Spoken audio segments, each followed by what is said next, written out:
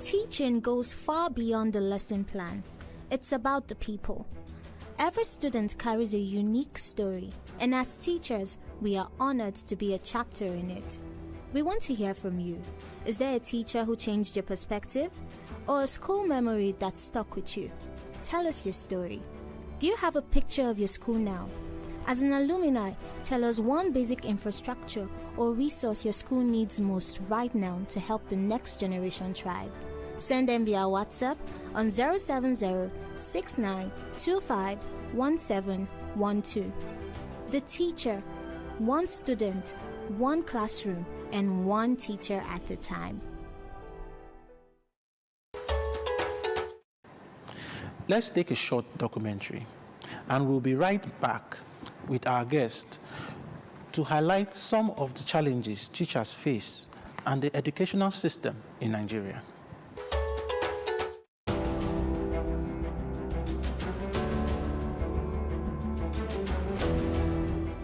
In the heart of every classroom lies a simple truth. Education is the foundation of a nation's future. Yet, in Nigeria, the men and women who build that foundation, the teachers and professors, stand at the crossroads of hope and hardship. Across the country, from bustling Lagos to Kano and to Owerri, teachers face daily battles that go unseen. Overcrowded classrooms, outdated facilities, and inadequate teaching materials are only the beginning. Many teachers handle up to 70 students or more in a single class. The blackboard becomes their only digital tool. Chalk, their only weapon of instruction. Even university professors, the supposed intellectual elite, teach in halls where microphones fail, electricity is unreliable, and research grants are scarce. Despite carrying the weight of the nation's intellect, teachers in Nigeria are among the least paid in the workforce. Primary and secondary school teachers often wait months for salaries, sometimes resorting to petty trades to survive. In higher institutions, professors face delayed promotions, unpaid arrears, and dwindling research funding. The result? A green wave of brain drain. Brilliant educators leaving for better opportunities abroad. Every departure leaves behind a gap, a classroom without its mentor. Education in Nigeria has long been trapped in the web of political promises. Government policies come and go, but their impact rarely reaches the chalkboard. Strikes by academic unions, ASU, NASU, and others have become almost predictable as educators protest for better funding and working conditions. But each strike carries a cost: disrupted calendars, lost semesters, and disillusioned students. For every day the system stalls, the dream of a generation drifts further away. Just as teachers struggle to stabilize the old system, a new challenge emerges: the digital revolution. E-learning, once hailed as a solution, now exposes deep inequalities. In urban centers, some schools boast smart boards and online classes. But in rural Nigeria, where electricity is a luxury and internet access unreliable, e-learning remains a distant dream. Artificial intelligence, a tool designed to assist learning, brings both promises and peril. AI chatbots can now generate essays, answer questions, even grade assignments. While this technology can ease workloads, it also raises fears. Will it replace teachers? Will it encourage academic laziness among students? And more importantly, how will educators already underpaid and undervalued compete in this new digital economy? For many Nigerian teachers, the problem isn't technology itself, it's exclusion. Without access to digital training, funding, or infrastructure, they risk being left behind in a world that's moving too fast. Yet, amid the hardship, there remains resilience, a quiet strength. Teachers still arrive before dawn, preparing lesson notes by candlelight. Professors still mentor, research, and inspire, even with little recognition. They continue because they believe in something greater, that education can still change lives. And perhaps that belief is what keeps Nigeria's educational heart beating. The future of education in Nigeria depends not only on technology or policy, but on respect. Respect for the classroom, for knowledge, and for those who give their lives to nurture it. If we are to build a nation of thinkers and innovators, we must first uplift those who teach them. Because every nation rises on the shoulders of its teachers, and Nigeria is no different.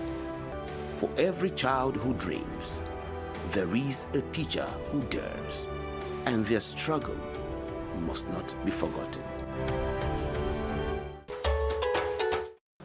Welcome back.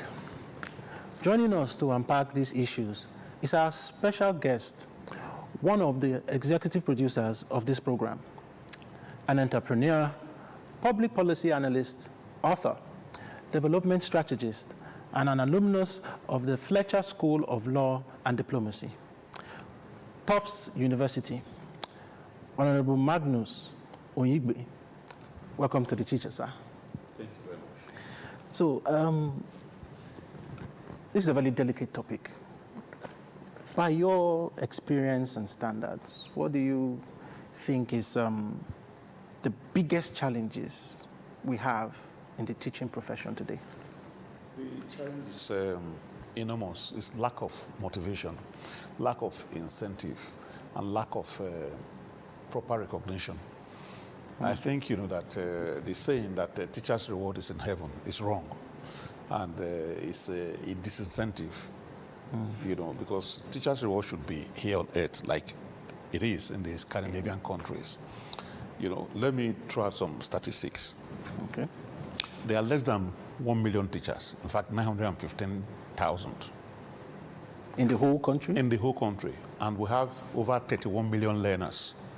Wow. So there's overload. That's why you find, where there are classrooms that have over 100, where it should be like 25, right? And so the teachers are overworked and maybe not really respected. I understand, that just this week, maybe a couple of days ago, a teacher was beaten to death because the teacher, punished somebody's child somewhere around Kogi State or thereaccounts. Yes. I got that news. And things like that are going on regularly. Parents go to schools to go and accost teachers and probably, assault them and whatever, stuff like that.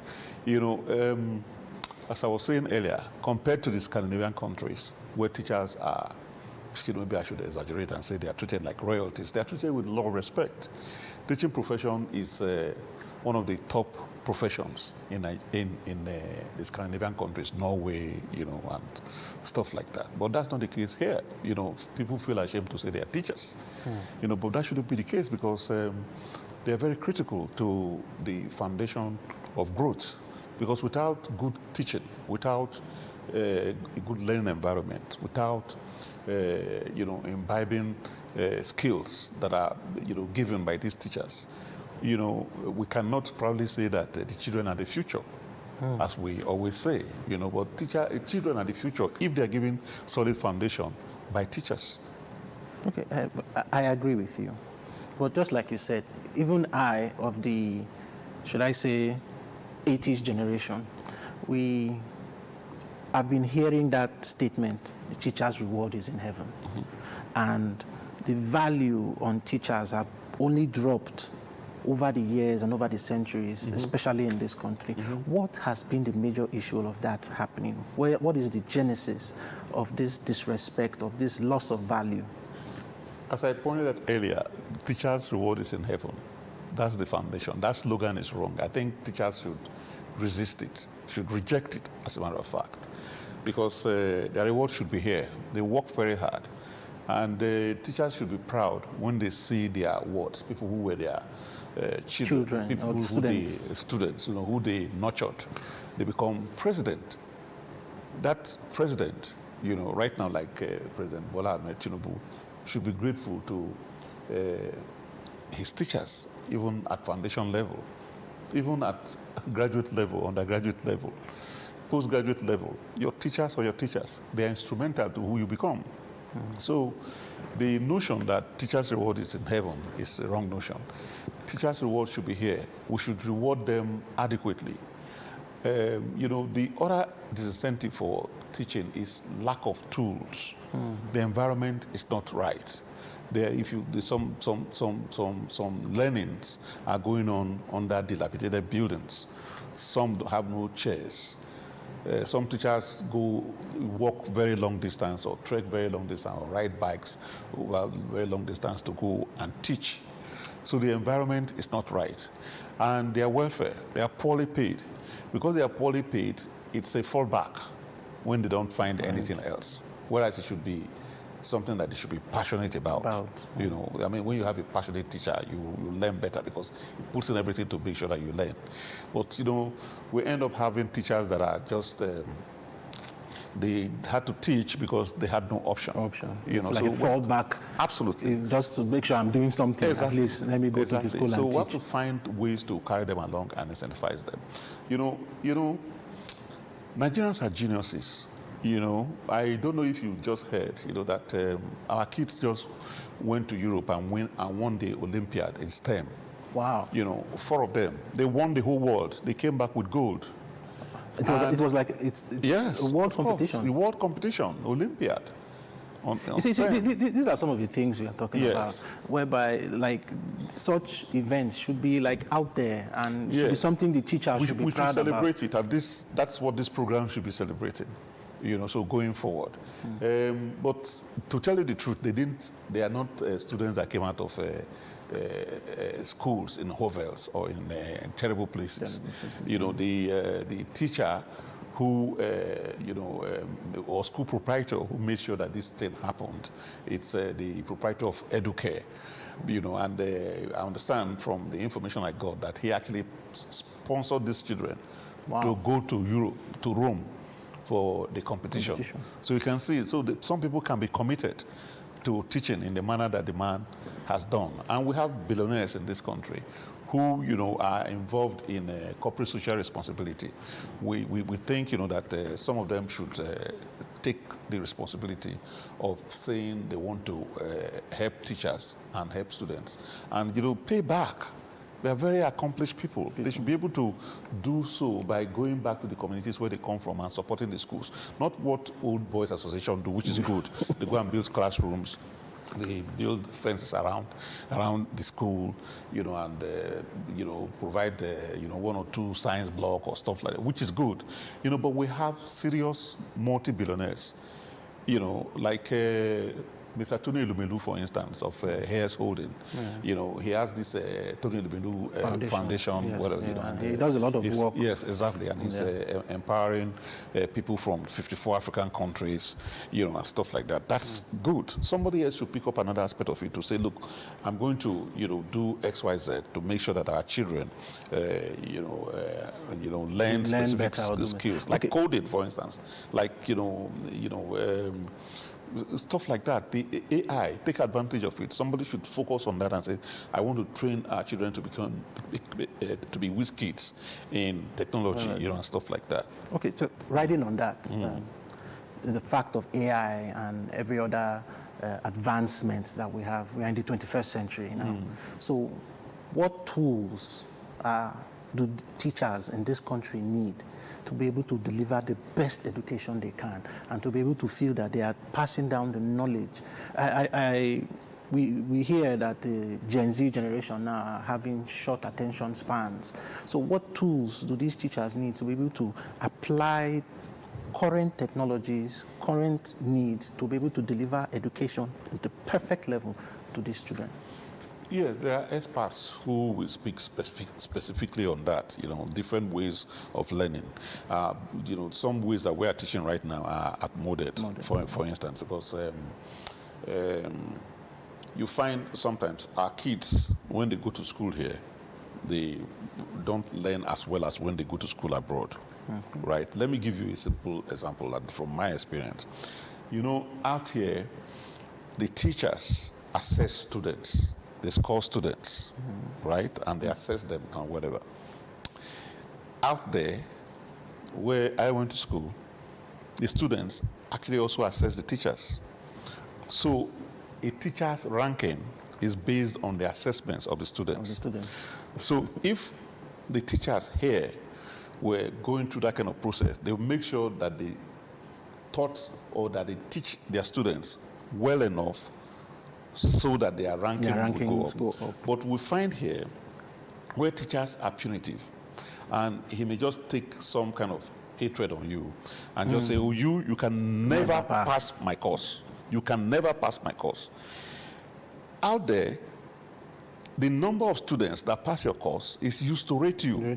If it is less, you are rated low. If it's high, you are rated higher. So those kind of psychological things have to be looked at so that we'll find a way to address this thing so that the right impact will be made on our children, even adults. The learning methods. We have to look at how we can find the ones that are more relevant and leave out the ones that are relics. Okay, fine. So finally, is the education sector and the stakeholders in the educational sector, are they doing enough to ensure that teachers have what they need, have the support they need to make the education system the best? Stakeholders, if you're talking about government as stakeholders, well, I think the best stakeholder and the best that has performed right now would be President Bola Ahmed Tinubu. Why do I say so? The Student Loans Fund. That's the biggest support that students have received ever. Right now, that, if you're smart and you want to get education, there's no more problem. This is not a question of, scholarship. It's a question of student loan. The money will be made available to you to pay, and you repay, which is what they do in the Western world, advanced Western world, which is why they have a lot of educated people, because you don't drop out because your parents don't have money. And that's why if you interview some kids on the street, you see that we have potential Einsteins. Robert Einstein on the street. They couldn't go to school because their parents couldn't afford it. But right now, NELFund has stopped that. If you are educated, if you are talented, and you are interested in education, just go get admission and it will be paid for. That's a win. And the benefit may not come now, but in the next 10 years, we begin to see because we have more skilled children, more graduates. Yes, and part of the reasons why China, for instance, is to some extent outperforming the United States of America is because of the number of educated people in a room per capita compared to the US. Because of China is about 1.3 billion people, right? The number of educated people that can come together, say, in a city will probably be, so much compared to America, that's about 250, 300 million and whatever. So the per capita of educated people, is higher out there. So when we begin to train, we have 220, 230 million people.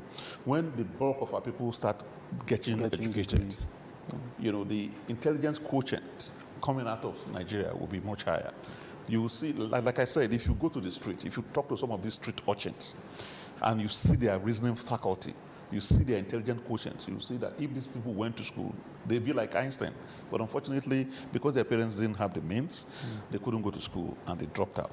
But now, that gap has been closed. People who are inclined to get education can easily get admission, apply to NELFund, and their school fees is paid. Thank you very much, sir, for these great insights that you have given us. We are very, very happy to have you in our show today, and we hope to see more of you as we continue this program. Thank you very much. As we've seen today, The story of Nigerian teachers is one of resilience, passion, and hope. They may not wear capes, but they are the heroes shaping our tomorrow. Join us next week as we spotlight another outstanding teacher and continue the conversation focusing on another specific challenge and how to surmount it so we can have a stronger, smarter Nigeria. One classroom, one teacher at a time. Bye.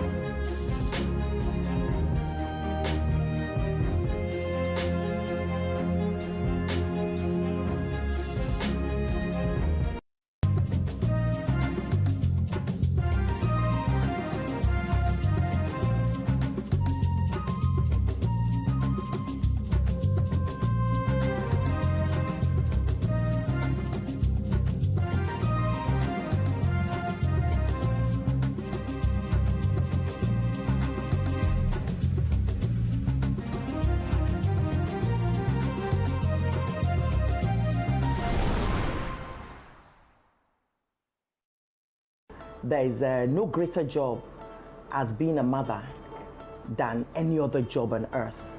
The woman is the mother of the murderer. The woman is also the mother of the peacemaker. They must learn to say no to evil. Be involved in raising your children. I'm so concerned that a lot of the children, our children in Nigeria, do not have access to good quality education. Their parents simply cannot afford it. Good parenting is vital to nation building. A woman is able to program a child to be who he should be. Actually have to make an effort at home. It all begins at home. There's this popular saying, monkey see, monkey do. Parents make one child seem more important than the other. Just because your mother was a drug addict or trafficked or on the streets or whatever, that does not shape who you are. I want you to always remember that you are stronger than you know. It is important for a woman to critically look at your environment at your situation and see what you can do to add value to yourself and add value to your family. Don't be a victim. Be the player that wins.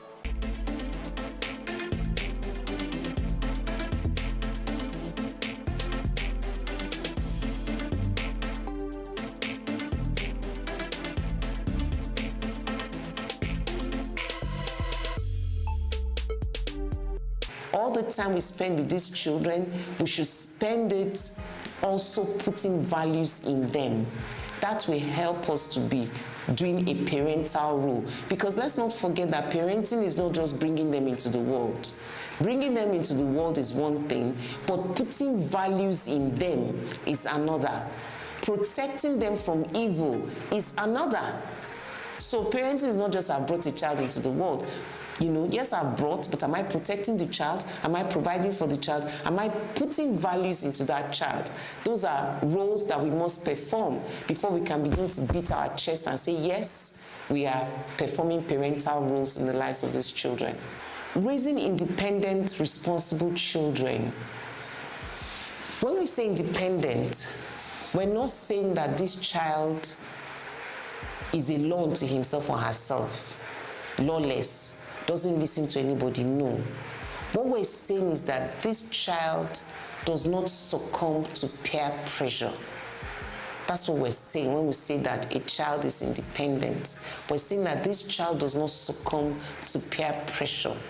What will make a person not succumb to pressure means that there's a greater pressure inside that person. You know, if I hold a bag of air in my hand and I'm squeezing it, if there's no continued pressure, pressurizing that air inside that bag, eventually my hand will succeed in squeezing the bag and I'll squeeze it and squeeze out the air out of the bag. But if there's air in the bag and there's a continued source of pressure, maintaining the pressure inside that bag of air. So even though I'm squeezing and squeezing and squeezing, but the other pressure inside is also maintaining that pressure inside, what will happen is that after a while, my hand will get tired and give up, and I'll leave the bag alone because I have not succeeded in making that bag yield to the pressure of my hand. In other words, a child who does not succumb to peer pressure is a child that has another pressure inside that is resisting the peer pressure.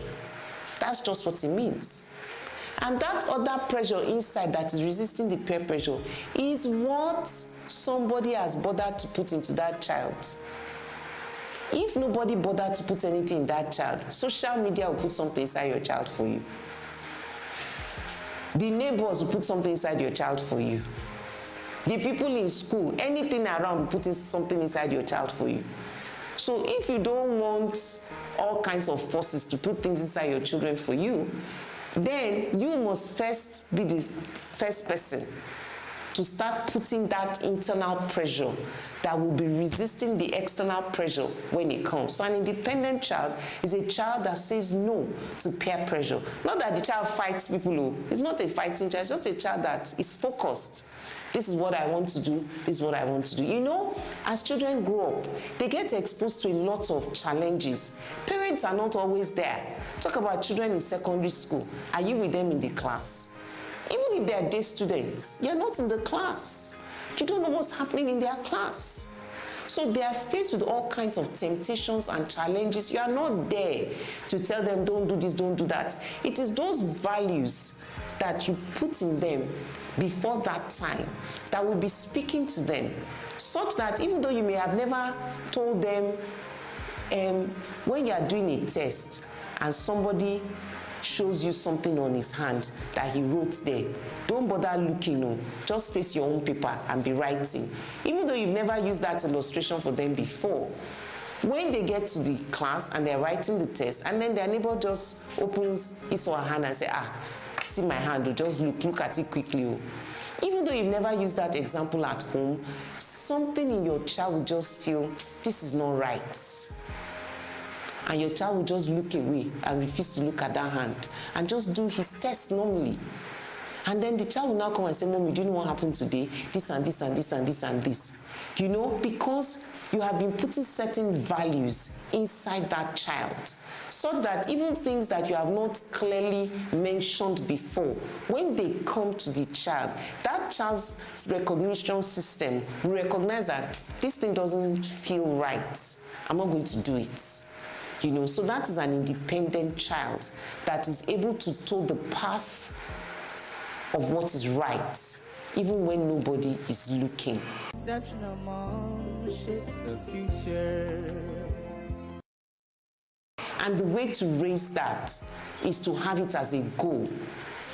That my goal is that I want my child not to succumb to peer pressure. How am I going to do that? I'm going to put values in my child.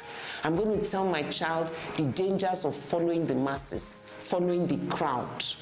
I'm going to teach my child all this. Somebody has to teach. You know, everything that people know, they learned it one way or the other. There's active learning, there's passive learning. What is passive learning? So I'm going to work every day and my radio is on. And there's a certain jingle that plays on my radio every day. I didn't sit down to learn the words, though, but that song plays every day. It's a matter of time. One day, I will just start to sing that song. One day, I will just start singing it. That has been passive learning because that song has been played in my ears repeatedly, every day, every day, every day. Unconsciously, it has become a part of me. One day, I'll just start to sing it. So there's passive learning, there's active learning, which is also why it is important what we expose children to. You cannot cage them, true, but you can always put in the right values that you believe in. Put in the right values, put in the right values. When you are not around, you can't guarantee that they won't see things that you don't want them to see. But if you have put in the right values when you are there, when they see those things, their mind will tell them, this kind of thing, Mommy wouldn't have wanted me to be looking at it. Some of them will actually walk away. So that's how one would raise a child who is independent, who is confident, who is responsible, who will not join a crowd to do what is not right, you know, because somebody has bothered to put in the right values. And don't forget, these things we're saying, the younger they are, the better. We can't wait until the child is 10 before we start putting values. At 10, you are late because some wrong values have entered already. It's from birth. We start to put these values in. We start to put these values in because the earlier you start putting in, you know, if somebody has learned something that is not good, to unlearn it is more difficult. So we have to start early and put in our own values early. And that is why a mother who has young children cannot trade the time she will spend with her children for anything else. Because the impact that your presence will have on your child when your child is under 10 years is not the same as it will have when your child is 21. What your presence means to your child at 21 is not the same thing as what it means when your child is 7. What your 7-year-old wants from your presence, wants from you when you are nearby, is not the same thing as what even your 18-year-old wants from you. So the usefulness of your presence and the impact vary with the age of your children. But the impact is most the younger they are.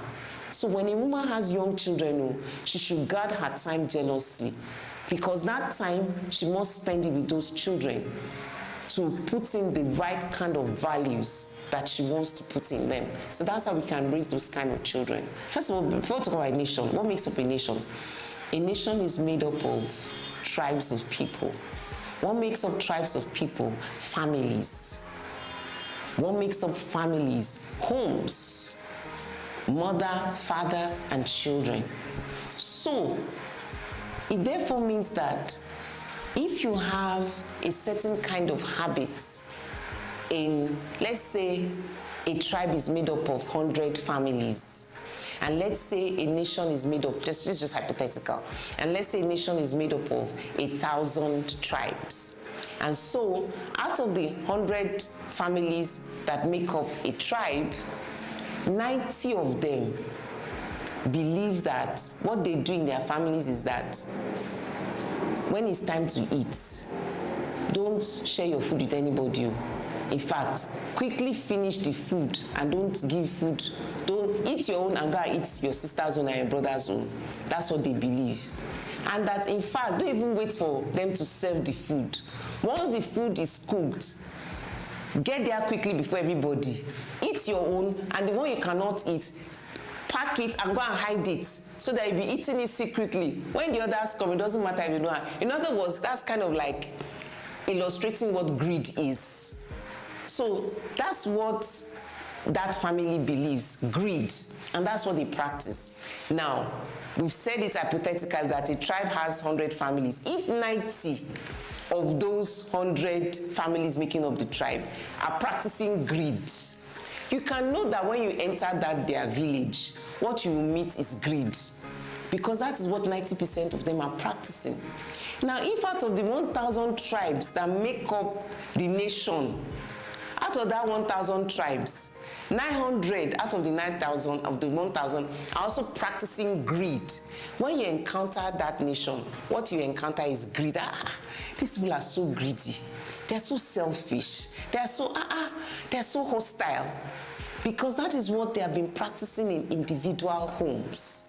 And that is, so even though there is that 10% in the village that are very caring, very, loving, that are considerate, that are sacrificial, that are compassionate, that, name it, they are just so wonderful people. Even though those 10% are there, you won't feel it, because the 90% are the greedy ones. By the same token, in the nation, out of 1,000 tribes, 900 are greedy and wicked and inconsiderate.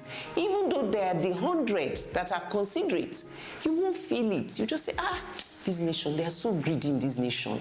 They are so wicked in this nation, because the majority.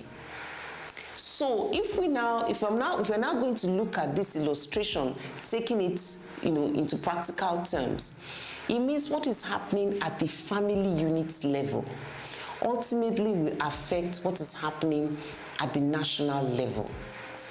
So if at the family unit level, when it is time for a child to prepare for common entrance, it's common entrance season, instead of preparing for the common entrance, father, mother, and son, they're all watching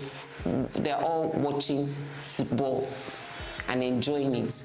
When they finish watching the football, there's another movie, they're enjoying it. The boy is supposed to be preparing for common entrance, so he's not preparing, they're all watching together. Then when they finish, there's another party. They go to the party, they go for swimming, they do all kinds of things, and then it's time for exam. And then they go to do the exam. The boy goes to do the exam. Of course, he doesn't do well because he didn't prepare. And so he doesn't gain the admission. Then the parents go, okay, but there must be a way around it now. Children who did not pass, there must be a way around it. Oga, now, you dropped something. So the parents have paid to get their son who didn't pass common entrance to get into school. The boy knows that he didn't pass. He may not know exactly what they did, but he knows that they did something. He knows that he didn't pass because he wrote the exam. He knows he didn't pass, but he has got into the school. In that boy, he has been taught something. He has been taught that there are many ways to the markets, that you don't have to follow the narrow path. You can do it another way. It has started from the home, and it goes on and goes on and goes on like that. And then we're now wondering, why is it that this boy, he can't just do his work. He's paid to carry this file to this file. That's what we employed, from this table to this table. That's what he was employed to do. But until somebody greases his hand, he won't carry the file. We don't know what's wrong with him. It's not his fault, though. He grew up like that it doesn't have to be that narrow pathway. There are other ways. So family parenting ultimately affects nation building, because if every parent decides that I'm going to put godly values in my children, I'm going to raise godly children, I'm going to raise responsible children, if that is happening in every family, and these families are making up the tribes, and these tribes are making up the nation, what we are going to see is a nation of responsible people. It's a nation of people who fear God. It's a nation of people who are hardworking. It's a nation where hard work is rewarded and laziness is not tolerated. So it starts from the home. Anything we're seeing on the societal level, it starts from the home. Okay, so your child has come home and has brought in a biro, you did not give him or her, and you did not ask questions. It will start. The next time you bring a book, the next time he will bring something else. Gradually, he will bring a wristwatch. After that, he will bring a phone. You are not checking, you are not asking. Before you know it, he'll be bringing in big, big things. And you're not asking. That is where stealing starts from. So it starts from the home. So we cannot remove parenting from nation building because it is what we enforce at the parental level, at the family level, that eventually becomes a societal norm. So if a lot of parents are making up their mind to put good values in their children and are doing so, it may take a while, but eventually we will see a generation that is different. We'll see a generation that has godly values. We'll see a generation that is considerate. They'll say, yes, they used to do it like that before, but it's not right. But I think that we can always start, knowing that children are always being born. And so the fact that children are always being born means that there's always opportunity for us to begin to raise a godly generation. We cannot say because the past generation was not so good, there's no hope. As long as new children are being born, opportunities being created for us every day to do it right. Exceptional mom, shape the future. I think for me, focus. From the beginning, focus. I think for me, that's just been it, focus. I'm not trying to chase so many things at the same time. Focus. I didn't get married because everybody was getting married. I entered into marriage with my eyes wide open, with focus. When I say wide open, I don't mean I was looking for the richest man around or the finest man around, no. I mean, I entered into marriage with a sense of responsibility. I knew I was taking a major step. So it was a conscious decision. It didn't happen upon me suddenly. So it was focused. I knew I was taking a major step. I entered with a decision in my heart that I'm going to make this home work. I entered with a decision in my heart that I'm going to play my role as a wife and as a mother. I'm not going to be competing with my husband for authority in the house. I'm not going to be competing with him for favoritism with the children. So there were focus. So I entered with focus that, okay, this thing you're about to do is not child's play. So with focus. And then also, talking about focus, I didn't just get married because, I like the guy, I just have to marry him. Maybe what I believe, has a really strong role to play in that. Because I'm a Christian and I believe that God made us, and I believe that He has a purpose for our lives. So I believe that, for me personally, I believe that marriage is part of His purpose for me. And I also believe that the ultimate things that God wants to do with my life is tied to succeeding inside that marriage as a wife and as a mother. So all of that was the mindset. So I'm just trying to talk about that. So what is it? I think the mindset for me that, look, I'm answerable to God. There's a purpose for my life. And these things have an effect on my purpose in life, whether I fulfill that purpose or not. So that helped me in being focused. And then also, because of that primary focus that I have a purpose in life, and my purpose is to raise godly children, to have a godly home. Because that focus is primarily in front of me all the time, it also makes me draw strength from the person I believe has sent me on assignment. So I believe I'm sent on an assignment by God, and I'm drawing my strength from Him. So I think those are things that have helped me. My choices, the choices that I make, is all tied to the purpose. You know, I'm not trying to be like the Joneses. I'm not trying to, okay, everybody's doing this now. For me, it's focus, it's purpose. Is this thing contributing to my overall purpose or not? If it is contributing, I follow it through. I pay all the necessary price. Everything I must do to achieve this purpose, I do it. So I think that's it for me. Having a goal and concentrating on that goal. I think that's one of the things that has just helped me to try and be an exceptional mom. I'm not sure whether I can say that, but I try to balance everything. And then for mothers who may feel that they may have been skewed, that is, maybe they have not really tried to balance it, or maybe feeling bad, for example, I always say that one can always start afresh. When I start afresh, yes, your child is now 10 years old, is no more 1 year or 2 years. So you are feeling, I can't take that same child back to 1 year. I agree with you. But where you are now, one can still start to make amends. That's my point.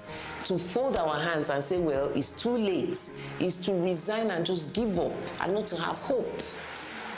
You know, so I wouldn't say that. I mean, I've had my fair share of challenges, ups and downs and all of that, but I refuse to give up.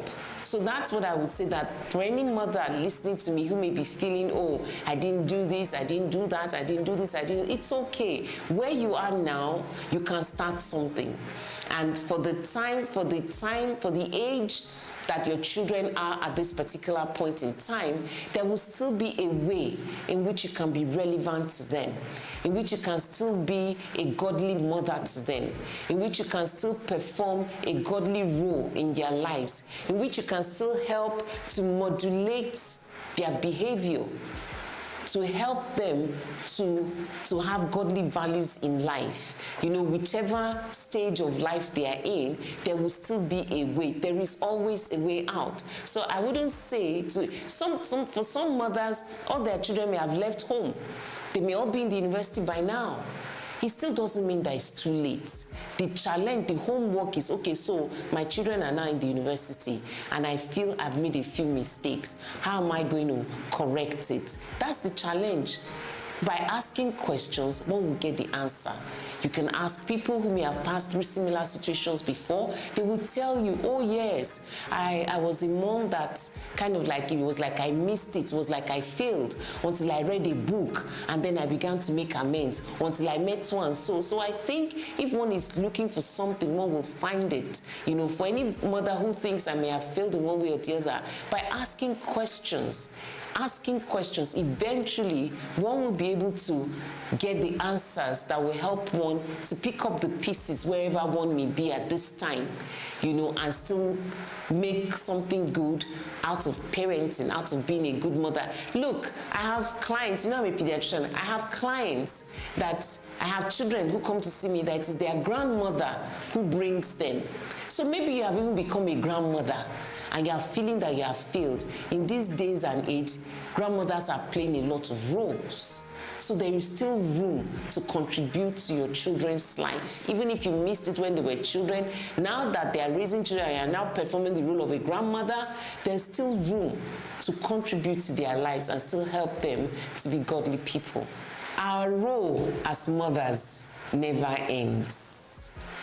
Whether it is when they are 1 year, whether it is when they are 20, whether it is when they are 40, our role as mothers never ends. It just gets redefined. So what your 2-year-old child needs you to do is not the same thing as your newly married 26-year-old daughter needs you to do. It's not the same thing as what your 45-year-old married son who has just completed his house needs you to do. Our roles as mothers never end. That's the truth. But it changes according to the ages and social status of our children. We need to know that, so that at every point in time, we're able to perform the relevant role in their lives, so that we can really have godly children in our society. Exceptional mom, shape the future. Our parental tip for the week is: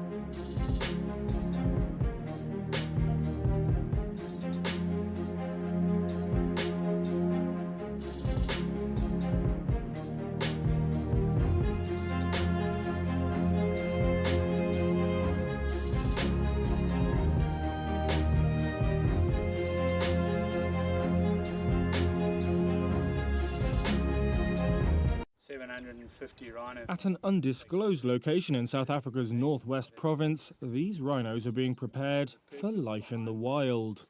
That's under a scheme by conservation NGO African Parks to rewild 2,000 captive-bred white rhinos.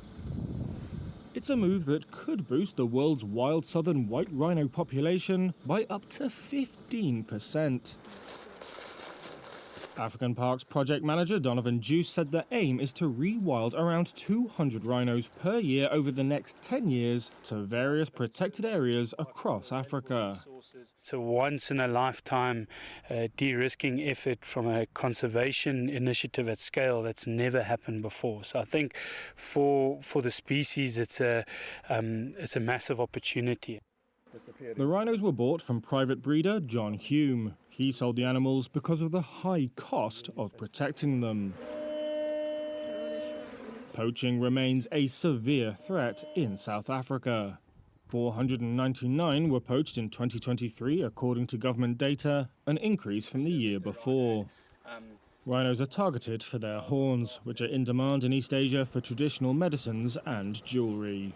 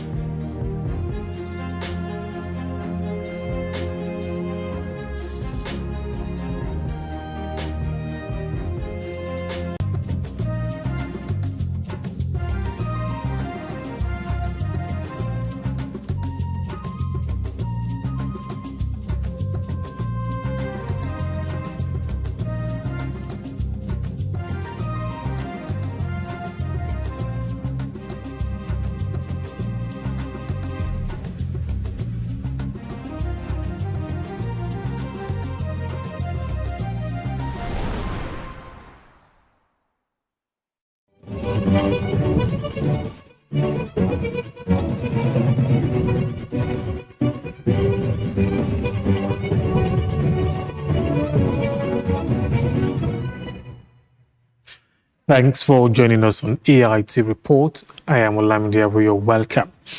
The Commissioner of Police in Kogi State, Naziru Kankarufi, has confirmed that the kidnappers of 4 people during an attack of an echo examination center at Government Secondary School in the Kina local government area have contacted the victims' families, demanding a 10 million naira ransom for their release. Kankarufi said this at the launch of an intensive rescue operation in Kogi State. Police in Kogi State explained that the police, Nigerian Army, local vigilantes and hunters have launched coordinated bushcombing and intelligence-led operations aimed at rescuing the victims unharmed and bringing the perpetrators to justice. All security forces in the state, including the military, the vigilante groups and hunters who know the terrain very well, and were in pursuit of the fleeing criminals. And as at now, intelligence available to us reveal that they have even made contact with the family of the principal of the school, and they have made some demands for ransom. But so far so good. We are very optimistic that within the shortest time possible, these people will be in our nets. The commissioner led a joint security team to the scene for an on-the-spot assessment and to coordinate ongoing rescue operations.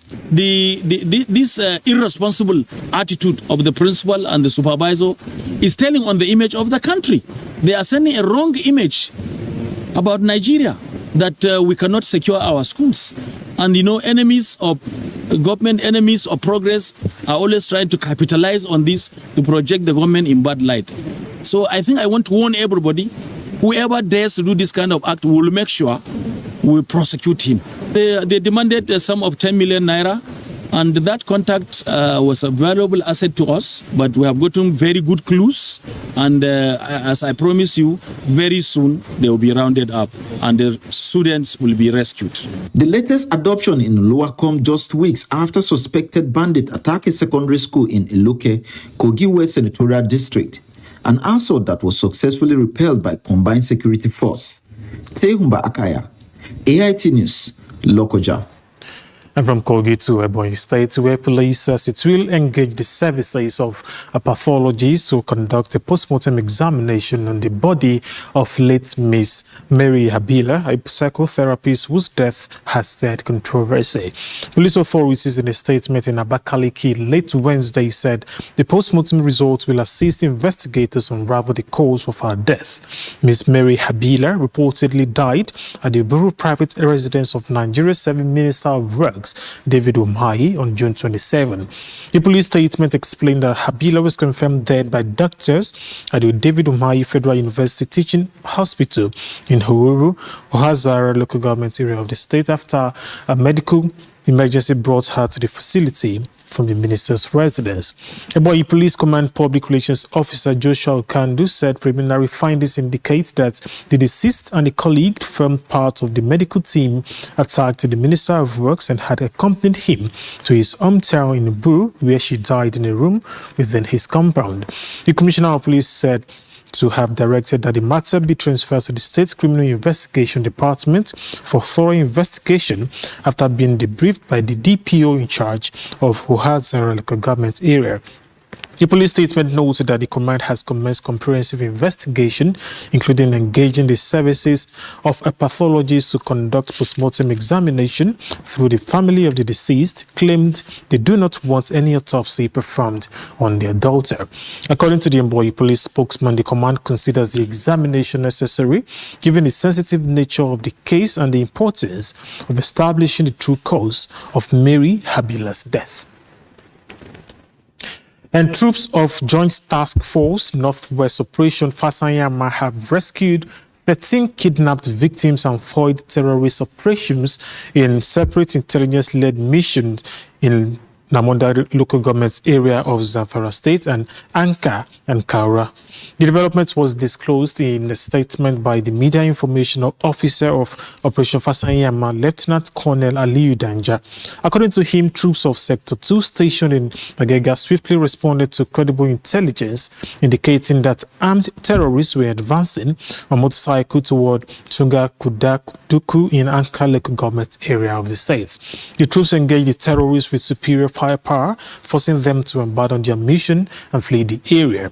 According to the statement, a follow-up search led to the discovery of a makeshift terrorist camp where 5 kidnapped victims were rescued unharmed. In a separate operation at Ungwanrogo in Kaura, Namoda local government area, Danja said troops acted on credible intelligence of terrorist activities and confronted the criminals in a fierce gun battle. The terrorists were overwhelmed and fled in disarray, abandoning their captives. According to the statement, operation resulted in the rescue of 8 additional kidnapped victims, while 2 vehicles were recovered and handed over to the appropriate authorities for further investigation and necessary action. And Speaker of Nigeria's House of Representatives, Tajuddin Abbas, says widespread concerns that proposed state police could become instruments of political intimidation were unnecessary, insisting that the executive bill before the National Assembly contains extensive constitutional safeguards to prevent governors and political actors from hijacking state-controlled security outfits. Speaking at the National Security Roundtable held as part of the 2026 House of Representatives Open Week, Abbas explained that the fears expressed by Nigerians have mostly been addressed by the provisions of the Constitution Amendment. The people who drafted this bill had the same fear, and they answered it. A state appoints Commissioner of Police on the recommendation of the National Police Council. The State Assembly must confirm that appointment, and only a 2/3 majority of the Assembly can remove the officer. Kaduna State Governor Obasani, in his presentation, called for intelligence-led policing, stronger interagency collaboration, and greater use of technology as part of efforts to strengthen Nigeria's security architecture and improve public safety. Must become a defining feature of 21st century policing. Modern policing can no longer rely principally on physical patrols. Technology will also enhance border security by improving intelligence-led monitoring of irregular migration, illicit arms trafficking, and cross-border criminal networks that continue to fuel insecurity across our region. He advocated establishment of shared criminal database, coordinated emergency response mechanisms, and joint command centers to build a unified national security ecosystem based on cooperation rather than duplication. The Senate has approved 50 million naira donation to the families of 3 security personnel and 2 teachers who lost their lives during the rescue of abducted school children from Orire local government area of Oyo State. The announcement was made during a plenary by the President of the Senate, Godswill Akpabio, while commending the federal government and security agencies for the successful rescue of the children who spent about 56 days in captivity. So today we just felt, after discussion with the leadership, that we want to also support the victims' families. Like the young lieutenant was just 28 years old when he died in that operation. So we are sending a token of 50 million naira to them to be divided into the 5 deceased families. The family of the 2 teachers, the family of the 3 operatives who lost their lives, 10 million each on behalf of the Senate. So, if is this the view of the Senate? Those in support say aye. Those against say nay. The ayes have it. Leader of the Senate. The Director General of the Department of State Services, DSS, the Inspector General of Police, the Minister of Defense, and President Bola Tinubu for their roles in the successful rescue operation. The upper chamber further urged the federal government and security agencies to sustain similar efforts in securing the release of Nigerians still being held captive in different parts of the country. A federal high court in Abuja has ordered the permanent forfeiture of more than 40 property allegedly linked to former Attorney General of the Federation and Minister of Justice Abubakar Malami, delivering judgments Justice Joyce Abdul Malik granted the Economic and Financial Crimes Commission's EFCC application, holding that the affected parties failed to dispel the Commission's claim that the assets were acquired with proceeds of unlawful activities.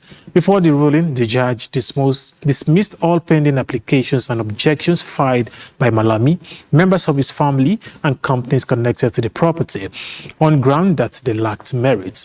Justice Abdulmalik said the central issue before the court was not ownership of the property, but whether the funds used to acquire them were from legitimate sources. The trial judge held that the respondent failed to counter the EFCC reasonable suspicion that the assets were proceeds of unlawful conduct. Relying on Section 17 of the Advanced Fee, Fraud and Other Fraud-Related Offences Act, the court ordered the final forfeiture of the property to the federal government. However, the judge discharged the interim forfeiture order in respect of some of the assets. The EFCC had commenced the civil forfeiture proceedings in January, seeking the permanent forfeiture of 57 property valued at about 212.8 billion naira. The anti-graft agency alleged that the assets located in Abuja, Kano, Kebbi and Kaduna State were acquired through illicit means and linked to the former Justice Minister. An interim forfeiture order was initially granted by Justice Emeka Nwite during the court's annual vacation, with a directive for the order to be published to enable interested parties to challenge the action. The Malami and others subsequently filed objection, insisting the property were lawfully acquired. And former chairman of the Code of Conduct Tribunal, Danladi Umar, has been granted bail in the sum of 100 million naira by a Federal Territorial High Court sitting in Maitama, Abuja. Justice Peter Kekemeke, in a brief ruling, ordered that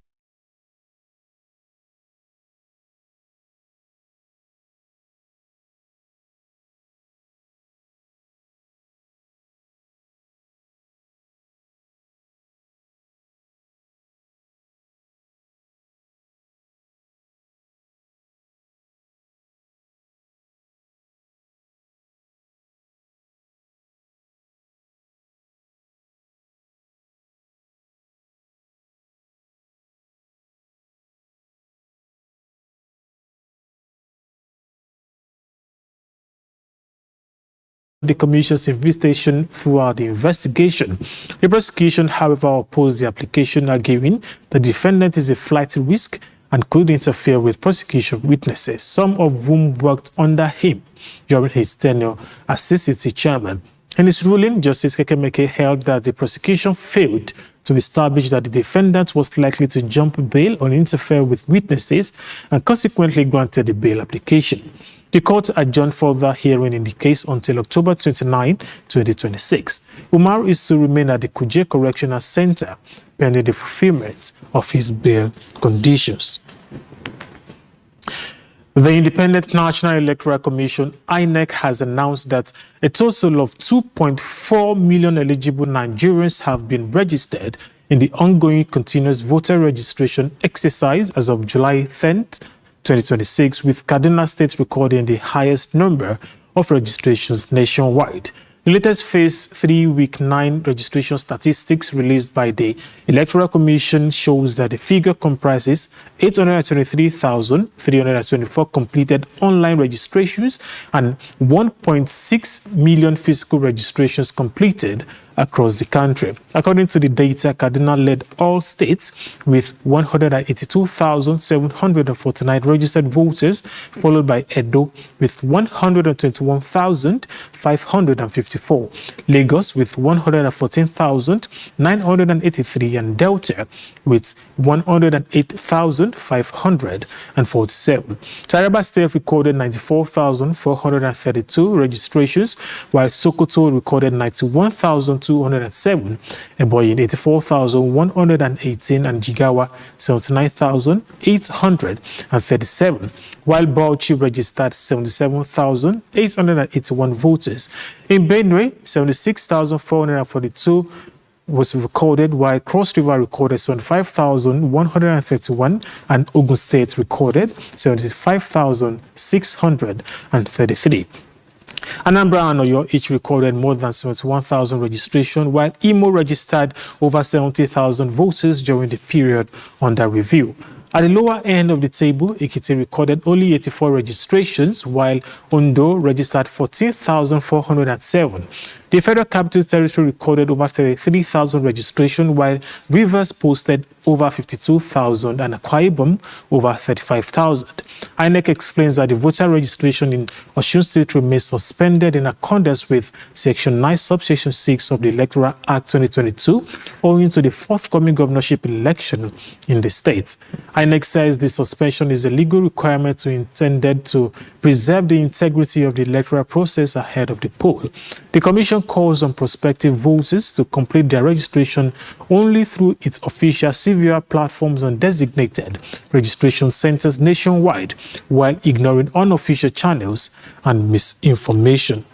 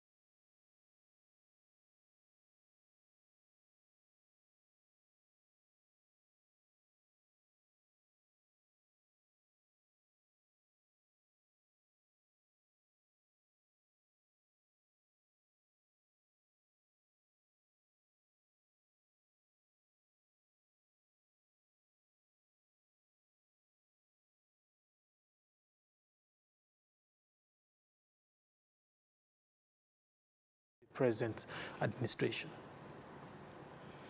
Of the monthly joint briefing and Commissioner for Information and Strategy, Kasima Febwa, opened the session by attributing the APC's overwhelming victory in the last Saturday local government elections to the growing public confidence in Governor Monday Okpebholo's administration. Commissioner for Environment and Sustainability, Nosa Adams, also highlighted key achievements and ongoing initiatives of the state government in the environmental sector. The talk less, do more governor has been able to decimate opposition by sheer resilience, diligence, and ability to embark on projects and infrastructural renewal. The injection scheme at 4 locations so far. If you look at Iama, by the military-based hospital, it used to be flooded when it rains and take days before the flood can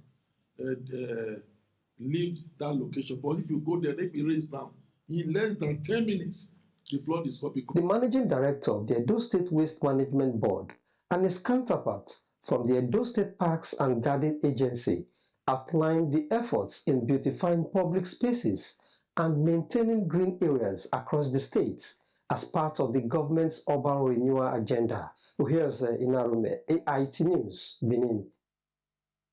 Aimed at strengthening APC's grassroots structure ahead of the 2027 general elections, Kano State Governor Abba Yusuf has inaugurated polling unit supporters across all 448 wards in the state. The governor charged the supporters to educate voters on the electoral process and help safeguard ballot boxes against attempts by hoodlums to snipe them during elections. Known as Yen Akwati, the supporters are believed to be politically enlightened party members assigned to educate voters at the polling unit level on how and where to cast their votes during elections. At the inauguration, Governor Abba Yusuf urged them to work closely with the party's local government executives to ensure a united and coordinated approach to grassroots mobilization. You will, in consultation with all members and leaders from the 484 wards, meet, discuss modalities and other ways of assisting voters before the election come 2027. The governor described the supporters as the party's polling unit police, saying they would play key roles in monitoring polling units, protecting ballot boxes, and helping to prevent electoral malpractices, including ballot box snatching. When I say political security personnel, members of the APC that will go to all the polling units and depend all the boxes that will be used in casting votes for our great party, to guide and enlighten voters before and during the election period. Governor Yusuf announced the allocation of 1,540 plots of land to the polling unit supporters and also approved a 100 million naira cash as initial funding for their mobilization and operations. Enemona Ocheme, AIT News, Kano. Adamawa State Governor Amadu Fintiri has cautioned the newly elected chairmen of the state's 21 local government councils against abandoning their duty posts for unnecessary visits to the state capital at the expense of their people. The governor gave the charge while swearing in the council chairmen, where he reminded them that they have a sacred responsibility to fulfill their campaign promises and uphold the oath of office. Correspondent Ansem Nuhu has more reports. With the successful conclusion of the local government elections in Adamawa State, a new chapter of grassroots governance has begun across the state's 21 local government areas. An atmosphere of excitement filled the banquet hall of Government House, Yola, as government officials, political stakeholders, and supporters gathered to witness the inauguration of the newly elected council chairman. The Chief Judge of Adamawa State, Justice Hafsat Abdurrahman, administered the oath of allegiance and oath of office on the newly elected chairman. Addressing the council chairman, Governor Fintiri stressed the importance of accountability, transparency, and commitment to service. On each occasion, I have made it a point of duty to sermonize on the sanctity of office, into the ceremony beyond empty rituals. The administration of allegiance and that of office in public is not just a matter of formal procedure, but a public witness. Responding on behalf of the chairman of Yola North Local Government Council, Jibril Ibrahim, expressed appreciation to the governor for his leadership and confidence in them. The newly inaugurated chairmen are expected to return to their respective local government areas to inaugurate the elected councillors and commence full administrative activities. Ansem Nuhu, AIT News, Yola. And if you are just joining us, you're watching AIT Report. We'll take a break now. We'll be back with more. The stories now break online.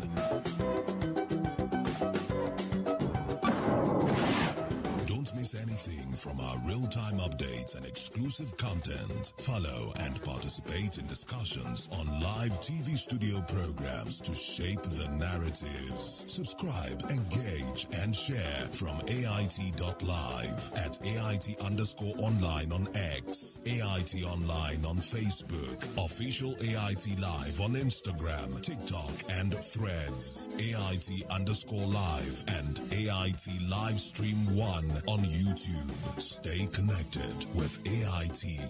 On air, online, on live.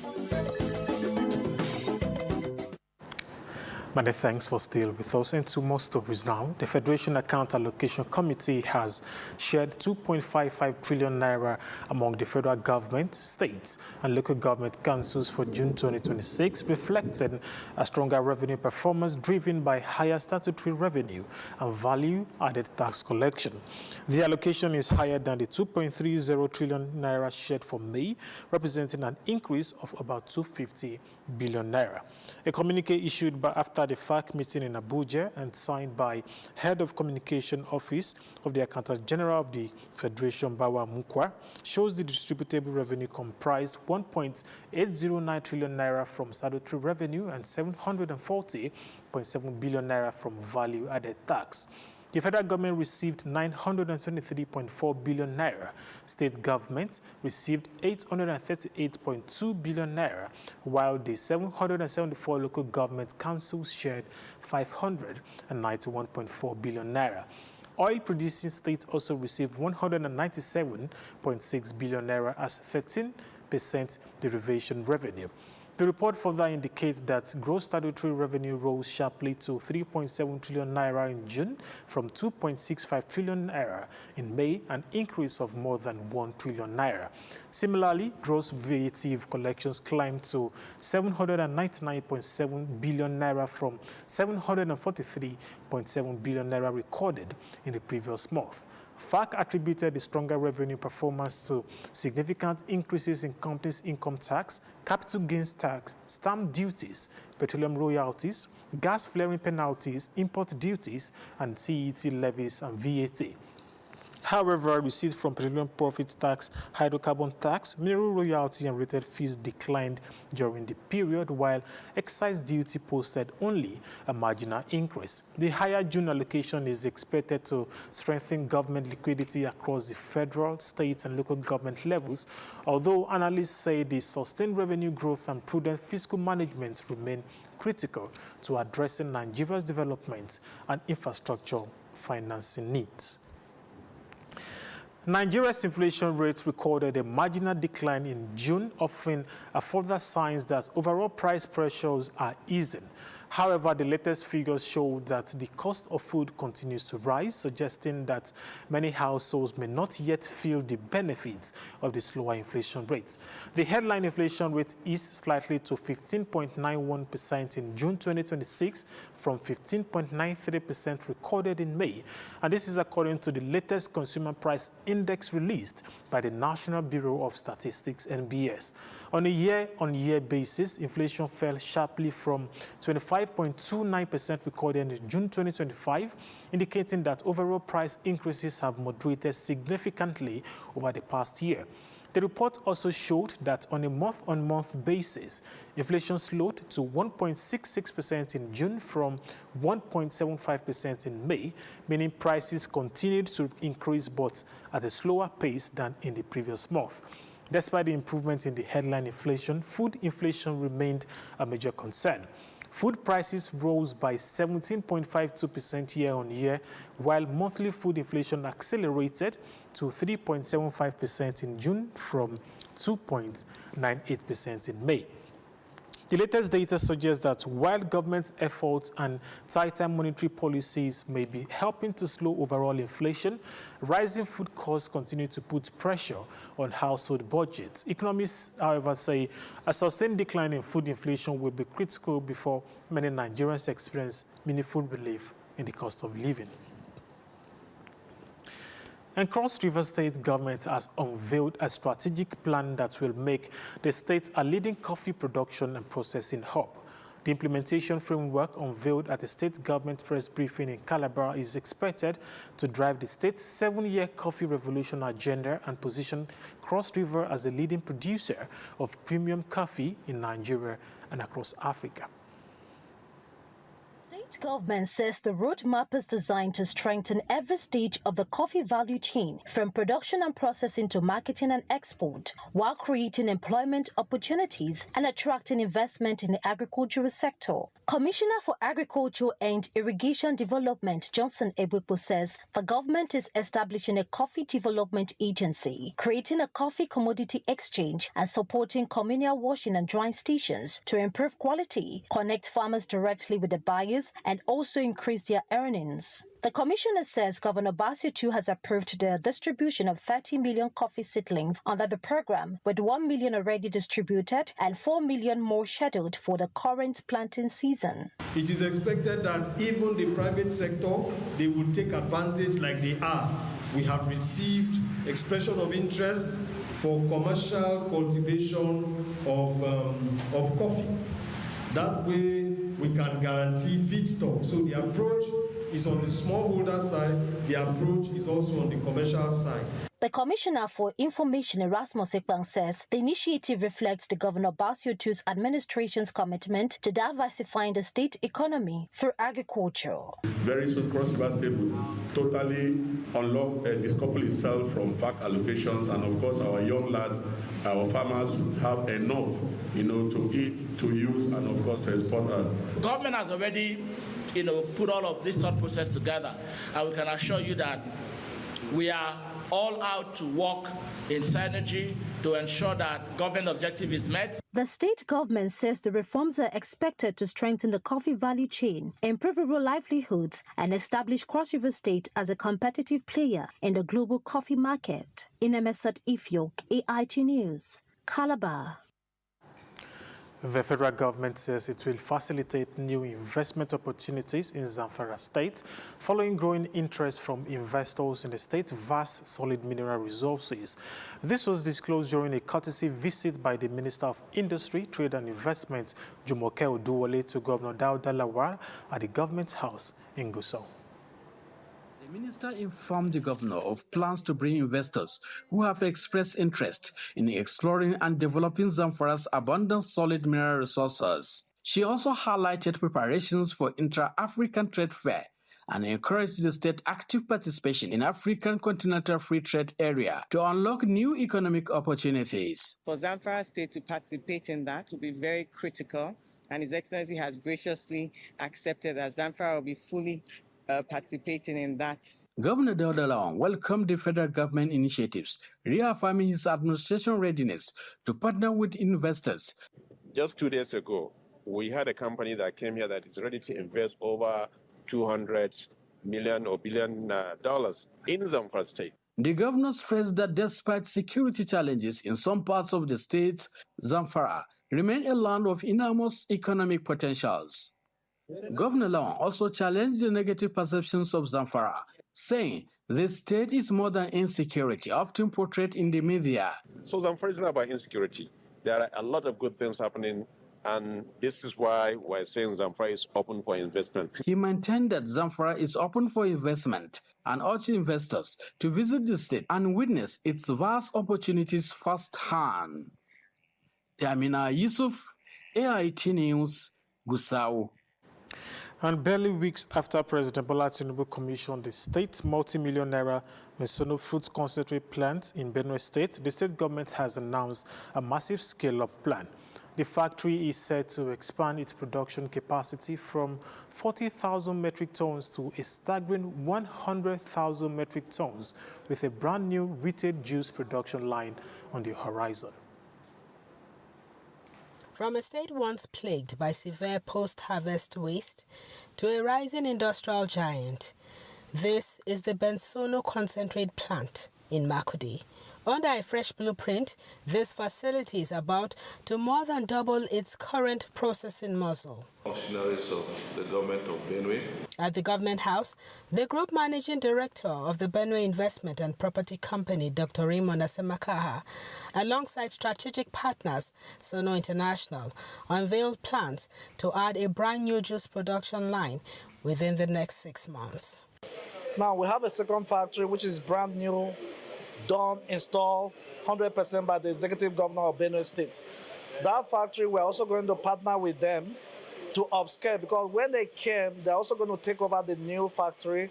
Envisage that this second factory is going to be running within the next 6 months. So that will allow us to increase the extraction, so the production capacity, threefold from what we're producing in the first factory.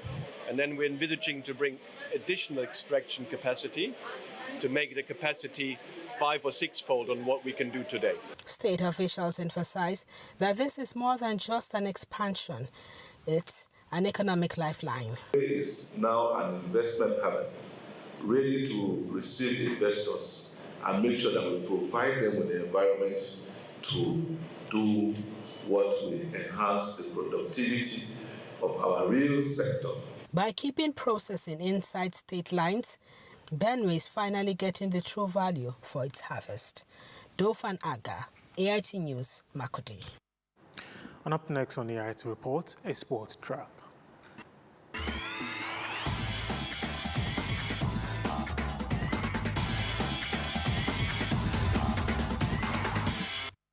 Thanks for staying with us. I am Omofoma Ebari.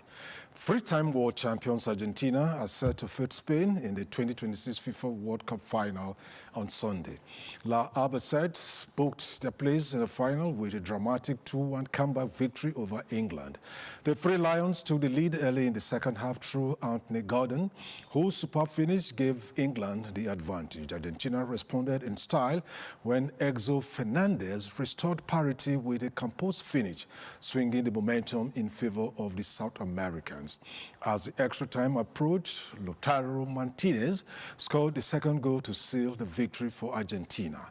By this result, Argentina will now square up with 2010 winners Spain for a showdown on Sunday. While Spain will be chasing a second title, Argentina will be hoping to make it 4 titles, with Lionel Messi going for a back-to-back victory, equaling Pele's victory in 1958 and 1962. In the meantime, England will take on France for a third-place match on Saturday. Defending champions, Nigerian, have been drawn in Group B of the 2026 WAFU B Under-20 Championship, where they will face Ghana, Togo, and Burkina Faso in the group stage. The tournament, to be hosted by Cote d'Ivoire, will serve as a qualifying competition for the 2027 Africa Under-20 Cup of Nations in Ghana. Head coach Abdul Makaiba is expected to lead a 23-man Flying Eagles squad to the competition as Nigeria bids to retain the regional title. The Flying Eagles won the 2024 WAFU B Under-20 Championship after defeating Ghana 2-1 in the final and will be aiming to secure one of the 2 qualification places for the continental tournament. The Niger Tornadoes Football Club Mina is set to return to the Baku Kotengora Stadium ahead of the start of the 2026-27 Nigeria Professional Football League season, following the total renovation and remodeling of the stadium. The permanent secretary of the Ministry of Sports Development, Nuhu Gadba, and the chairman of the club, Abubakar Kutso, confirmed the upgrade after assessing the level of work 11 days after the contract was awarded. Niger Tornadoes played their last home games in Mina in the 2024-2025 season and were banned by the league management due to the poor nature of the stadium. The club recently resumed matches at the Baku Kotengora Memorial Stadium against Shooting Stars on May 24 after rehabilitation work was carried out. The venue was, however, barred by the NPFL mid-season, forcing the team to adopt alternative venues such as Lafia and Kaduna. A significant upgrade is currently being carried out to upgrade the stadium to a FIFA standard ahead of the 2026-2027 season. I'm highly impressed by the structural or civil work I can say the drainages and whatever it takes, the markings, the standardization, everything is up and accurate. As an ex-player that he is, he's made sure that the pitch is FIFA standard, and by his grace, during the time of His Excellency Babu, we'll have Super Eagles coming here to host the match, inshallah. Managing Director of the Diamond Orange Limited, the construction company, Isaac Oboyano, said the new all-weather synthetic pitch will provide a durable playing surface capable of hosting football matches and other sporting activities throughout the year. Our grass has been imported from Turkey. The fiber goalposts, everything that we make Bako Kotambura Stadium to be an international pitch is available. Earlier, while handing over the stadium to the construction company, Kuso gave a 40-day completion date, but with the pace of the work at about 60%, Oboyano said they will deliver not only before the due date, but based on specification and FIFA standards. Zachary Omale, AIT News, Mina. Finally, Belgian forward Leandro Trossard has completed a permanent move to Besiktas in the Turkish Super League from Arsenal in the deal worth £17 billion. The transfer includes an initial fee of £15.3 million with a further £1.7 million in performance-related add-ons. Trossard joined Arsenal from Brighton Hove and Albion in January 2023 and went on to make 174 appearances, scoring 36 goals and providing 34 assists. He played a crucial part in helping Arsenal win the English Premier League for the first time in 22 years. That's sports. Thanks for watching. I am Omofoma Ibari. Thank you, Omofoma. And to other stories, Africa is intensifying effort to curb illicit financial flows, estimated at $88 billion annually, with stakeholders now calling for stronger collaboration to combat money laundering and terrorist financing while protecting the activities of legitimate non-governmental profit organizations operating in Nigeria and across Africa. At the African Conference on Anti-Money Laundering and Countering the Financing of Terrorism in Abuja, experts said Nigeria's reforms are providing useful lessons for other countries on the continent. Illicit financial flows and terrorist financing continue to pose significant risk to economies across the world, prompting countries to strengthen their anti-money laundering and counter-terrorism financing frameworks in line with standards set by the Financial Action Task Force. Speaking at the African Conference on Anti-Money Laundering and Countering the Financing of Terrorism, the Executive Director of Spaces for Change said Nigeria's experience demonstrates how sustained engagement between regulators and civil society can produce a more balanced, risk-based, and effective regulatory framework. It's not to paint a picture of El Dorado. We're not trying to say Nigeria is perfect. We're not trying to say that Nigeria has no problems. No. What we're trying to say is that there are lessons that have been learned that are worth sharing, and also some outcomes that we are seeing that are worth replicating in other contexts. And we want to use this platform to share those lessons and those outcomes with other countries. Centralizing payments through state financial institutions. Such harassment and interference, which is sometimes accompanied by political smear campaigns calling NPOs terrorist sympathizers, is entirely unjustified. Stakeholders noted that Africa loses an estimated $88 billion annually to illicit financial flows, underscoring the urgent need for stronger regional cooperation. Nigeria's reform journey also demonstrates that compliance with international standards should never be viewed as an end itself. Rather, compliance should translate into stronger institutions, greater transparency, enhanced public confidence, and more effective protection of our citizens from the threats posed by terrorists and terrorist financiers. Participants also underscored the growing role of women in strengthening anti-money laundering and counter-terrorism financing system, while calling for greater African participation in shaping global financial security policies that have traditionally been driven from outside the continent. Olamide Ariyo. And the Federal High Court in Abuja has issued a final warning to Omoyele Sowore, saying his defense may be closed if he fails to proceed with his case at the next hearing. Justice Muhammad Umar gave the warning after the defendant appeared in court without any member of his legal team. Sowore informed the court that his lead counsel, Olumide Fusuka, Senior Advocate of Nigeria, is currently in the United Kingdom with the court's knowledge, while another member of his legal team, Raphael Adakole, is outside the country. He appealed for a short adjournment to enable his lawyers to return and continue his defense. The judge, however, told Sowore that he could only make oral applications himself if he intended to conduct his own defense. Opposing the request, prosecuting counsel Akinlolu Kehinde, Senior Advocate of Nigeria, argued that the case had already been adjourned to the defense for the defense to serve court-issued subpoenas.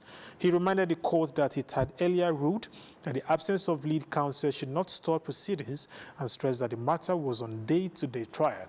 Kehinde further submitted that the latest request amounted to the 11th adjournment by the defense, contrary to the provision of the Administration of Criminal Justice Act, and urged the court to close the defense and proceed accordingly. In his ruling, Justice Umar held that the principles of fair hearing require that the defendant be given every reasonable opportunity to present his case. However, he warned that the court would not tolerate further delays. The judge granted that what he described as a final adjournment and cautioned that if the defense is not ready to proceed at the next sitting, it will be deemed closed. The case was adjourned to the 22nd of July for Sowore to continue his defense. And still in the court, the Federal High Court in Abuja has refused to grant bail to John Agbo, a man standing trial over allegation that he planned coordinated attacks on schools in the Federal Capital Territory. Justice Joyce Abdulmalik dismissed the bail application after the prosecution concluded its case by calling its fourth and final witness. Agbo is facing terrorism and cybercrime charges over an alleged plot targeting schools, students, and teachers in Abuja. In her ruling, Justice Abdulmalik held that the defense failed to provide sufficient assurances that the defendant would appear for trial if released. She consequently ordered that Agbo remain in the custody of the Nigerian Correctional Service pending the conclusion of the trial. The court also refuses bail for man accused of plotting during the proceedings. An operative of the State Security Services narrated how investigators tracked Agbo and his alleged associates. The court also admitted and played a video recording of Agbo's interview with investigators as part of the prosecution's evidence. With the prosecution now closing its case, the court adjourned the matter on the 24th September, when the defendant is expected to begin presenting his defense.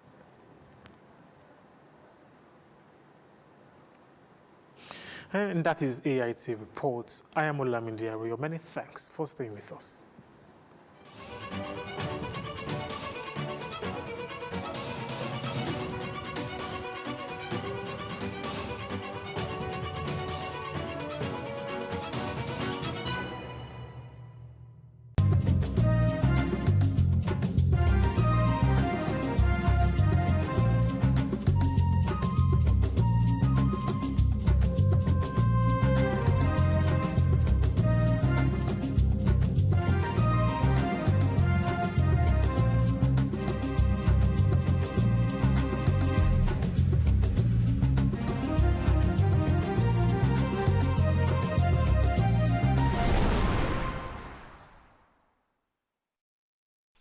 At 17 years old, Job Nimbi has never spoken a word.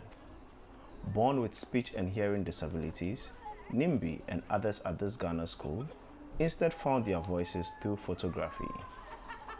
Nimbi says he is happy to share his life journey with the world through photos, and he wants to inspire others who live with disabilities.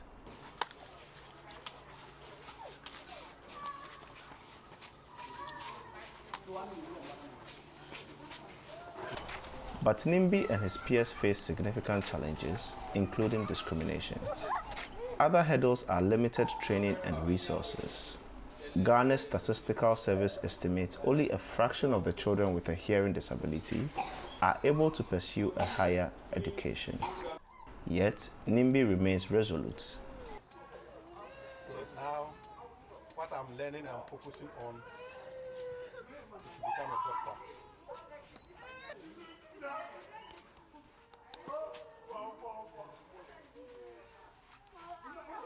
So you know that one. Photography was introduced to the Savalugu School for the Deaf by Geoffrey Buta. The award-winning photojournalist is on a campaign to amplify marginalized voices through visual storytelling. His project, Photo for Change, has one focus. Train people, assist people to tell their own story in the community they find themselves, and as well as using photography or visuals to address societal issues. Buta's Photo Club offers classes on photojournalism. In less than a year, students can take professional quality pictures by themselves and write captions. So with the power of photography, they can tell stories around them. They can become visual journalists in the future. They can become broadcasters. The teachers also benefit, with the club providing easy access to visual learning materials. You have seen a picture somewhere that has connection with what you are going to deliver, the lesson you're going to deliver. And so you use the camera to take that photo, bring it to the class, and then show it to the children. Then you can develop your lesson from there. Buta plans to expand his project to 10 more schools in Ghana and create exhibitions to showcase students' work. Other plans include setting up internship with media outlets. And in the long term, he wants to inspire a generation of students with disabilities to become award-winning photojournalists. Sana Nutod, VOA News, Savalugu, Ghana.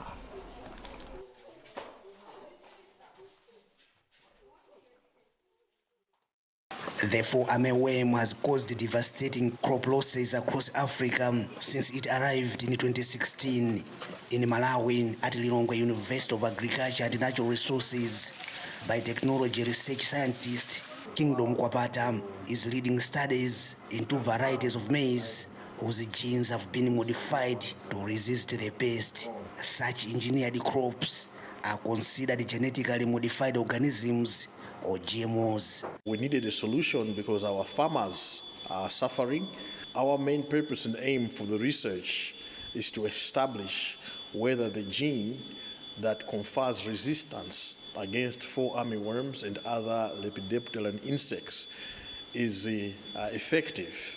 The trials are expected to take about 5 years. They are conducted in a fenced and confined maize field 500 meters away from any traditional crop to avoid possible contamination with the traditional varieties. In the meantime, lawmakers, traditional leaders, and farmers have visited the trial site to observe its progress.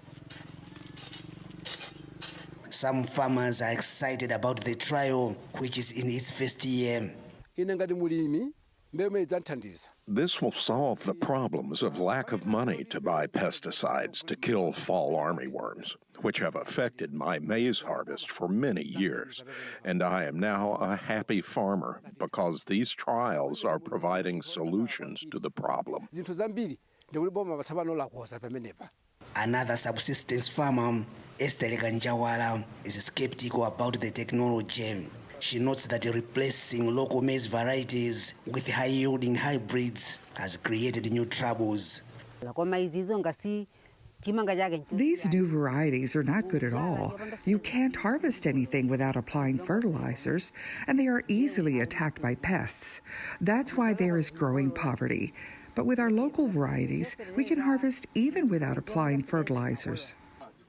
Researcher Kwapata says genetically modified crops have been introduced safely elsewhere, including the United States, Brazil, and Argentina. But many in Malawi are concerned about possible health and environmental impacts. So even though the target is to make sure the stalk borer doesn't attack the maize or the armyworms, but actually the introduction of this GMO will affect other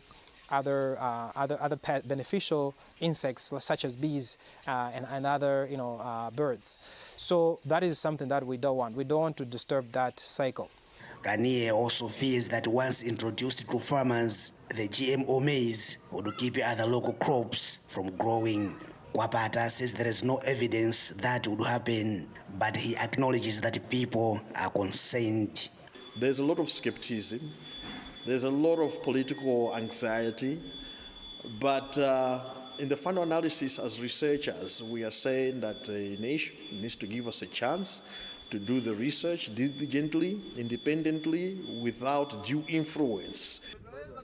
Kwapata says the researchers will present the results of the trials only to government authorities so they can decide whether the GMO maize should be introduced in Malawi. Lamek Masina, VOA News, Lilongwe, Malawi.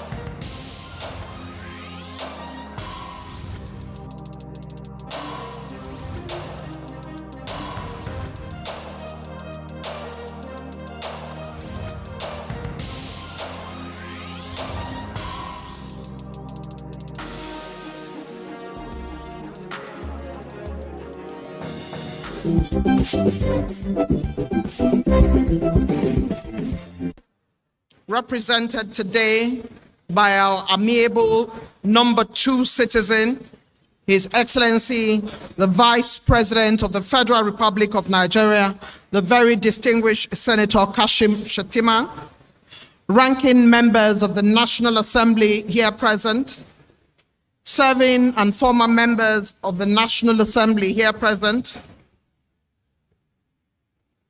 Honorable Minister of the FCT, Excellency Ezenwo Nyesom Wike, Honorable Minister of State FCT, Dr. Maria Mahmood, associates of the FCT Minister and stakeholders of the FCT. We also welcome in our midst the former Governor of Bauchi State, Alhaji Adamu Muazu, management and board partners and designers of City Walk. I'd like to greet and welcome Hajabola Shagaya. We have heads of government and extra ministerial departments here, and I see top-ranking members of the Central Bank of Nigeria who have joined us here as well. I'd like to greet and welcome the royal family of the Kingdom of Saudi Arabia, members of the royal family of the United Arab Emirates, members of the diplomatic corps, FCT Cognoscenti, the head of service, CDA, Chief of Staff to the Honorable Minister, SSA to Minister, heads of agencies and coordinators in the FCT, mandate secretaries, permanent secretaries, chairman area councils, heads of security agencies, women leaders here present led by the President NCWS Abuja FCT. Would also like to greet and welcome the President of the Egyptian Women Council, who is here with us. We welcome you. Members of the Fourth Estate of the Realm, distinguished invited guests, ladies and gentlemen. I see my sister, Honorable Abike Dabadri Erewa, who is Chairman Diaspora Commission. I welcome you. It's good to see you. I warmly welcome you to the official launch ceremony of City Walk with a payoff Step Into Tomorrow. My name is Eugenia Abu, but the MC for today is Mr. Charles Ajayi Kiran, and I'll be inviting him in a short. At every infrastructural development in the Federal Capital City, the FCT Minister, Excellency Ezenwo Nyesom Wike, has a skin in the game. How will it improve Abuja's skyline? How will it impact the economics of FCT citizens and residents? What are the benefits, both to the investors and the city? With Abuja's bullish push for the sustainable infrastructural development, today being day 27, the FCT has decided to partner with City Walk in its ambitious plan to transform a 200+ hectare site into a global competitive urban district that reshapes Abuja's economic and social landscape while serving as a symbol of Africa's future. Today, the Federal Capital Territory continues in its work to improve the Federal Capital Territory. We've been to area councils, commissioned roads, bespoke houses in the city center, and we have done many nuanced, upscale, befitting city gates. Welcome to the official launch ceremony of City Park. We have Mr. Charles, who has the next item on the agenda, and we'll run the show for a little while before I come back. Please help me welcome Mr. Charles Kiran to carry on with proceedings for the day. Please celebrate him. Thank you. Thank you, thank you, thank you. Good afternoon, Abuja. May I please begin by recognizing His Excellency Senator Kashim Shettima, GCON, ably representing the President of the Federal Republic of Nigeria, His Excellency Bola Ahmed Tinubu. Sir, you are welcome. It's a distinct honor to welcome you here today. May I also recognize the presence of the Honorable Minister of the Federal Capital Territory, His Excellency Barrister Ezenwo Nyesom Wike, CON. May I also recognize the Minister of State of the FCT, Her Excellency Dr. Maria Bunkure, distinguished senators, distinguished members of the houses. You are welcome. I am going to stand on the existing protocol that was beautifully laid out by my sister Eugenia Abu, because I can't remember a lot of the things she actually introduced. My name is Charles Ajayi Kiran. I'm a diasporan and based in London. I flew over specifically to handle this event. So I have the huge pleasure of saying a big welcome to everybody in the room this afternoon. Even the rain did not stop your attendance. Look at how well attended this is. I think we need to applaud ourselves and show ourselves some appreciation, please, this afternoon. One of the things I noticed in Nigeria is you don't like applauding people. Can we try again, please? The big hand this time.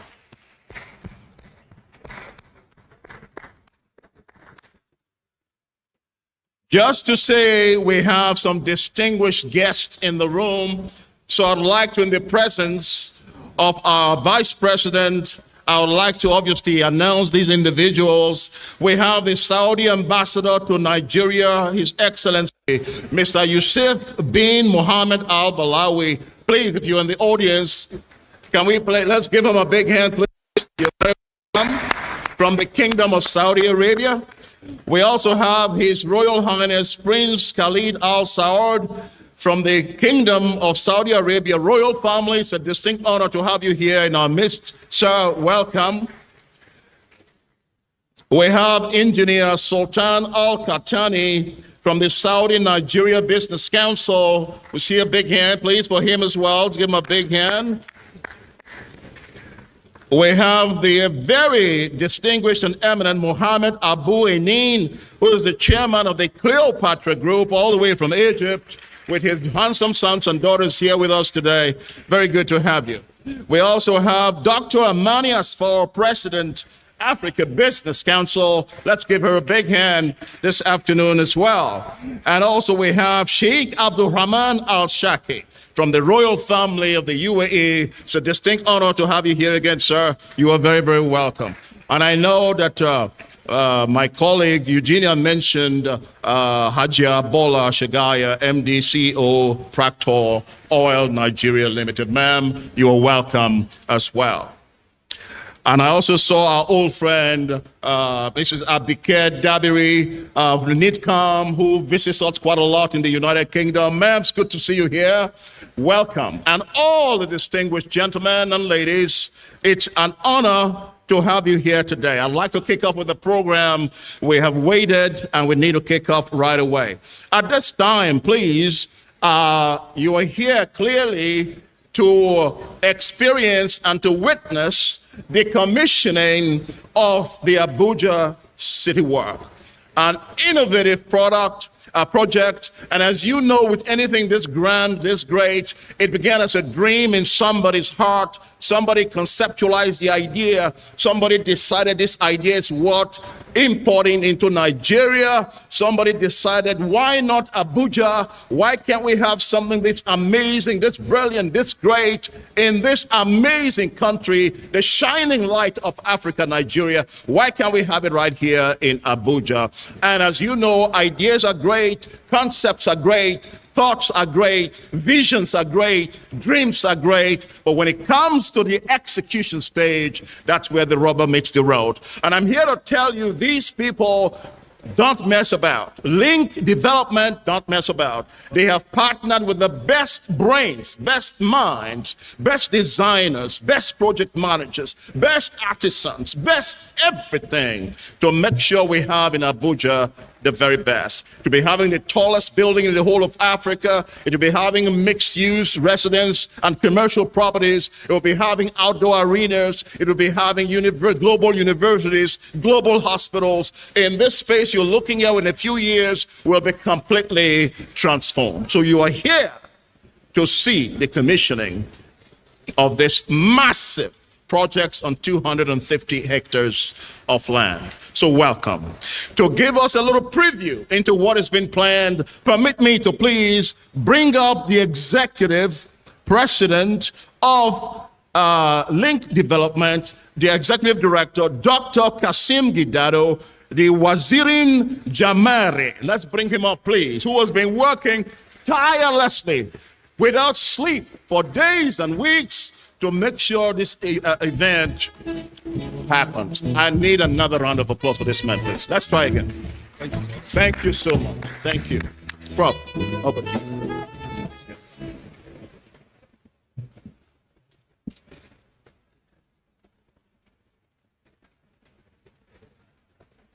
His Excellency Asiwaju Bola Ahmed Tinubu, GCFR, the President and Commander-in-Chief of the Armed Forces of the Federal Republic of Nigeria, ably represented by the Vice President of the Federal Republic of Nigeria, Senator Kashim. His Excellency Barrister Ezenwo Nyesom Wike, CON, Minister of the Federal Capital Territory of Nigeria, His Excellency the Executive Governor of Adamawa State, ably represented, Honorable Minister of State of the Federal Capital Territory, Dr. Maria Mahmoud, distinguished senators, honorable members of House of Representatives, His Royal Highness Prince Khalid bin Saud bin Khalid bin Turki Al Saud, distinguished guests, esteemed partners, members of the board, members of management, government representatives, traditional and community leaders, members of the press, ladies and gentlemen, Your Excellency, sir, permit me to stand on the already established protocol in addition to what I've just mentioned. On behalf of the Chairman and the Board of Link Developments, it is my great pleasure and honor to warmly welcome you all to this momentous occasion, the commissioning of our Experience Center and the official launch of the Abuja City Work Project Master Plan. Today marks far more than the unveiling of a building or the presentation of a strategic document or model.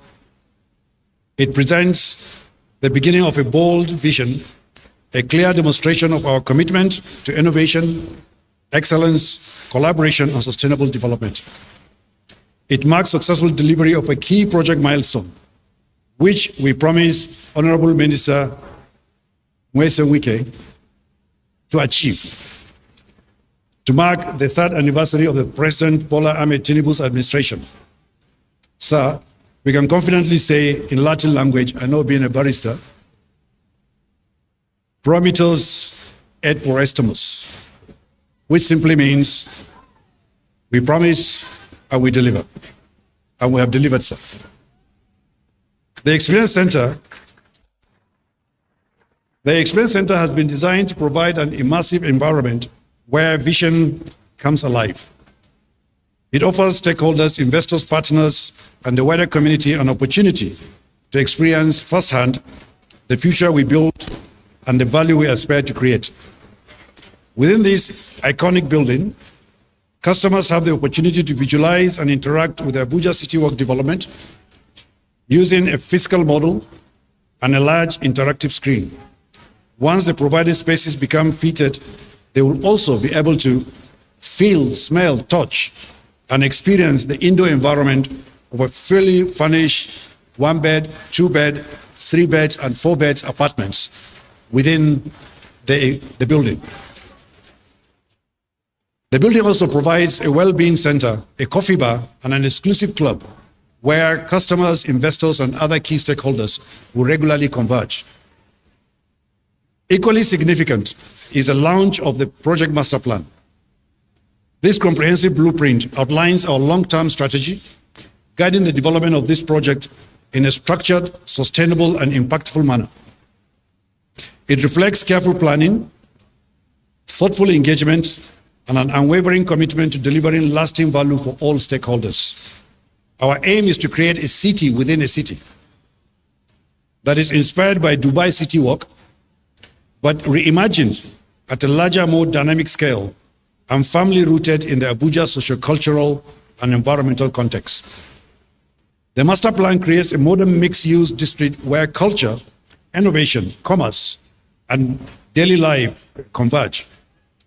It's a place that celebrates Nigeria's creativity, welcomes global enterprise, and offers the new model for workable, climate-responsive urbanism. It's where global investment, creative enterprise meet in a free trade zone, anchored by vibrant community life, iconic public spaces, and green corridors. It's a place that is safe and secured to work, live, and play in an open-air, workable urban environment. The City Walk Abuja is living ravine on 250 hectares. It includes major items which the master planners will give you a run through and also show you the master plan. But primarily it will have a boulevard, a technology village, the Abuja Silicon Valley we call it, knowledge park, housing 2 universities, offices, cultural hub with museums and libraries, multi-purpose indoor arena with cinemas and gyms, which is going to be the biggest arena in the whole of the African continent when it's completed. Healthcare comprising diagnostic centers, clinics, hospitals, pharmacies, medical research centers, Fashion Avenue, City Walk malls, 5-star hotels, utilities hub, police station, fire station, ambulance stations, mosques and churches. There'll be a high-end residential area. There'll be theme parks and gardens. And there will also, as Charles mentioned earlier, an iconic 450-meter skyscraper, which when completed, of course, will be the tallest building in Africa.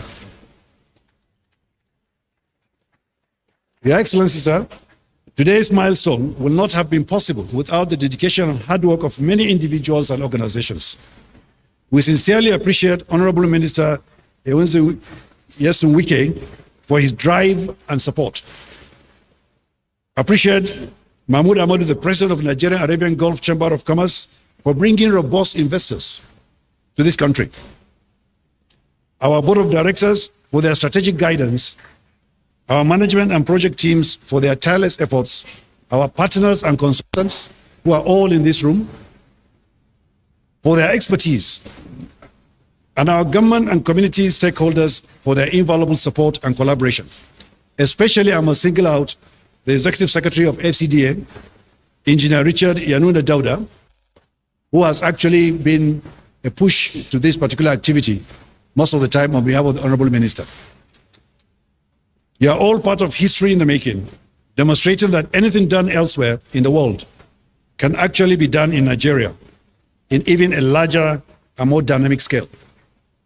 It is a historic turning point in the transformation of the sociocultural and economic envelopes of Abuja City, where quality and maintenance culture becomes paramount, where private and public sectors converge to demonstrate how best to work together for a common good in a sustainable manner. To our distinguished international guests, your presence here today is both an honor and a testament to the confidence you have placed on our vision. We are grateful that you have chosen to celebrate this important milestone with us. With permission of His Excellency,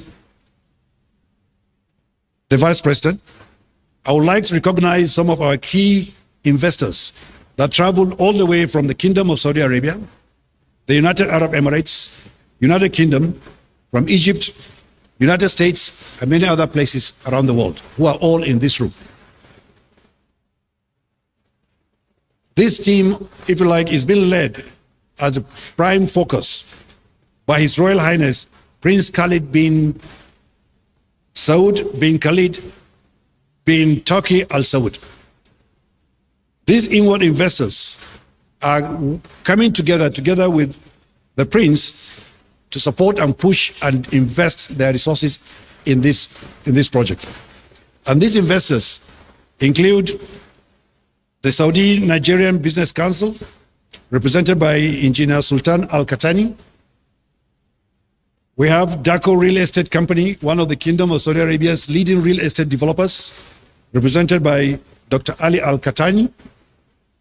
We have Anan Al-Sama Company, which is an innovative company in the entertainment sector, represented by Michelle Al-Hassani. We have Tatan Company, the first company specializing in innovations for persons with disabilities in the Middle East, represented by Dr. Masil Al-Harasani.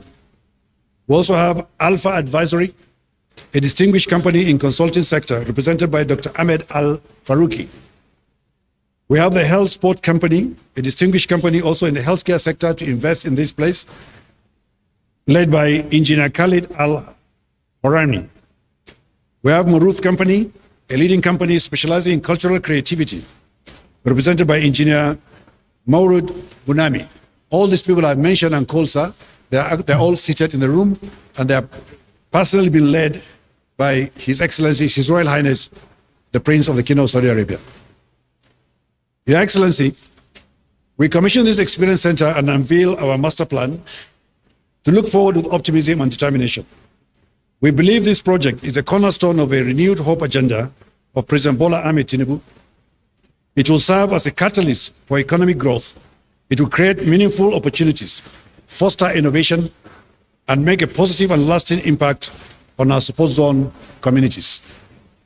It is our hope that today's event will not only showcase what we have accomplished, but also inspire strong and stronger partnerships as we move confidently towards realizing our shared vision. Once again, I warmly welcome each and every one of you. Thank you for your continued support, and I wish you a productive and engaging and memorable ceremony. Thank you very much for this opportunity. God bless you all, and God bless the Federal Republic of Nigeria.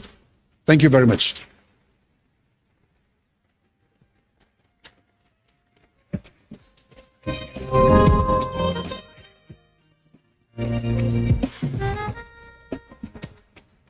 Thank you, Dr. Kasim Gidado, Executive Director, Wazirian Jamari of Link Developments. Thank you very much. At this time, I'd like to invite three individuals who will be coming up, and they'll be speaking one after the other.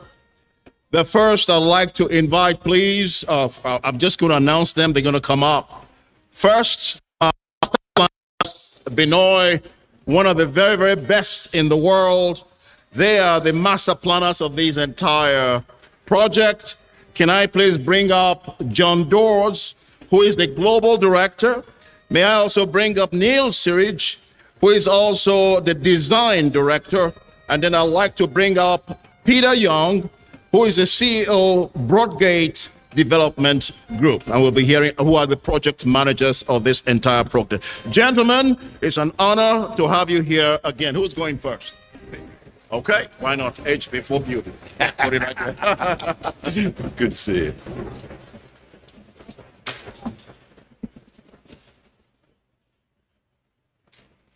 Good afternoon.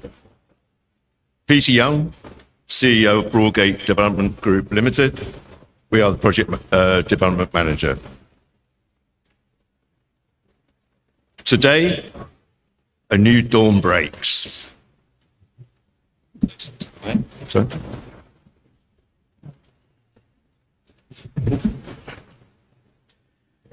Your Excellency, Mr. President, distinguished ministers and government officials, the Chairman and Board of Link Developments Limited, our valued investors and partners across the Middle East and the African continent, our distinguished professional colleagues, ladies and gentlemen.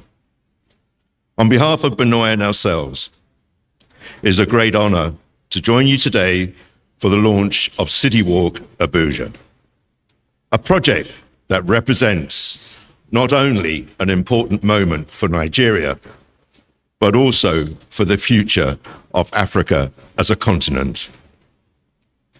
On behalf of Broadgate Developments Group, I would like to thank Link Developments for the confidence they have placed in us, appointing Broadgate as Development and Construction Management Advisor for this landmark program. CityWalk Abuja is a transformational development where vision, technical excellence, and disciplined execution work together seamlessly. It is a project with immense ambition and vision, and we are very proud to be a part of bringing this to life. The project benefits a strategic and prime location within a government-designated free trade zone. CityWalk Abuja has all the potential to become a powerful gateway destination for investment, enterprise, innovation, and job creation across Nigeria and West Africa.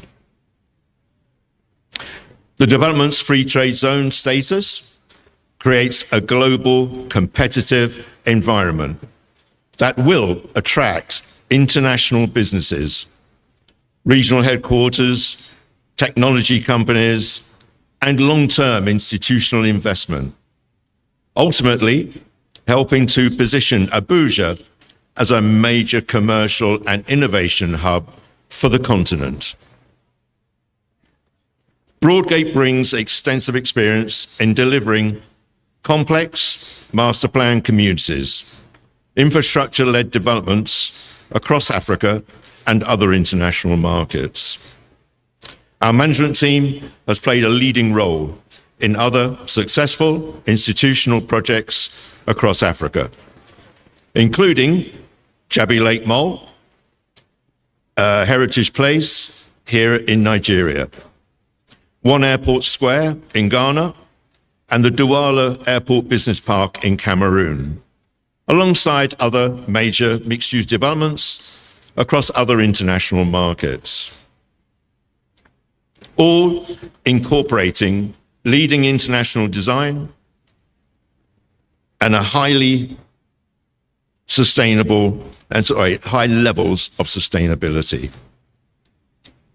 These projects have taught us an important lesson. Successful developments are created through integrated planning, strong governance, sustainable infrastructure, commercial discipline, and a relentless focus on long-term value for our investors. That is the approach that we will bring to CityWalk Abuja. Our responsibility is to help ensure that every element of the development contributes to creating a destination that remains commercially successful, environmentally responsible, and meaningful to the people who will use it for decades to come. We are particularly excited to work alongside Benoit, whose internationally recognized expertise in mixed-use urban destinations has helped shape a master plan that responds to Abuja's climate, culture, and future growth, whilst placing people and public life at its center. We've had a long partnership with Benoit in successfully delivering many of these projects. The future of every great city is shaped long before its skyline emerges. Today, we are not simply launching a development.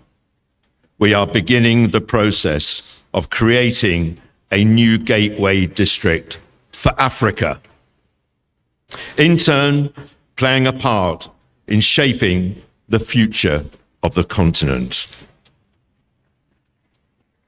Thank you. The true success of City Walk Abuja will ultimately be measured by the it creates, the opportunities it unlocks, and the legacy it leaves for future generations. And Broadgate is proud to be part of that journey. We ourselves have delivered many major institutional projects across Africa. However, I truly believe City Walk will establish a new dawn in terms of a high level of master plan, sustainability,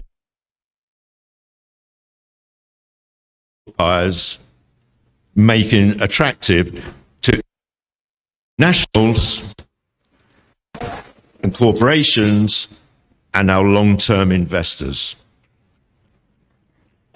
Thank you. We look forward to working alongside Link Developments, the government of Nigeria, Benoit, and the wider professional team to help deliver a destination that has the potential to establish a new benchmark for integrated urban development in Africa. Thank you.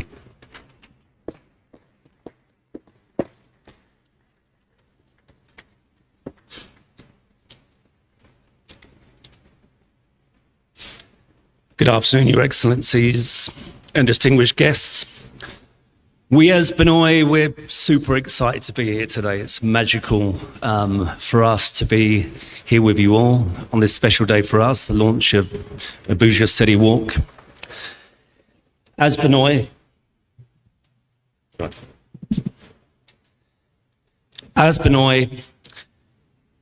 we create, we design, we deliver destinations internationally.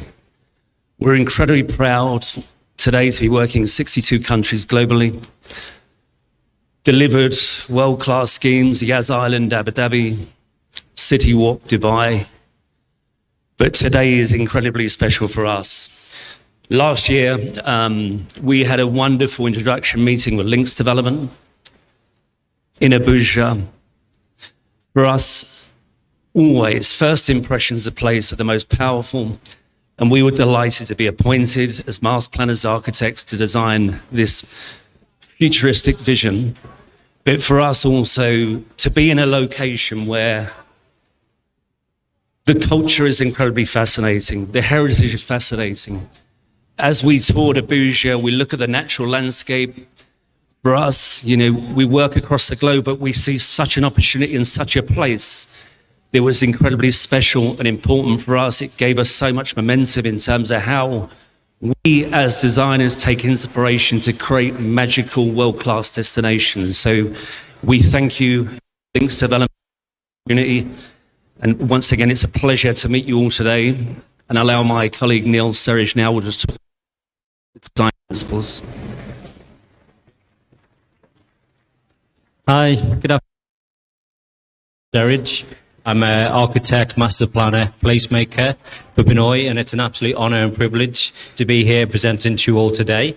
And it's an honour and privilege to be part of this team, creating this fantastic vision for the future of Abuja and for City Walk Abuja as well. So when we were first asked about the briefing, we were invited to participate in this project. The ambition was very clear, to create a city within a city. And the site is amazingly located along Airport Road. The topography of the land is absolutely fantastic. And what we really wanted to do, and I think the ambition from the client and the architect of Dubai City Walk, was to take the essence of that project, the great components, and how we can adapt that to something which can be done on a much larger, grander scale. So to create an integrated lifestyle destination for people to live, for people to work, for people to come, be entertained, play, in a very, very secure environment. So that was one of the key agendas, what we set out from the start of this project. And then the master plan, it also has to be deliverable. So from the very outset of the design, the master plan is designed in a way as part of a wider strategic framework that can be delivered over time. It can be delivered sensibly, it can be phased, and it can adapt to future market conditions as they grow. The key focus of the design is phase one, and within that we have multiple different components. We have the largest tower in Abuja, which will be over 450 meters high. We have the largest multi-purpose arena, which will sit within the heart of phase one. Residential, hospitality, places to live, work, play, which will create an absolutely amazing place for the future generations of Abuja. All connected seamlessly by the amazing landscape network that the Benoit landscape team have utilized from across the land, helping that to tie all the different components of the master plan together. We are honoured and privileged that this master plan has been nominated for a number of awards globally. World Architecture Festival has submitted our project for Best New Master Plan and Best Landscape Master Plan. So that is an honour and a privilege for us to elevate this project and to really allow this project to put Abuja on the map globally. And from a personal perspective, I have 25 years experience in delivering great places across the world, from the United Kingdom, the Middle East, KSA, UAE, and there's absolutely no reason why Abuja City Walk can't be the next global landmark project and really put Abuja and Nigeria on the map. So it's an honour and privilege, and I'd like to congratulate everybody involved in the project. We see this launch as the start of a beautiful journey, and so again, I'd like to congratulate everybody. Thank you very much.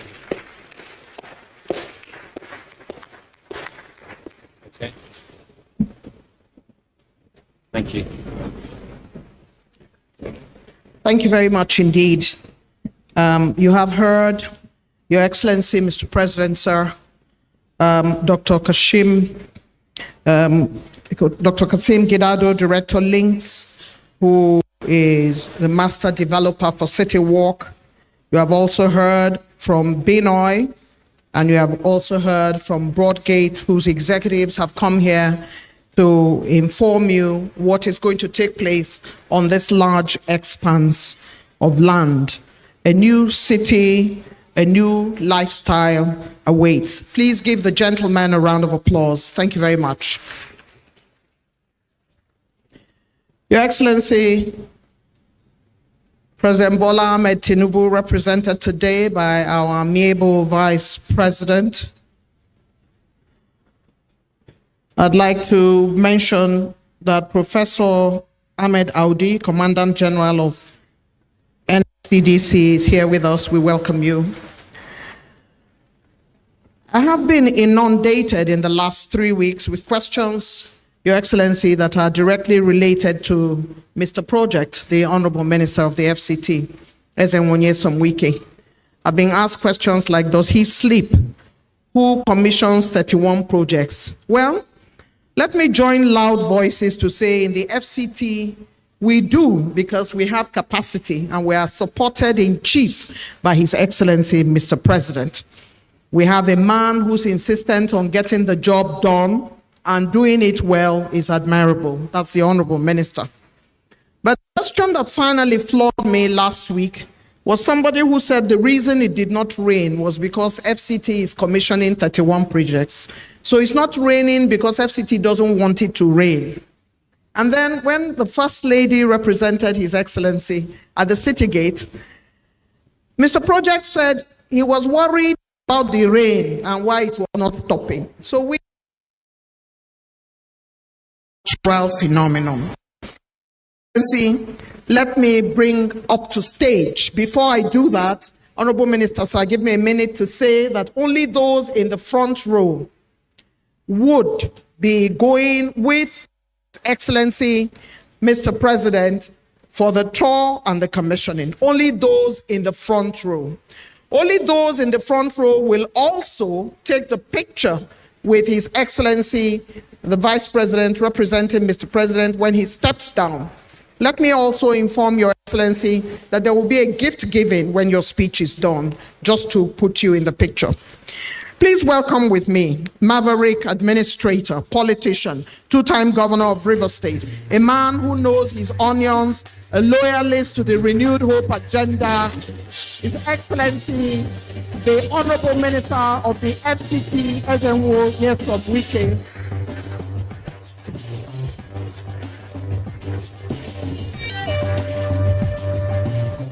Your Excellency, Mr. President, ably represented by the Vice President, Senator Kashim Shettima, Grand Commander of the Order of the Niger.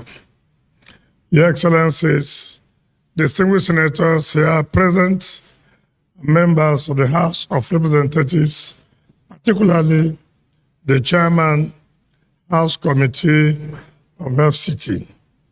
Your Excellencies, the various ambassadors and diplomats that are here, the Honorable Minister of State, FCT, leaders of the various political parties, the Chairman, Commissioner of Diaspora, our dear sister, BKW. Let me recognize our dear sister, Bola Shagel. Your Excellency, the former governor of Bauchi State, development partners, our dear Area Council Chairman, gentlemen of the press, ladies and gentlemen. Your Excellency, let me sincerely thank you again today, being the 16th day of July 2026, for coming in person to launch this project. This project is very important to us because it has to do with one of the points you have raised while you have been traveling, to attract investors to the country. Yes, let me say that this was given to me, or this people were introduced to me by the Deputy Governor of Central Bank, our dear sister, Osoro. I hope she's here. Yes, when she came and said that development partners who would want to partner with the FCT to have a model of what to call, like what to have in Abuja City Mall, to replicate this in Abuja. I said, I've had experience of people coming to show me 3Gs. I don't think I'll be willing to do that. And she said, no, these people are very serious. I said, okay, Deputy Governor, invite them to come. When they came, we had a first meeting and they were in a hurry to go back. I said that you are not serious. If you know that you are serious, let us meet again tomorrow, and to tell you that we are also serious, we'll take you to where you want and let us show you the place. And luckily for us, like Dr. Gidado said, they accepted. And we all met and drove down to this particular place. This particular place is supposed to have what we call the technology village, which has been here for over 30-something years. Of course, you know what happens. The agency concerned was renting it out, apportioning it out to people who are doing all kinds of things. In fact, land grabbers who had even forged land documents to claim ownership of this particular place. I put my foot down and said, no, this is government property, and I must allow this development to come to FCT. What did we do? We have to make sure bureaucracy does not affect it. I became the chairman of the committee, and I told the development partners, the only thing we can do, we'll have a memorandum of understanding where we give timelines. From this period to this period, you have achieved this milestone. From this period to this period, you have achieved this milestone. If that is not possible, forget it. We take our land back. And of course, we prepared the memorandum of understanding. And we went to Dubai, where we had meetings, and they showed us what they are actually interested to do, and they can assure me in the 3rd year anniversary of Mr. President, this project will be launched. I thank God Almighty, today it has come to reality. The whole essence, government is to give enabling environment for investors to come in and develop. There were a lot of jobs that were created here. 1 week ago, I came here personally to see things for myself, and I was happy with what the developers were doing. And I thank God, government has performed its own obligation. 1, to making sure that they have all the approvals, because they said part of the problems they may be having is that when they bring their building approvals and the rest, that may take them months. I said, no.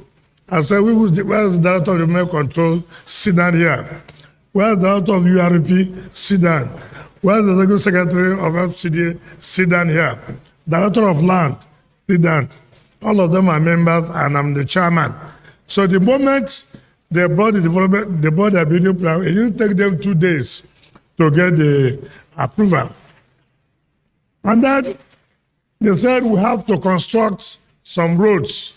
I told the ES, FCDA, get CGC. And CGC came, and I can tell you, they have constructed the roads as far as we have agreed. So on our own part, we have fulfilled our own obligation. And I want to say to our development partners that we are willing to continue to support you, but let's keep to the timeline. We have agreed from last year till now that we are going to launch this project. We have also agreed in the memorandum of understanding, after now, in the next 1 year, we have achieved so thing. If that is not achieved, we'll take back our land. Because I'm not interested in theories. I'm interested in keeping to agreements in terms of what we have said. So on that note, Mr. President, let me invite you to please talk to us and launch this project. Thank you very much.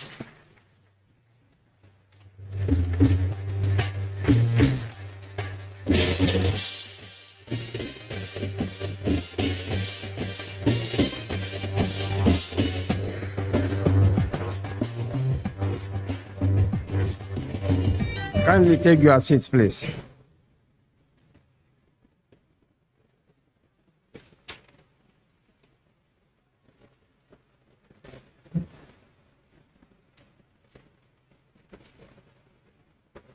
The Chairman, Senate Committee on Gas, and Senator representing Cross River North Senatorial District, Senator Jarigbe Agom Jarigbe.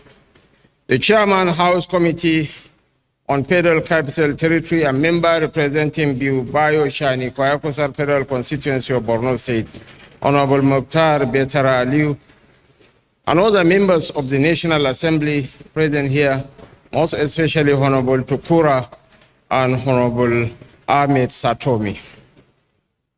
The Honorable Minister of the Federal Capital Territory, His Excellency Barrister Nyesom Ezenwo-Wike, CON, the Honorable Minister of State of the Federal Capital Territory, Dr. Maria Mahmoud Bunkure, His Royal Highness Prince Khalid bin Saud bin Khalid bin Turki Al Saud, and members of his delegation, most especially my very good friend, Engineer Sultan Al-Khatani, His Royal Highness, Prince Sheikh Abdul Rahman Sayyid bin Al-Shirki, the Saudi Arabian Ambassador to Nigeria, my very good friend, His Excellency Yusuf Al-Balawi, the Director General Infrastructure Concession Regulatory Commission, Dr. Jobson Osiodion Iwalepo, the Director General National Information Technology Development Center, Kashifu Inua Abdullah, and other heads of government agencies and extra-ministerial departments, the Deputy Governor Operations, Central Bank of Nigeria, Dr. M.M. Nana Usoro, the Deputy Governor Corporate Services, Central Bank of Nigeria, Dr. Muhammad Sani Abdullahi Detijo, former Governor of Bauchi State, the game changer himself, Ahmed Adamu Muazu, the Executive Director, Link Developments, and Chairman Board of Directors, Polaris Bank Limited, Dr. Kashim Gidado, Waziri Jamahari, members of the Saudi Nigerian Business Council, development partners and investors, Hajia Bola Shagaya, captains of industry, senior government officials, honored guests, members of the Force Asset of the Rim, distinguished ladies and gentlemen. It is with deep pride and optimism that I welcome you all to the official launch of the Sales Office and Experience Center for the landmark Abuja City Work Development. Today, we are not just opening a building. We are unveiling the window to a multi-billion-dollar future. We are presenting a tangible manifestation of our renewed hope agenda, sculpted in concrete innovation and an unwavering determination. On assumption of office, we promise Nigerians a radical economic transformation and infrastructure renewal. We committed to turning potential into prosperity and making our federal capital territory a true global beacon of governance, commerce, and modern living. Your Excellencies, Your Royal Highnesses, ladies and gentlemen, this Experience Center stands as proof that our administration does not just make promises, we execute them with determination. The Abuja City Walk is one of the most ambitious private sector investment projects in the history of our great nation. Spanning several hectares of airport expressway corridor, this project will serve as Nigeria's foremost gateway to the world. While it draws world-class inspiration from globally acclaimed models like the Dubai City Walk, it has been meticulously customized by our partners. Through this development, we are pushing the boundaries of architectural and engineering possibility in Africa. This magnificent project also underscores our deep conviction that sustainable national development cannot be carried out by the government alone. The Abuja City Walk is a shining example of what can be achieved when political will meets private sector expertise and capital. By granting this corridor a free-trade zone status, we have further eliminated trade friction, laying down a fertile environment for regional commerce, medical tourism, premium retail, and high-end hospitality. Let me use this medium to reassure both domestic and international investors. Nigeria is open for business, and your investments are safe. Our legal, physical, and financial frameworks are continuously being optimized to protect capital, guarantee returns, and eliminate unnecessary administrative bottlenecks. I most particularly commend the Honorable Minister of the FCT, Barrister Nyesom Wike, for his dogged leadership and unwavering focus on execution. For 20 years, the Abuja Technology Village Corridor lay dormant. Today, through aggressive land administration reforms and the eradication of bureaucratic inertia, it is being transformed into a bustling construction hub. Under the renewed hope agenda, this administration is gradually putting a permanent end to the era of land speculation and abandoned major projects in Abuja. We have made it clear that land is an asset for rapid development, not an instrument for developmental retrogression and speculative hoarding. I therefore charge the FCT administration and the partners in this project mark international links to maintain the intense momentum. The launch of this sales office and experience center must translate immediately into accelerated brick and mortar execution on site. Beyond the luxury residences, five-star hotels and glittering office towers, the ultimate measurement of success for the Abuja City Walk is its human impact. This project is a massive economic engine. During its construction phases and full operations, it is expected to generate tens of thousands of direct and indirect jobs for our vibrant youth population, artisans, engineers, and creative minds. It will stimulate localized supply chains from cement manufacturing to digital tech services, reinvigorating the economy of the entire FCT and surrounding states. Your Excellencies, Your Royal Highnesses, distinguished ladies and gentlemen, this Experience Center is an invitation to be a part of Nigeria's future. 240 million people are expected to be the third most populous nation on earth by 2050. Also, past the United States, our population will hit 440 million people. As I said yesterday, the trajectory of global growth is facing Africa. We have the most useful population in the world, and Nigeria will make or mar that transition. It might interest you, Your Royal Highnesses, to know that the average age of the Nigerian nation is 17.9. We have a useful population that, when harnessed properly, can transform this nation and the whole world. Your Excellencies, Your Highnesses, distinguished ladies and gentlemen, this Experience Center is an invitation to be a part of Nigeria's future. It is a physical declaration that we possess the courage to conceive big dreams and the discipline to bring them to life.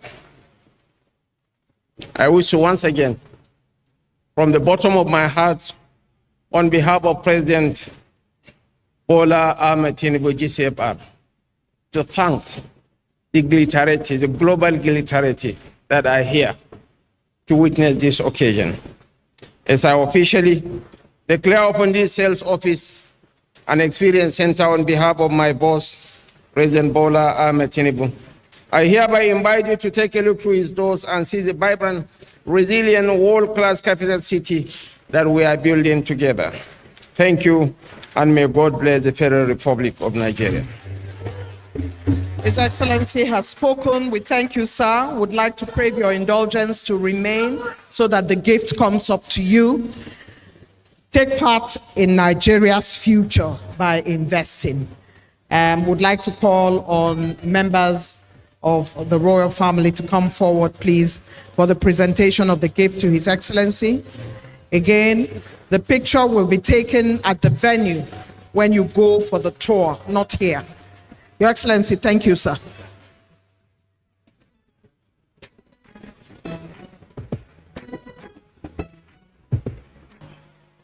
President Bola Ahmed Tinubu GCFR to commission this sales and experience center for Abuja City Walk Development Initiative.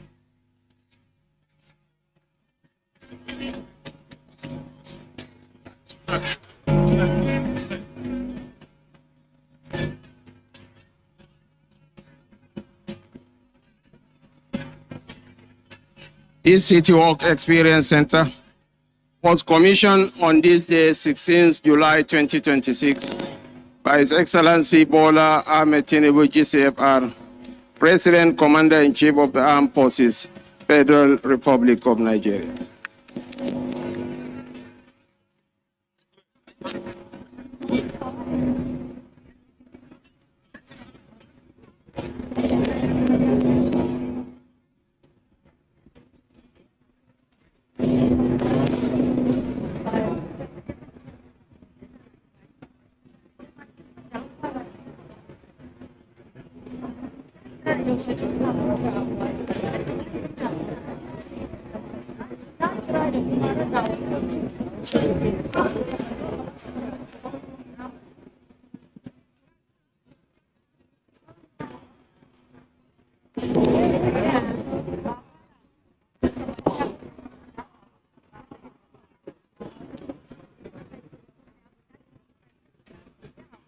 It's showing on your screens. Please be seated so you can see what's going on. Otherwise, if you go outside, you'll just crowd that space. It's showing on your screens, and they are departing from there. So it's your best interest to be seated. Ladies and gentlemen, this is truly an architectural masterpiece that will showcase not only the FCT, but the African continent as a whole. And it's my singular honor and privilege to invite all Nigerians, especially the diaspora community, to come and invest in this project on a piece of the future.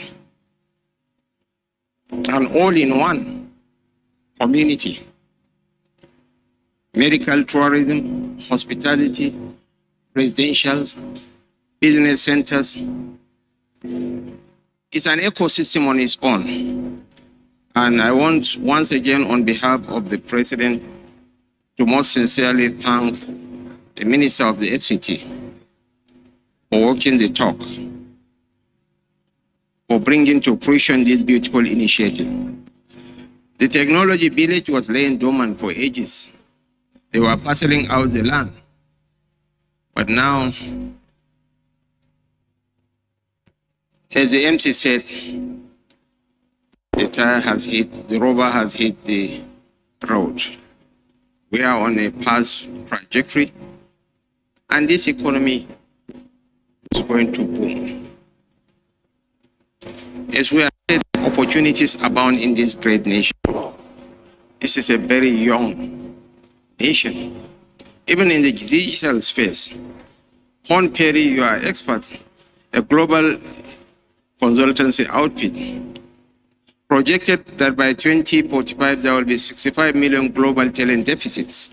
The United States, Russia, and Brazil will each suffer from 6 million talent deficits. And Nigeria has a useful population, as I said. Our proximity to Europe is an added advantage. India in 2025 generated over $100 billion from outsourcing business alone, business process outsourcing. But there are more English speakers in Nigeria than in India. And by 2045, India will have a surplus of 1 million. So I believe the future belongs to Africa. And when you mention Africa without Nigeria, it's an exercise in futility. I want to thank you for believing in us. The stories you hear about Nigeria out there in the international media space is a wall away from the ground realities. We're a prosperous, progressive nation.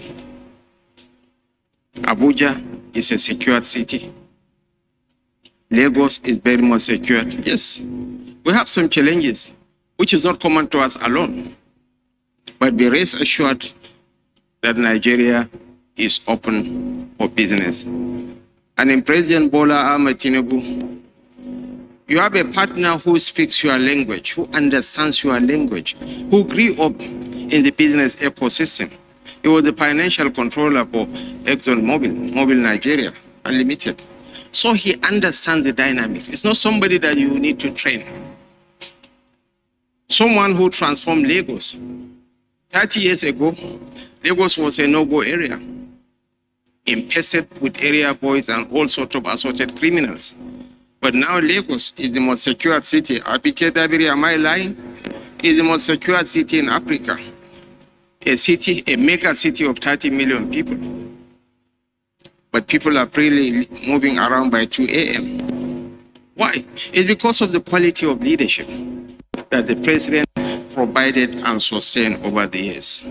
Once again, I want to thank you. This is a beautiful edifice, very beautiful structures. And I believe will rival the Burj Al.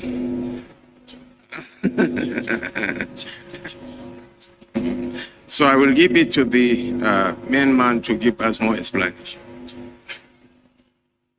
Thank you very much, Your Excellency. Actually, as you rightly said, this is a project that is conceived and driven by His Excellency, the Honorable Minister of FCT. And it is something that started not just about 8 months ago. So everything you see here, the design, the master planning, the formation of all the requirements were done in the last 6 months. And he actually highlighted in his remark the expedite action that has been taken to get this to come to fruition. Our first phase is going to be around the main city walk area and the arena, and then there will be the education hub and the cultural center. And that is intended to be done within the next 3 years. While that is the first part. The arena will be alive, the City Work Center will be alive, there will be offices, there will be hospitals, and all the utility centers will be built. And then all the accommodations also, the high-level end accommodation will be provided, the accesses will be created, and then by the end of the 3rd year, we'll commence. Originally, we in 7 phases, but our interaction with the Honorable Minister said, no, 7 is too many. We had to cut it down to 5 maximum. But even as we speak, Your Excellency, we have actually reduced that to 4 main block phases. We'll get the first phase done in 3 years, and the whole of this development completed within a timeline of no more than 10 years, including the tower. But sir, I will give the master planners that did all the brainwork to create this masterpiece to give us a quick introduction of the master plan itself. Okay. Thank you very much, and thank you for your kind words. As I said before, it's an absolute honour and privilege to be part of this vision for City Walk Abuja, and we've had a lot of fun designing this project. I think this is my 2nd time in Abuja, and whenever we come, we're always taken away by the breathtaking beauty of the land. This land, when it was presented to us and we did the site visits, we couldn't deny the opportunities that it presented. And as you can see throughout the design, we've tried to use that beautiful landscape to connect as much of the master plan as possible. And what we're really trying to create here is a place where everybody can come, you can live here, work here, play here. The social infrastructure which connects this master plan is really what will elevate it across anything else which has been done in Africa and bring it onto that same plateau, that table as what's done elsewhere in the world.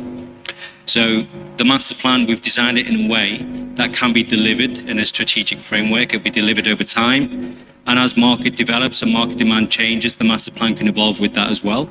However, phase 1 is the address of the project. This is where everything will happen. The arena, the leisure, the entertainment, the hotels, the hospitality, the arts and culture.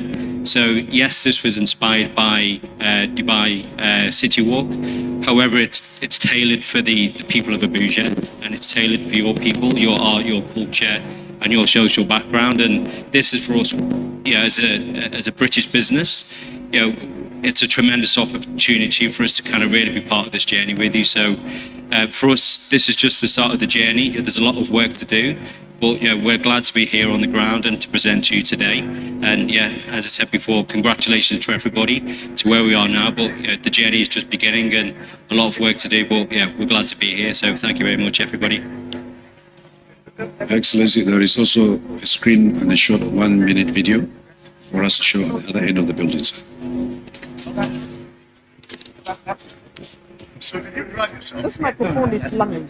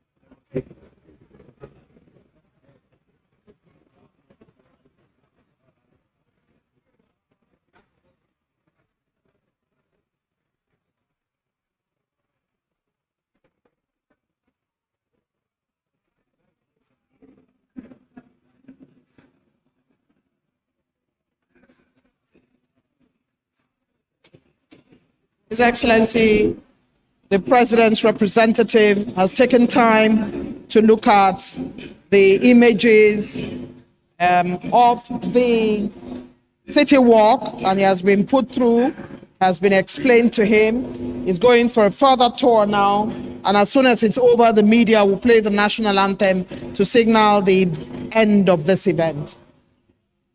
We keep our eyes on the ball. We'll keep you posted.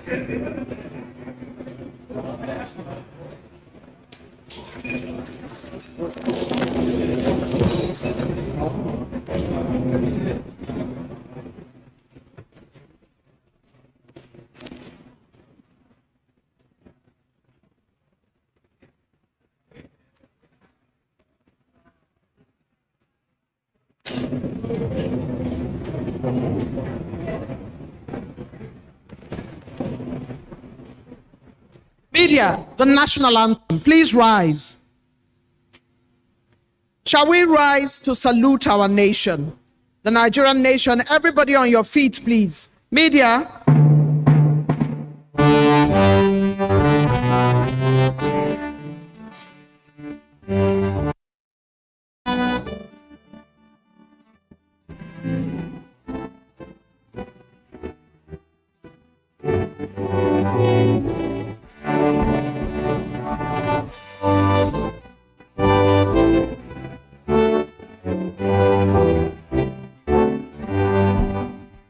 This has brought to a close this event, the official project launch of City Walk Abuja, official commissioning and official project launch by His Excellency President Bola Ahmed Tinubu, represented by the Vice President of the Federal Republic of Nigeria. The future has a new address, City Walk. Thank you for coming. Now in our society today, we don't see aging as a blessing. We see aging as a witchcraft. When people are aging, we less talk about them, we less engage them, we less value them. So aging advocacy is all about bringing them to the limelight that they matters in the society. What is the most important health need for the elderly, or need in general for the elderly? Healthy aging, just about aging itself. Aging is a very concerned problem. Aging alone is a health issue, because aging, you face dementias, your system starts failing, you are weak, you can't do so many things on your own, you become so weak to the things you can do before. So aging is a very serious health challenge that needs a proper guide for formal training to help them, guide them in their dementia issue, because they face forgetfulness, they face challenges of loss of memory, they face disability to things they can do which they cannot do. Looking at our elderly care home, Mercy of God Elderly Care Home at Kagini, there we have one in residence. There you will see the practical aspect of the aging, where they cannot help themselves. We provide the necessary needs, feeding them, bathing them, and going to market, providing some dementia support, and as well providing them with a healthy environment. So the 15th of June was the day against elderly care abuse. How do you ensure that when it comes to caretaking and caregiving, that the elderly's integrity is kept in check? World Elderly Day Abuse Awareness Day celebration is a United Nations celebration done worldwide to recognize the impact of aging in some of our societies that are giving lesser concern to older persons. And the major concern on that celebration is to make sure that they get access to the proper health care, and government knows that these people have served the community, they have served the country, and they should be also recognized as senior citizens in the state, and they should be cared for. Some policies that the government should put in place to support elderly management, as well as what your organization is doing. Okay, thank you.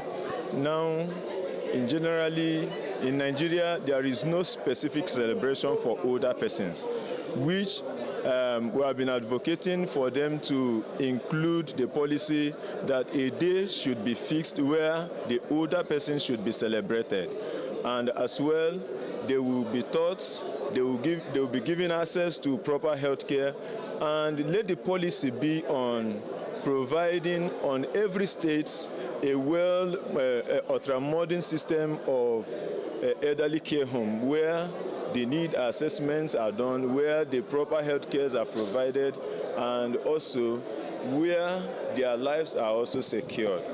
And their security management and the health policies, which are focusing on health, provision of relief materials, and also proper health caregivers. Speaking to Nigerians, you know, our healthy aging, like I said before, Mercy of God Care Foundation is really implementing a very major aspect of the society, a major work, which yesterday we met some of the government officials, and our emphasis on let them put in place some trainings, seminars that advocates for older persons, and the person-centered activities that also look at proper caregiving, like what we are doing in our Mercy of God Care Foundation, looking at grooming caregivers. And we are talking to Nigerians at this moment that when your parents is aging, it is not, everything is not a witchcrafting.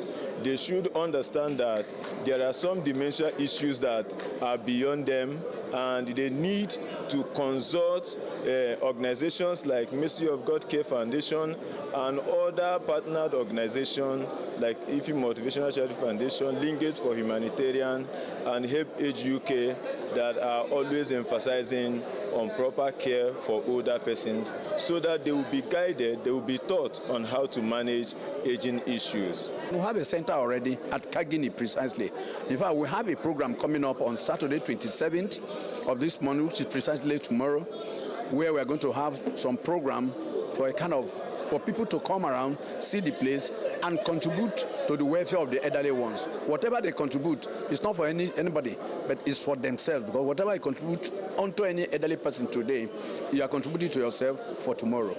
Thank you so much for that. You've made some very good points. However, I want to know, when it comes to the health aspect of the elderly one, are there any preparations made to take care of the elderly when it comes to the health challenges? And what health challenges would you say the elderly ones face that are biological and normal? Yeah, thank you very much. Like I said, in Nigeria, there's no preparations. Even among families, there's no preparations. Take, for instance, there are certain drugs that the elderly ones are supposed to be taking. There are certain food that they are supposed to be taking. But some of this food, today, agriculture is zero in Nigeria. Those foods that we could, in fact, now as I speak with you, my NGO is working towards, with some agricultural firms, where those food, the type of food like rice, maize, some of that, there are some certain food that they needed. Today, we don't even have enough of it. And the farmers, because of the insecurity, they are not planting. The little one is very expensive. The family cannot even afford. Even to afford for the younger ones, talk less of the older ones. That's why the older ones are being abandoned. Even the type of drugs that they needed, it's not forthcoming. And when you see it, it is very expensive. So the care for the elderly ones is zero. We are partnering with clinics, hospitals, that is there, a healthcare. Then most of the time they come around and we have a doctor, we have 1 or 2 doctors that render service to us on voluntary basis because of the concern he has, comes around, look at the elderly ones, the few ones we have for now. By the grace of God, after our launching, we are sure of getting more materials to start bringing and accepting, the elderly ones. Don't also forget, we have also started training the caregivers. Because the caregivers, we need more of them. That they could go out, people can access them to take care of the elderly one when they are not there.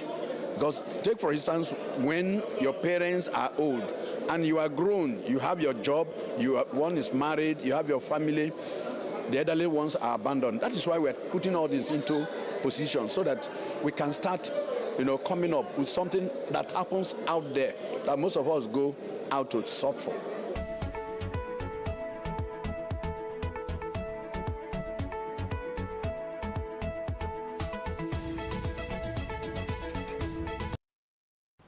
One final health update before our next segment. Researchers at ETH Zurich identified a previously unknown biological trigger linked to Alzheimer's disease and developed an experimental compound that blocks the harmful process in laboratory studies. It says that the discovery could open new pathways for developing future treatments for the condition. Now, if you love our news and updates, you can do one thing. Stay connected to our space through our social media platform, Ukeme On Air. This is on Instagram, YouTube, and of course on LinkedIn. Now, finally, on Health Digest, we turn to our balance check segment for your everyday food nutrients, lifestyle habits, and how they impact the body when taken right or wrong, or the proportions. Let's break it down for you.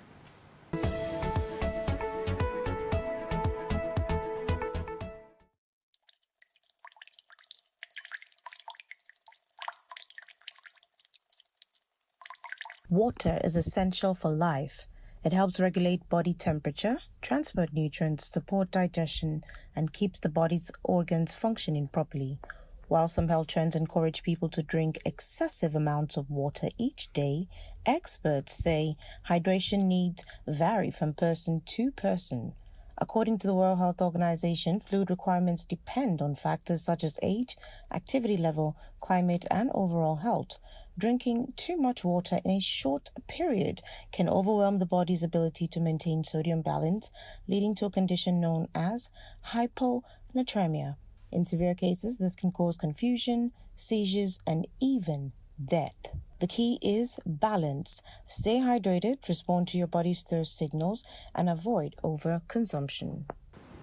And that's our program today. From global health development to community impact coverage, we've explored key issues shaping well-being across different spaces. Thank you so much for staying tuned with us on Health Digest. As always, stay blessed and not stressed. I'm Ukeme Tokwa. Bye.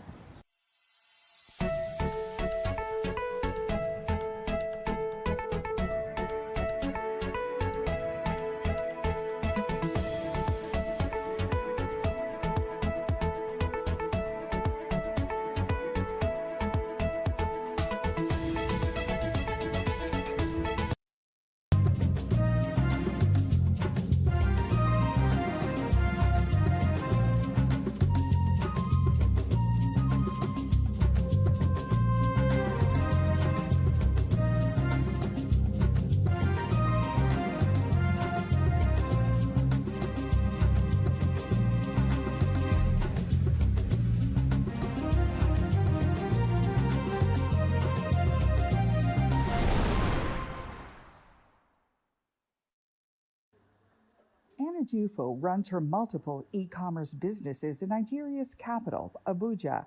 Her business is known as drop shipping, a business model where products are sold online without the need for a so-called brick-and-mortar facility where those products are stored and processed. It involves the management of e-commerce inventory and affiliate marketing, where she promotes online products for other businesses. Ajufo started her online business in 2022 with less than $50. Okay, let's say I started with 50,000 naira. So today I can tell you the percentage has increased to over 150% of income coming in from the business. Ajufo's success story has its roots in access to the internet, a good phone, social media, and spending around $6 a month on a data subscription. When it comes to showcasing my business online, internet access has done most of it, 80% of it. Without the internet, we won't be able to do any of those things.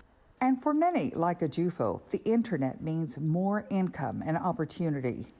A January 2024 World Bank report discloses that Sub-Saharan Africa recorded a 115% increase in internet users between 2016 and 2021.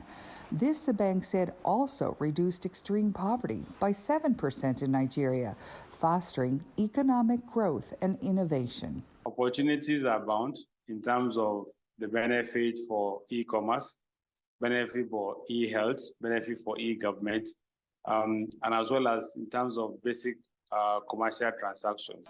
Despite the gains, the World Bank says women in Sub-Saharan Africa have less access to the internet compared to men. The report also says women are 37% less likely to use mobile internet services than men, and that women in rural communities are affected most by the lack of digital access. Once they cannot have one's means of, accessing the internet or data becomes much out of their reach, they become deprived. In fact, they become deprived educationally, they become deprived in terms of skills, and once all of these things, they become deprived in terms of having access to basic information about markets, about services, about even how to improve them. And once that is done, because then they become left behind. Rural women in Sub-Saharan Africa earn about 77% less than men, while urban women earn 46% less, according to data from the U.S. National Library of Medicine. Quite a number of women, particularly in rural Nigeria, cannot afford the cost of basic smartphone or feature phone. The Nigerian Communications Commission says it has launched projects to close the country's gender digital gap.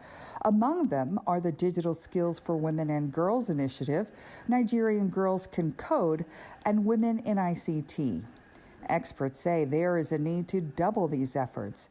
They suggest the government ramps up grassroots access to internet-enabled devices at affordable rates to get more women on board. For Gibson Amika in Abuja, Nigeria, Mary Alice Salinas, VOA News.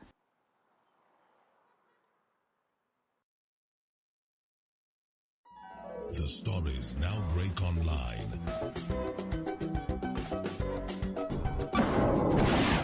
Don't miss anything from our real-time updates and exclusive content. Follow and participate in discussions on live TV studio programs to shape the narratives. Subscribe, engage, and share from AIT.live at AIT_online on X, AIT Online on Facebook, Official AIT Live on Instagram, TikTok, and Threads, AIT_live, and AIT Livestream 1 on YouTube. Stay connected with AIT. On air, online, on live.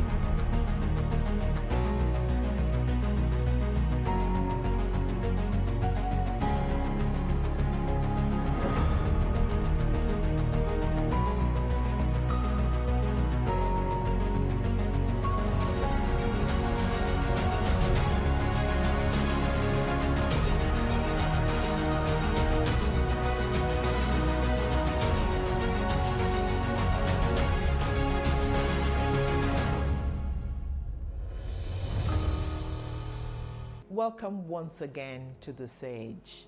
And as usual, it's always a pleasure to be with you. Thank you for always tuning in to listen to us.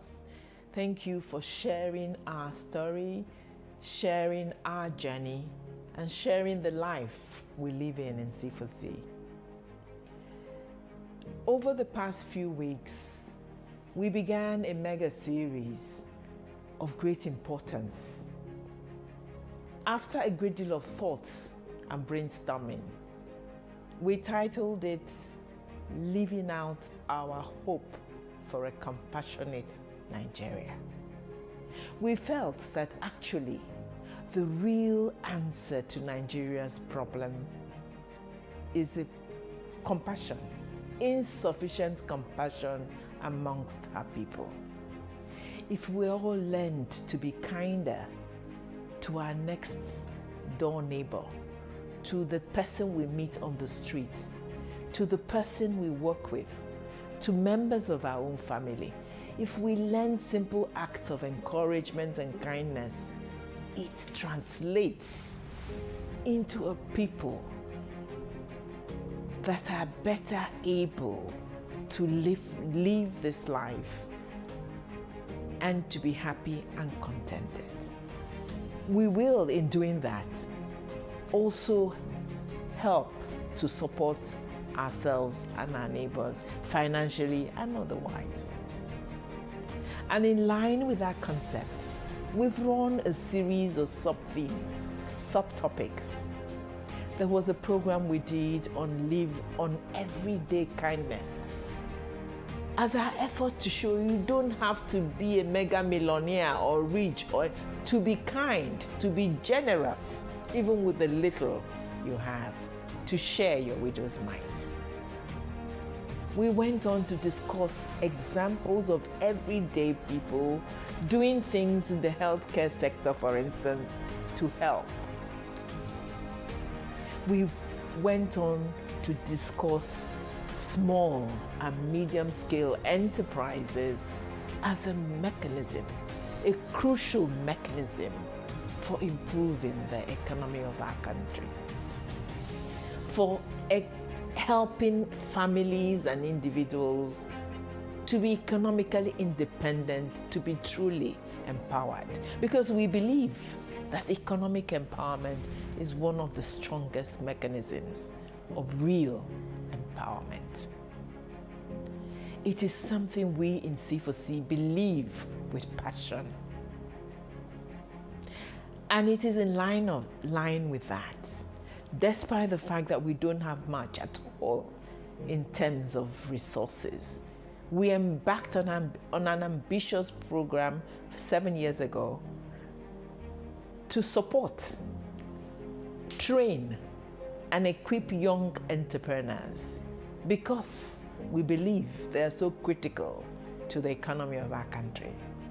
These young entrepreneurs, when provided business management knowledge and skills, self-empowerment, self-motivation, when we turn them into a network, when we teach them social responsibility, that they become strong, irresistible forces that move the economy positively for themselves, their families, and indeed our country.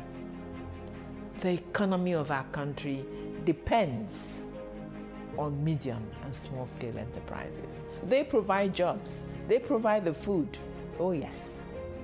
And there's double dividend in the fact that because of the virtue of their being young, the benefits they bring to our country will last much longer because they have naturally a longer lifespan. And so join us again. Joyfully we welcome you to the continuation of our series on medium and small scale enterprises.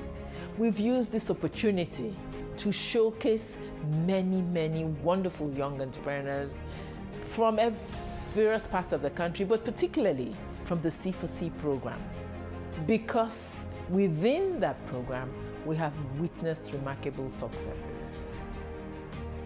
This week in particular, it is with joy and indeed humility that we bring a remarkable young man on set. A young man who I personally, despite my extensive travels across the world, felt privileged to have encountered. You will know why as we discuss. But before we discuss, let me introduce him to you. So please join me as I welcome Kingsley Joshua Omagbo. Thank you very much, Mommy. To the set. Thank you very much. Thank you for this privilege to have me on the stage again. Thank you so much. Why I call you Mommy, it's you build a great foundation. You build a character in me. You've built a person with this high sense of engagement when it comes to building of mind and also creating impact in the sphere of business, in the world of business. You have actually done a lot. So it's only a mother who had the love of her child in her that she will impact such character into that child. So it's a privilege having you, Mommy. Thank you once again. Thank you so much. Thank you, Kingsley. I'm sure my audience already understand why I consider it sheer pleasure each time I interact with Kingsley. Let us start our story from the beginning. That is the right place. And therefore, let me start this story and this discussion from the beginning, from our first encounter with Kingsley. Let me tell the story of how C4C met Kingsley. We had advertised for fellows, potential fellows as usual. He had done his online application. My team of reviewers reviewed. Indeed, he was shortlisted and therefore invited for interview. On the day of interview, I will never forget the experience, the memory of it.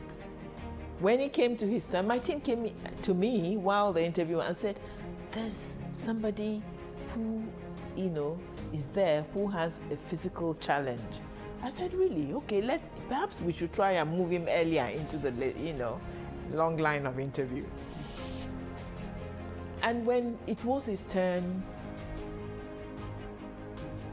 you wouldn't believe it. He was on the floor, but with his hands deftly moving himself, he moved with confidence up to us at the interview spot, sat on the chair, ready for interview, ready for discussion. And when he opened his mouth, I wondered whether we had sort of gotten confused and had borrowed a broadcaster from Radio Nigeria or something to come and pretend to be one of the candidates. He was so eloquent. He was so eloquent, and he still is eloquent. He was confident. He carried his head high. He was sure he knew what he wanted to do and was not apologetic to anyone if he needed to move around using his hands on the floor. We were all so awed. We were all so full of admiration. And Kingsley has lived up to every expectation. He, of course, made it, became a fellow, part of the 2023 set, and has lived up to every expectation and indeed graduated. And so, Kingsley, let's my audience share and understand did it all come from? How did you get to where you are? How have you faced your life's challenges? Tell us really the right terminology. I hesitate when I say challenged, physically challenged. I'm not sure that is the correct term. And there was a time it used to be handicapped. Then we were told that no, you don't say handicapped. They're not. They're challenged. But I hear that even that challenge is now old-fashioned. Yeah. So tell us about the terminology, and tell us, flow at your own. Tell us about how did you get to be where you are, where you found yourself ready to pitch and claim a place with an organization that's like C4C because you wanted to be a passionate entrepreneur. Thank you very much. Thank you very much, Mommy. The right terminology to use now, it's differently abled. Because when you said differently abled, yeah, because you are human, you're mentally stable, you're very okay, just that some parts of you, it's not really working as others. So you are just differently, but the ability to do all things is there. And you can say, well, particularly me, I'm a wheelchair personality. I use wheelchair to aid movement and any other motorized machines to aid movement. And really, life has been beautiful because they said whatever God created, He made them beautiful.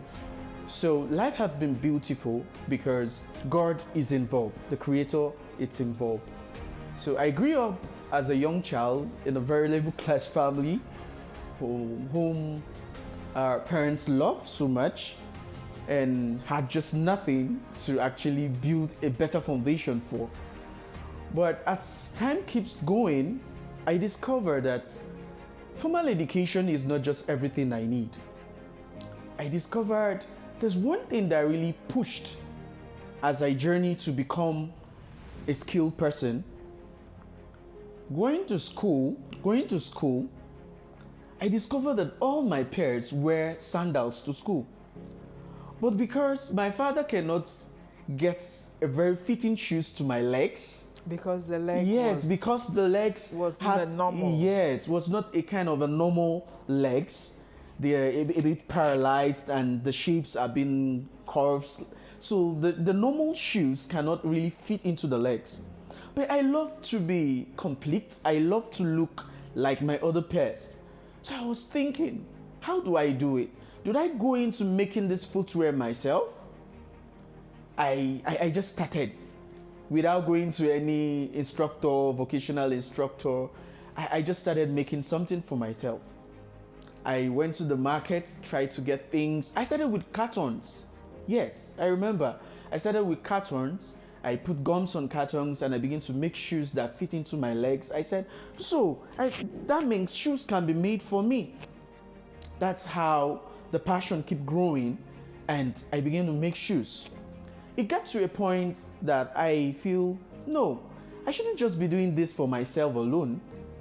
But were you able to wear the cartons? Yes, I wore them, but they are not durable because they are cartons. And I'll begin to seek attention for persons who understood how shoes are made. I started visiting the shoemakers' workshops and gradually I picked up. I began to use the shoes materials. About how old were you at this time? I was actually around 7, 8. Really? Yes, I was about 7, 8 when I started that. So continually, I kept making shoes for myself. Keep making good shoes for myself. To a point, everyone in school admire it, in church they admire. Now you wear good shoes, you no longer walk barefooted. By this time you'd graduated to the leather, eh? Yes, I've graduated to the leather, yes. Yeah. No longer using cartons, yes. Okay. No longer using cartons. So I began to use leathers and norras to produce my own footwears. Every teacher was happy. Now I wear footwear. I no longer crawl with barefoot to the class anymore. And what really gets my attention the most to continue, it's then when I crawl with barefoot, I discover my feet are hardened. The skins are becoming so hardened. But when I started using shoes, I discover automatically it's lightening and the skin is becoming normal. Yeah, because you're not scuffing it so much. To the ground. So continually, I keep building it. Until I get to the SS1, where I wrote junior WAEC, the stay-at-home period to get admission into SS1, I found someone who is good at shoes. So I went to him and I registered with him, and he took me for free. God will ever bless him. Yeah, he took me for free and I started learning. I began to make very good shoes. At that point, I began to make shoes and sell them. My parents then discovered this can be a very good business to venture in, and they encouraged me. And I began to learn and learn and learn until now that I produce shoes for people who are high class in the government, who are really business tycoon, who are really fashion designers, who are really models. I produce footwears for them. And today, footwear has really, in fact, it's everything. It's everything. God has used it to build a very good capacity in me, living independently. Thank you. What a remarkable story. I'm awed, you know, even more than I knew, even when you were one of our fellows, and you know, and so on. Because the fact that at 7, you were already into, you know, thinking, I can do something. I can do something to improve my lot. I don't care if people laugh at me in school, perhaps, because children can be unkind. You were still, it didn't crush you. What it did was to drive you to experimenting, even if it had to be with a carton. It's a remarkable story. It's a remarkable and beautiful story that demonstrates very clearly that we should never allow fate to become our master. We must remain the master of our own fate, our own destiny. And no matter how tough the scenario we've been handed at birth and after, you can change it. Sure. It all depends on you. It's a beautiful story, and we congratulate you for that. Thank you very much. And you know, I jokingly asked, you know, you graduated from cartons. Yes, you graduated, you drifted naturally to where you found tutorship. You graduated to cartons. But the amazing thing about it, which shows a natural entrepreneur, is the fact that you began to sell. Yes. Even at a young age, even in the school, you were selling and getting some money to support yourself and take some of the burden away from your family. Somebody who almost from birth, if I may say so, was born with a determined entrepreneurial spirit, so that as a child you had embarked on it and continued. But it's a lovely story. But break it down for us, because life is never all rosy, particularly life for somebody like you who had to grapple with physical issues as well. Can you share a little? Did you have some ups? Did you have some downs? How was it on that journey? Yes, mommy, it's quite numerous, I would say, but I'll do justice by touching those aspects that they are unforgettable to me. Growing up as a differently abled child, I really did not find it easy because the stigma already is there. People telling you, you can work, you can do this, you can do that. Sometimes it demoralizes me, and I just feel, oh, I go back, but I keep encouraging myself again. I have to come up again. I have to do it again.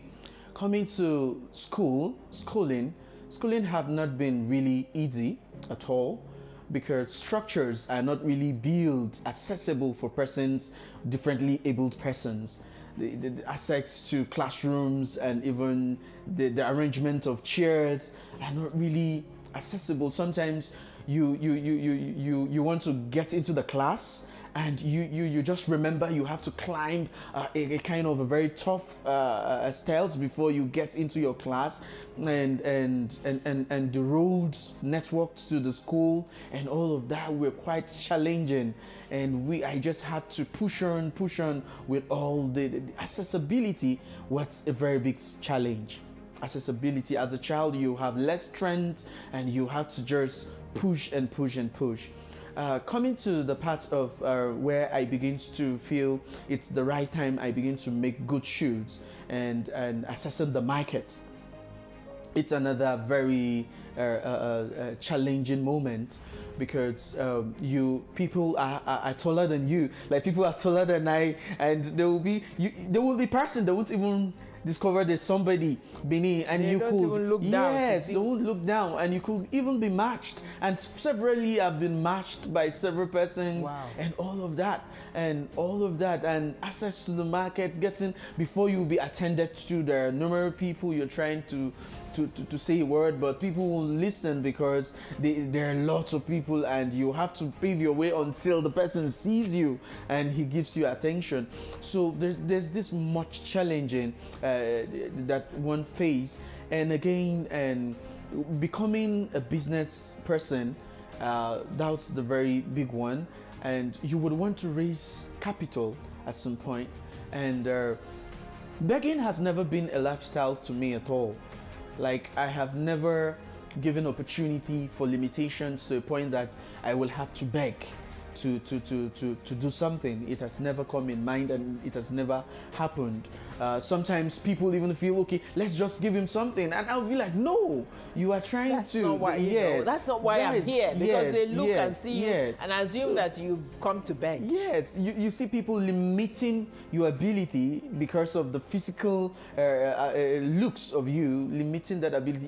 It was a very great challenge I faced with people. Sometimes they say, we give him, he's not accepting. What kind of person are you? They say all sorts of words, and sometimes it hurts.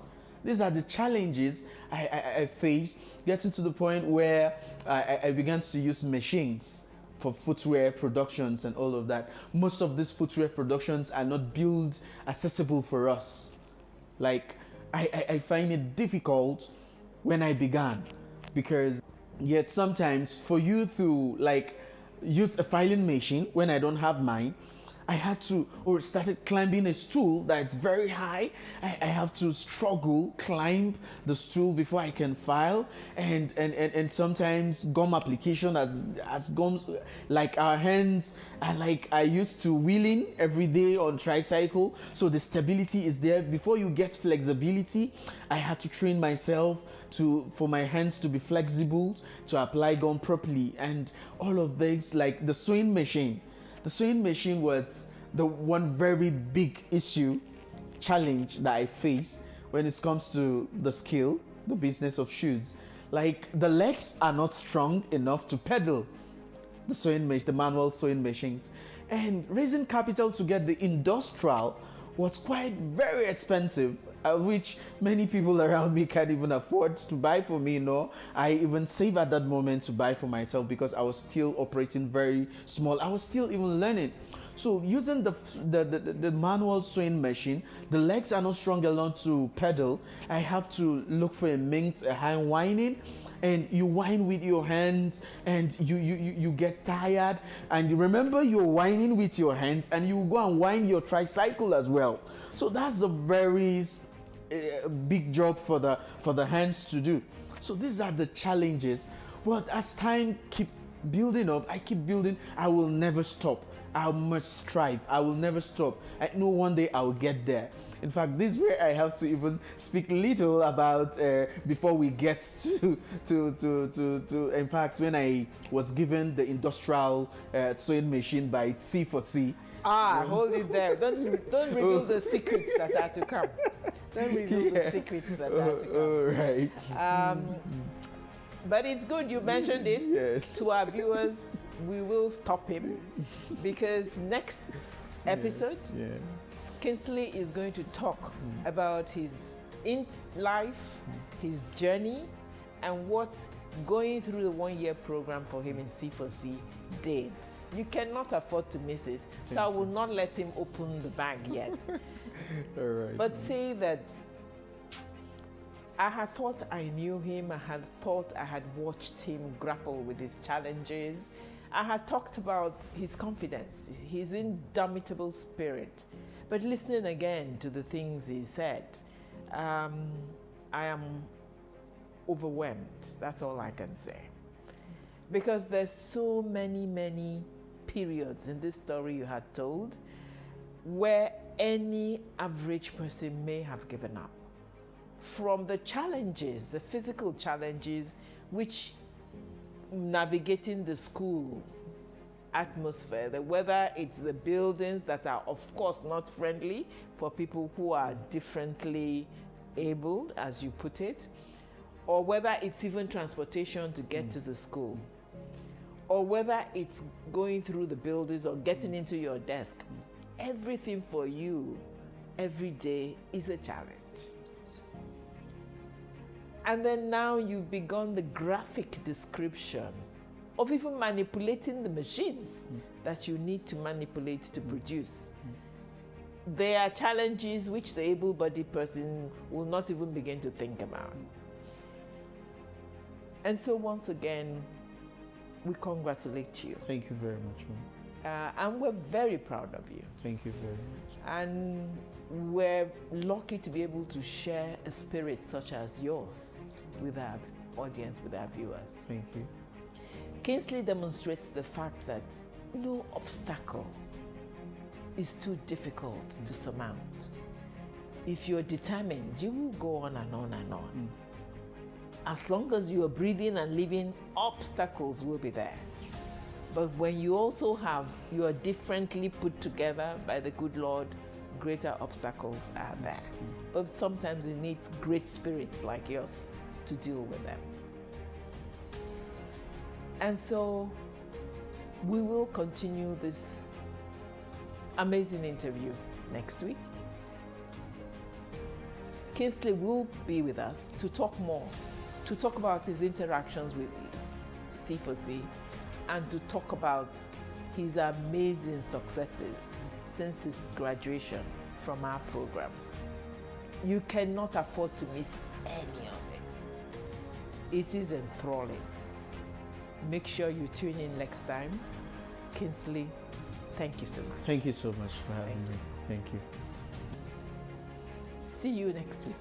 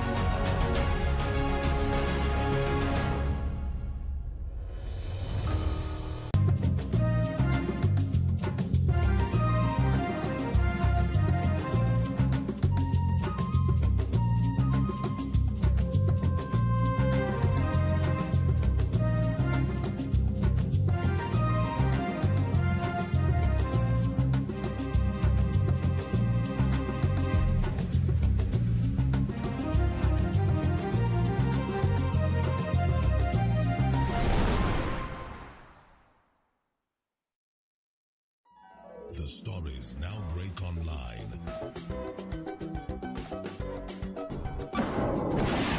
Don't miss anything from our real-time updates and exclusive content. Follow and participate in discussions on live TV studio programs to shape the narratives. Subscribe, engage, and share from AIT.live at AIT_online on X, AIT Online on Facebook, Official AIT Live on Instagram, TikTok, and Threads, AIT_live, and AIT Livestream 1 on YouTube. Stay connected with AIT. On air, online, on live.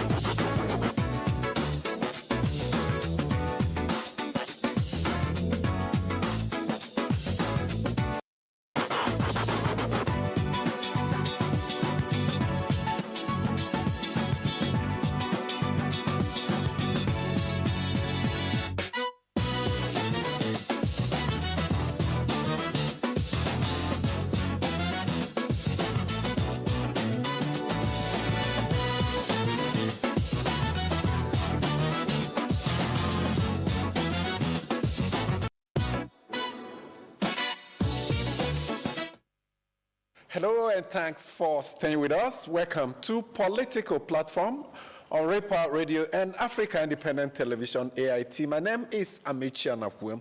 Now, the Independent and National Electoral Commission will be under scrutiny today because the independence and credibility of Nigeria's electoral umpire have once again come under intense scrutinization as preparations gradually gather pace for the 2027 general elections. Across political landscape, several opposition political parties and prominent politicians have expressed fears that the Independent National Electoral Commission may not be sufficiently independent. Yes, they believe they are not objective enough to conduct elections that will be free, fair, that will be transparent, and that will be acceptable to every stakeholder. Now, ADC's presidential candidate, Atiku Abubakar, is the latest opposition figure to question INEC's objectivity. Many others have also done so, while INEC itself has consistently maintained that it remains an impartial institution committed to discharging its constitutional responsibilities without fear or favor. Critics insist that public confidence in the electoral process can only be restored through greater transparency, accountability, and demonstrable institutional independence. INEC should not only be independent, it should not only be objective and impartial, but be perceived to be so. The perception must be that they are independent. As Nigeria inches closer to another crucial democratic exercise, the debate raises fundamental questions about how we can make INEC independent and convince citizens that they must vote and their votes will count. We'll be joined by Ezenwa Agwu is the Executive Director, Peering Advocacy and Advancement Center in Abuja. He has been involved with electoral reforms for decades, so he'll be offering perspective on how we can help INEC and INEC also helping itself to remain independent. Before that, we'll also consider news that the Federal High Court in Abuja has ordered the final forfeiture of 48 properties linked to former Attorney General of the Federation and Minister of Justice, Abubakar Malami, to the federal government. The judgment came on Wednesday through Justice Joyce Abdul Malik. The court held that the Economic and Financial Crimes Commission, that's EFCC, established reasonable grounds to show that the 48 properties were suspected proceeds of unlawful activities and were not acquired from legitimate sources. So, 48 properties belonging to Malami to revert to the federal government. That is, if Malami will not appeal in higher court, surely he will do. But let's get down to our business right away. My colleagues are here, Uju Ejeye, Mustafa Mohammed, and Oyedia Orum. Welcome to the program. 48 properties belonging to one man, now belonging to the federal government. Amechi, it's so sad that it's only Malami that is facing this. There are several public officials, former this, former that. MSLA is also facing similar charges of forfeiture. Yes, former this, former that, serving this, serving that, with estates, housing estates, filling stations, shopping plazas, hotels, landed property in very expensive places like Gudape, Athokoro, Metama, Lagos, Port Harcourt, Kano. Remember the former accountant general that is facing such similar charges. I think the federal government should go beyond Malami. All those people who have allegedly stolen our commonwealth, or all those wealthy public servants who cannot account for how they got monies to build those property, buy those property here and there, should also face the charges. In the United States of America or Europe, once your account hits beyond 9,999, all the tax authorities realize that what is in Once your it account goes beyond 6 digits. 6 digits, or your income, what your lifestyle and the monies in your account goes beyond your official income, then you have to account for that. It's actually very sad that Malami, former Attorney General of the Federation, And make sure you're paying commensurate taxes. Yes, came from Kebbi State, right? Where the poverty hit so hard, lack of infrastructure. If you look at the poverty index in northern Nigeria, states like Kebbi are on top when it comes to such situation. And as human beings, sometimes you start wondering, when human beings pack a lot of money, a lot of wealth, beyond what they need to live, what are they going to do with it, and how comfortable? Okay. And let me tell you what leads to such corruption in the country. This is a nation where almost everybody is a local government to himself. You buy fuel for generator or install solar, you think borehole to get water, your children go to private school, your wife and children and yourself go to private school, you always repair your car because the roads are bad, you hire security guards and vigilantes to guard you even in the neighborhood and your houses. So you can see the reason why people are stealing. But I'm not saying this is an excuse. It's actually very sad. Very, very sad. It beats me, you know, when you look at how greedy people can get, how greedy public officers can get. I mean, one man, 48 properties. I mean, nothing stops you if the wealth is genuinely acquired. We had some of our fathers in those days, you know, who made good use of the opportunities that abound. But when you are a public officer and you're stealing the public dry of what rightfully belongs to them, 48, then a radio station, a university, I don't know, for Malami, who started his career from, who had his first break from the National Assembly under Bukola Saraki as Senate President, and for him to descend to this level of stealing public fund, it's so disappointing, because that's one institution that trains people. Yes, we have had monsters come out of there, but we've also had gentlemen come out of that institution. And to think that while, and you know, that there are even the stories going around that some of the whistleblowers, you know, that they got information from, at the end of the day, never got what they were promised. Rather, they were forced to sign away their own part of the agreement. And then some of these government officials took what was rightfully theirs. Like Mustafa said, we shouldn't stop at Malami.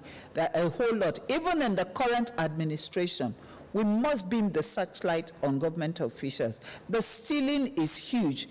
Stealing our common wealth, our common patrimony, no. It has to stop. There are a whole lot of them that need to be reached. Not only him, not only Emefiele. We must get them to account, including recharge card sellers who became trillionaires. That 1-point-something trillion was found in his account. He must account for that money. That money must be recovered. That money must be recovered. Oh, yeah, dear. Yes, Amechi, I think I agree with what my colleagues have said. You know, the issue of fighting corruption, it should be encompassing. It shouldn't be people who may have fallen out, you know, with the current administration. It should go beyond just Malami. It should go to even civil servant, because we've heard a whole lot of things about even rot in the civil service. But beyond what has been recovered, we know this is outrageous. I think we should go beyond this and look at these houses that have been recovered. What happens to them? We've seen the case of Emefiele and some of the houses that were recovered. What has happened to them? Emefiele zone is still in the Court of Appeal. Yes, but and we expect Malami to also head to the Court of Appeal. But we don't want to see a case where some of these things that have been recovered are relooted again, because I know there's a bill currently at the National Assembly for an agency specifically to manage some of these things that have been recovered from, corrupt officials. That will really be a welcome development. And I'm wishing that this will be seen through, that the persons that will be there will be able to be accountable, they will be transparent, and ensure that this money, maybe if these things are sold, we can use it to fund the budget, because there's a whole lot of things the government is battling with in terms of funding. Our budgets are not funding. Many of the looted funds that Abacha loot that came back at the earliest period into the country were relooted. So you're concerned that this one shouldn't go that same route? But there was even a time when was it the EFCC that put up some of the houses that were recovered? I actually went also to buy some of them, but of course I wasn't able to get them. But I'm hoping that some of these things are not given to cronies, friends, and families, and not made it public for people who are interested to buy them. So it's really a sad situation, really. I must say that. Let me also say that I hope that because of the education shortfall in the north, that they do not destroy that university. Let government maintain that university and utilize it for the benefit of the children. Like you did with a university in Kaduna State. Yes. It was taken over from... Knock University. Oh, sorry? Yes. Knock University. Yes, from a former public official. Yes. The same process of and the government took over it and all that. Yes, they should maintain it and let the people still benefit from it. And also the radio station, let it be a job-creating organization, that will generate more jobs for the people. Okay. Now, Malami, while he was Attorney General, just like 4 years ago, he was Attorney General for 8 years during the period Muhammad Buhari, late president, was in office. He also, as a chief law officer of the country, ensured that several properties were forfeited to the federal government because the EFCC, ICPC took the issues to court and said these properties were acquired through unlawful means, and the owners of this property couldn't prove that they acquired them legitimately, and so it got back to the federal government. Now, he has left office. The same thing is happening to him. And I dare say, when this administration leaves office, whenever they leave office, you will also hear music like this play out. He was at the top, will also be accused of this same thing. And the good thing about forfeiture trial cases is that it's easy. It's easy for the anti-corruption agencies to deal with. Unlike the criminal, because Malami's criminal prosecution is still on. When it's criminal, I want to send someone who is corrupt to jail. It's difficult. You have to prove beyond all reasonable doubt. You have to make sure that you have a watertight case, and it's always difficult, especially when the person has got resources and can hire smart attorneys and all that. But when it's forfeiture, it's a civil matter. The onus of proof is on you, the public officer, that this property you acquired, you legitimately acquired. We are not saying you stole it, but you legitimately made the money. And if you didn't legitimately make the money, you can't prove it. But don't you reverse to the state? We have passed through stages where the anti-corruption agencies had also helped corrupt officials and individuals to carry out corruption. Remember the cases of plea bargain in this country. You stole 1 million naira. You bargain that, okay, you are giving government 200 million, 200,000, and you are keeping much of the loot. A lot of Nigerians are angry. If the acquisition of these monies are not justifiable, why would you be allowed to keep any? Okay. In fact, in places like China, $500 you go to. So I keep asking myself, why is it that in Nigeria we don't have severe penalty? Because if you see the matter is still in court, you don't see any remote. Okay, we'll have to move ahead now. A strong point. There are some other issues to consider, just to encourage the anti-corruption agencies to continue to go for this civil forfeiture. If you can't send them to jail, stop them from using the ill-gotten wealth. It's easy. It's as easy as ABC. So we encourage them to do so. Now, let's go into another issue now.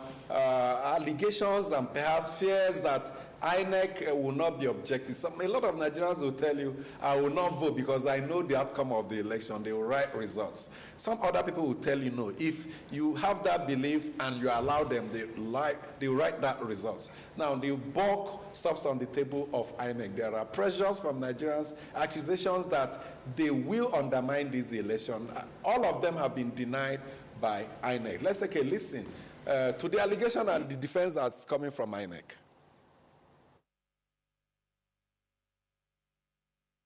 In light of these inconsistencies and concerns regarding impartiality and integrity, the House Caucus of the ADC on Monday, 13th April 2026, hereby calls for the removal of Professor Amupitan from office and advocates for his prosecution in order to safeguard the nation against an unavoidable descent into anti-democratic practices. The caucus is gravely concerned about the ostensibly undemocratic actions taken by INEC under the leadership of Professor Amupitan.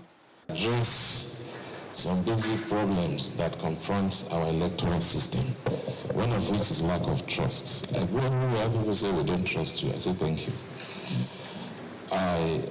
We will have to strive and work extra hard to ensure that we rebuild the trust of the public. And in fairness, some people say it's because of the past. So we continue to be haunted by what happened in the past.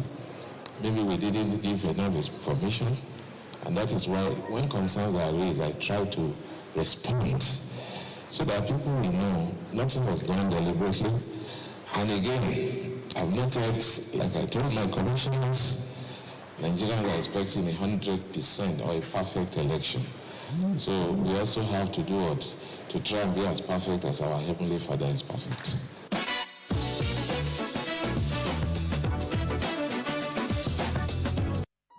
The stories now break online.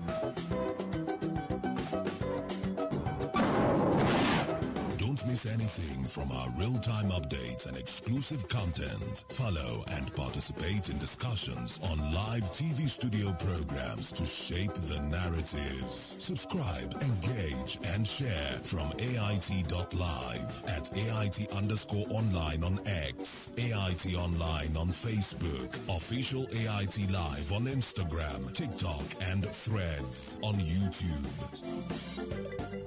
Stay connected with AIT.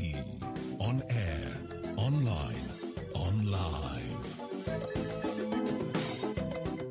People, politics, and power brings context and clarity to issues and events in governance, democracy, and development. On People, Politics, and Power, we feature people who shape the events and define the issues. A lot of the agencies are still struggling with implementation of freedom of information. The government should come. We need Nigeria to work. We examine the interplay and interaction of politics with power and their impact. Thank you so much for staying with us. We'll have our guest in-house here, Zenwagu, who is the Executive Director, Peering Advocacy and Advancement Center in Africa. But before we get to meet with him, let's let my colleagues quickly weigh in on this very perennial issue. INEC is always viewed with strong suspicions from Nigerians in every election cycle. You have a double-edged sword, Amechi Rakwe. You know, even the issue, before the issues of political parties expressing distrust and mistrust at the institution and the head of the umpire itself, you know, there have been calls for the removal or resignation of the chairman of INEC. Especially from... We get that all the time. Yes, but this time around, people alleged that he had hand in that infamous petition to the U.S. Congress against Nigeria and what had, you know, it was a very serious diplomatic issue. A lot of calls were made for him to resign before the issue of ADC, NDC, and what have you. And if it's in the same country, once you are not trusted, You throw in the towel, go and teach at the university from where you come. It's just like a judge or justice sitting at a court, and then the litigants to recuse themselves. The litigants don't have confidence. Some of them do. Some of them refuse to recuse when they don't see any reason. It's only in Nigeria you have such personalities who want to sit there even if they are not trusted. Okay. And you just saw the video where he was talking about lack of trust, apparently referring to all the other things that happened in the INEC before he came in. Before he came. But what about his own personality and the current and the fact that there's evidence, at least from what we can see, about him being partisan politically, belonging to a political party, and even it's not even just I said allegedly belonging to a political party. We saw it during the last election, even when he was saying the thing is settled, unless of course you want to tell me that it's AI, but the thing is, he has been linked to such things, and he has not made any effort to clear himself convincingly. Those things are still there. There's no way people can trust him.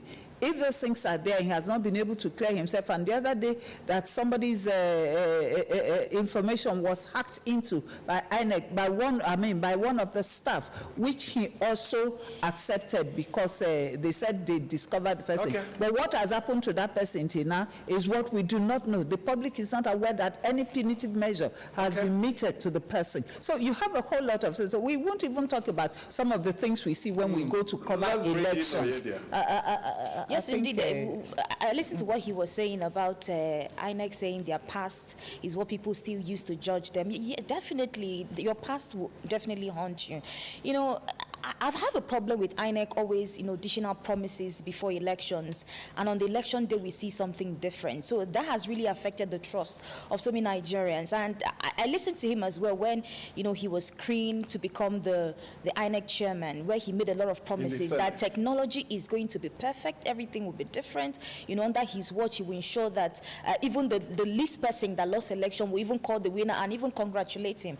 We're yet to see some of those things, because sometimes what happened in the past, the issue of technology not working, and at the long run, INEC says, we apologize. We're tired of hearing apologies. Now we want to face the real thing. Let it work. Let the rightful people work. No more apologies. Let's welcome our guest, with this INEC position. Some people say even if you put an angel there, there'll still be mistrust. Is it this mistrust? Is it real or imagined? Well, thank you, Dr. Amechi. I think it's always very important not to allow politicians to give us talking points. The reason for that will be that at every point in time, politicians are always looking for advantage, even if it is dubious.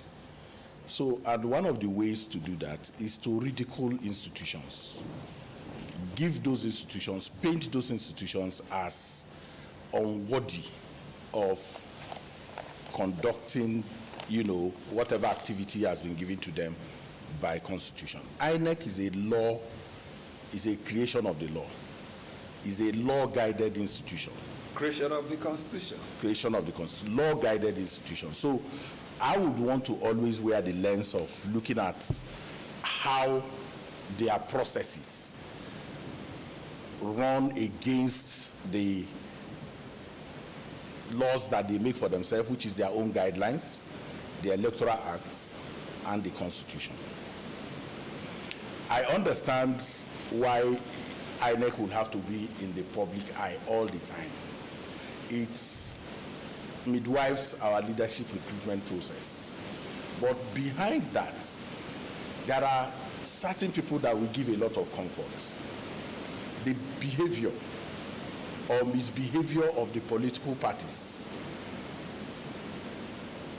sometimes pale into insignificance. But 60% of the shenanigans that happen in our electoral process are by the politicians.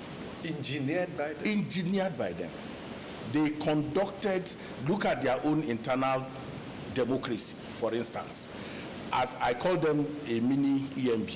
They also conduct certain as kind of, INEC, their own internal yes, INEC. It was a disaster. It was a disaster. Imposition, name it. I said there are parties that up till today has 40 cases in court just for, candidate selection. Until we begin to put them on the spotlight and make them the issue the way it should, whether you are talking about compromising INEC, whether you are talking about compromising security, whether you are talking about creating siege mentality or violence, you must locate it where it is. That's my opener. Now, for trust is a very chameleonic word. When I say chameleonic, it depends on the sides. And for very divisive conversations like politics, you have to be very careful when you are saying people don't trust. That is a non-statistical standpoint, because you will never get to be able to have a number. We will say there's this Yaga Africa study, and I know you went through it, that showed a greater number seem not to be satisfied. No, the number, unfortunately, that's the funny thing about that report. Many people said that they trust the process. You go and see that report. It's very funny, and it's a challenging thing for us. When that report came out, we were thinking that a lot of people will say they will not trust. You have witnessed many elections, Ima. You have witnessed many elections. In Abuja here, there were times when results were announced while collection was still going out. 2000 and... You know that. Hold on now. What about the incremental changes that have happened? You can't deny the processes, the effort to bring change. Why did you introduce technology? Why did you bring things like BVAS? The time you were talking about, there was no permanent voters card. There was no smart card reader. The transitions that have taken place have brought things in perspective. Look at BVAS, for instance.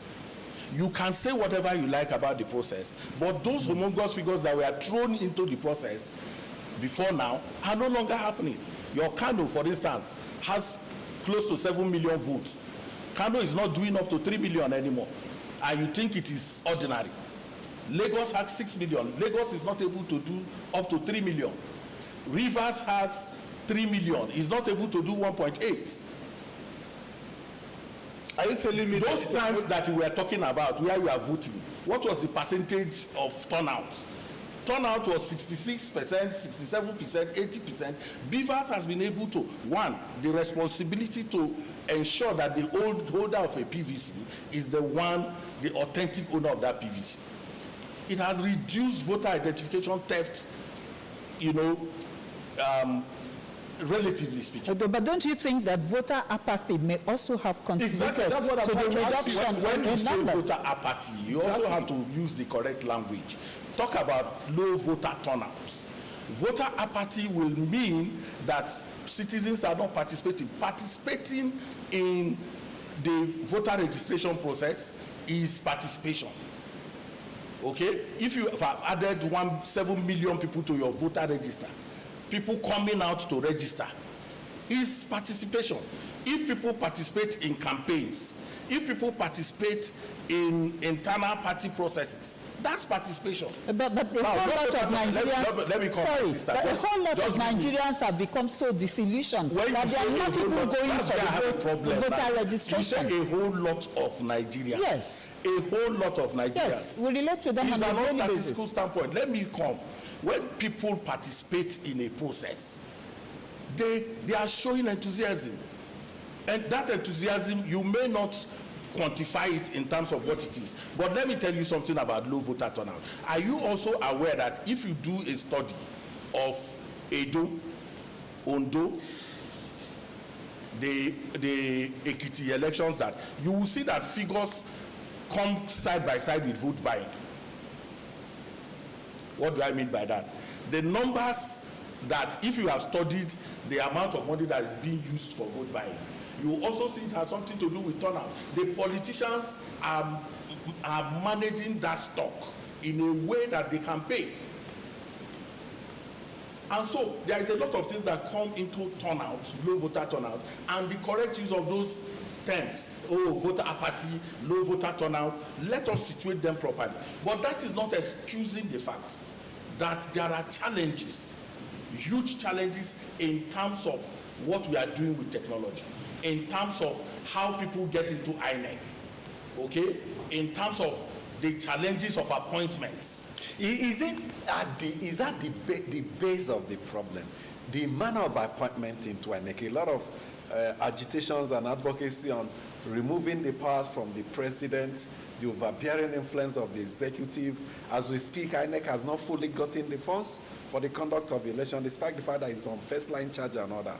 That overbearing influence of government, is that the first thing we have to do in free INEC? We have to really look at it. But we also have to hold institutions that play a role in that appointment accountable. What do I mean by that? The president nominates. The president nominates a candidate, somebody, a prospective appointee into that place. Then when he nominates, he sends that list to the secret police, the DSS or whatever. They profile and then say, Dr. Amechi is appointable.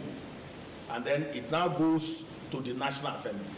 The National Assembly has a responsibility to also look at that nominee and say, okay, this nominee fits what in all of this. When they abdicate their responsibility, yes, when they don't do the thorough vetting that they should do, and it comes back again to the Council of States.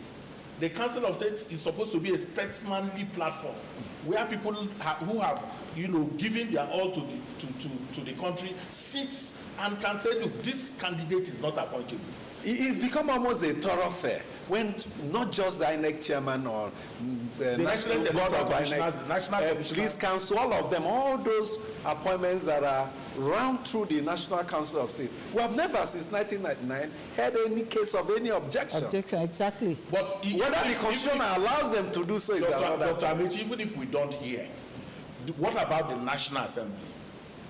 But you also know that the current assembly and some past ones have been weak with the executive. I mean, it's good to have a good rapport with the executive so that governance is not disturbed. But it's a situation where the National Assembly becomes almost like a rubber stamp. Anything the president says, anything the executive says, they just hit the gavel. Is that the best that we can have in this country? I can't excuse anybody who, for whatever reason, decides to abdicate a responsibility that is given to you by the Constitution. You can hoist whatever regime of excuse you like, the overbearing, whatever influence. You have a duty to do. But even at that, my sister, have you seen, at least, in quotes, this 2023 election gave us what could look like a diverse National Assembly in terms of parties that we are thrown into the National Assembly. But what happens is that the character, complexion, and nature of our political class is the same, irrespective of which party that they are. They are all blended. Did you see anybody, maybe during the period of appointments, it is left for the media and civil society to be raising issues. The opposition political parties that should work out and support those initiatives. If you remember, the media and civil society raised issues on certain national commissioners that were appointed, and even resident electoral commissioners. The National Assembly passed them. But and the opposition people within those parties never.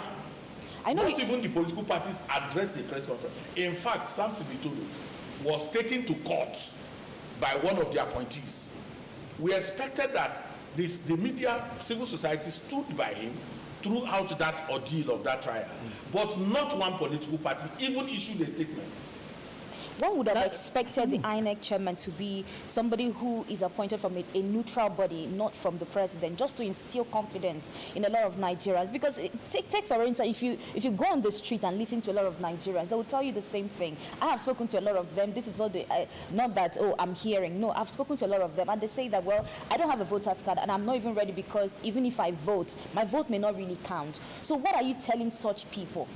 Well, and just to like add the NJC, for instance. The Young Africa survey I mentioned earlier, that survey, that it says only 45% of Nigerians have confidence in INEC to conduct credible elections ahead of 2027. Only 45%. 50%. So, majority of Nigerians by this survey do not have confidence in INEC to conduct credible elections. So it's scientific. When you say majority, 55%. You must be able to also understand the challenges of data, the politics of data. If you are nuanced about it, you'll be very cautious in banding, data to support political. I'm not talking about, in fact, many things in estimates. Okay, I ask people, I say, you talk about hunger in Nigeria, for instance, which is real, but do you have the data? How many chickens are killed, are slaughtered today in any abattoir? But I thought Yaga Africa is a credible you can take people around you. How many people, do you know how many people live in my house? I thought if somebody visits you now, I thought Yaga Africa is a credible organization. No, very credible. And you were on the board of... I am still on the board. What I'm telling you is that once it has to do with political conversations, I'm a bit nuanced because I know it's a very divisive process. Now, why do I say this?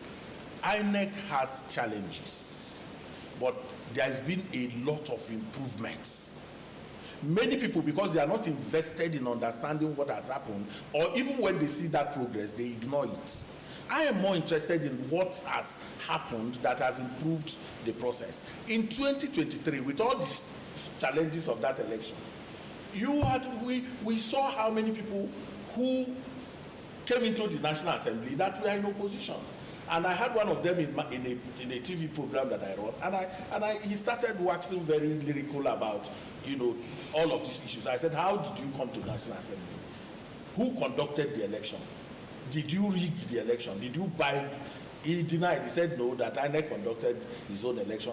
He is a member of opposition political party. If you have more opposition political figures winning elections and winning those elections from an election conducted by the same independent national, it shows you that things have shifted a bit. No, but somebody will tell you that, look, this because of the, people called it the obese tsunami at that point in time, a lot of them latched onto the popularity of Labour Party and the presidential candidate to win those elections. And today they have shown that they were not really with the party because most of them have moved to the APC. No, who conducted the election that they won? Because it happened in places where, look, there are places where that rigging is just impossible. That you rig, rigging is impossible, not because they did not try. No, which means you rig where you are strong. You can only rig where you're strong. You can't rig election where you are not strong. Of course, it follows. Well, the major problem was on the presidential election, not on the National Assembly and the State House the major problem with the election was the glitch. Is that not so? Yes. Now, what is that glitch? Have you ever sat down to say, this glitch... INEC is yet to explain to us what INEC has explained. You go and read their report. Not in detail. Yes, not in detail, but don't say they are not. Nigerians are demanding for details. If you read the report, it gives you, the 2023 election report, gives you an insight into what the challenge could be. But it is about the IREV, is that not so? Yeah. The INEC result viewing portal. Underline the viewing. So what does that tell you? What it tells you is that your election, broadly speaking, is manual. You vote manually, you collate manually, you count manually, and then you hand over to transmit manually. You now give to security and the parties copies of the results, and then you now upload into a viewing portal, not a collation machine. There's one thing I want you to comment on. Until this is understood, Dr. Amechi, the vexed, I started with, don't allow politicians to give you talking points. And I know what I'm saying. Why do I say so?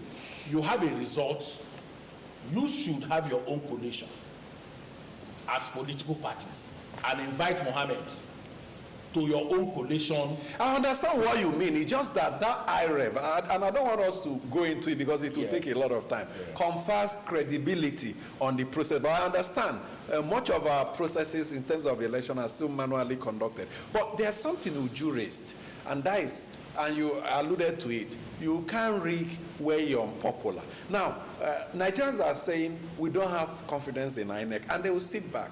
Are they not enabling other corrupt politicians to hijack the process and do what they want? Now, how do we encourage Nigerians to, beyond trust in INEC, ensure that they participate, not just in the other processes that you've enumerated, but on voting day, voter turnout? Because the higher the turnout, the lesser the propensity, even by unscrupulous INEC officials, to do anything funny. You made the valid point. If you don't vote, you have voted. You voted for what you don't want. Okay? If you don't come out, you create the enabling. If there are 1,000 people in a polling unit and just about 100 comes in, community collusion comes in. Most of the noise that you see outside of the cities, citizens, communities collude. There is collusion. They compromise electoral officials to sidestep the process and give advantage to whoever. So now you agree that among INEC officials there are still a lot of bad elements that should be thrown out? In the media, there are no bad eggs. In civil society, we are talking about there are bad eggs. There are bad eggs everywhere.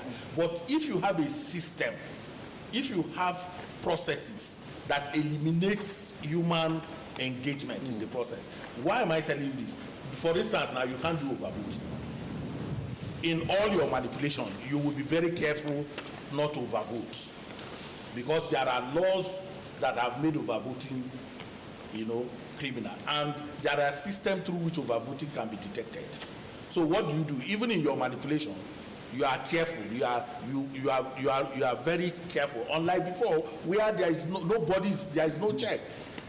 There is no check. Even the beavers, you have to be careful. Yes, you are careful. Not to override beavers. The politicians have not been able to understand what to do with the beavers. They don't understand what to do with it. There are people in INEC as far as I'm concerned, they go about promising what is not even available. And the politicians are carried away by that. They tell them we will support, we can manipulate this process. But the truth is that the politicians know that you can't manipulate the process. That is why they are going to the voter to pay. They are paying the voter, please come out and vote. Because hitherto, we used to give this money to people in INEC.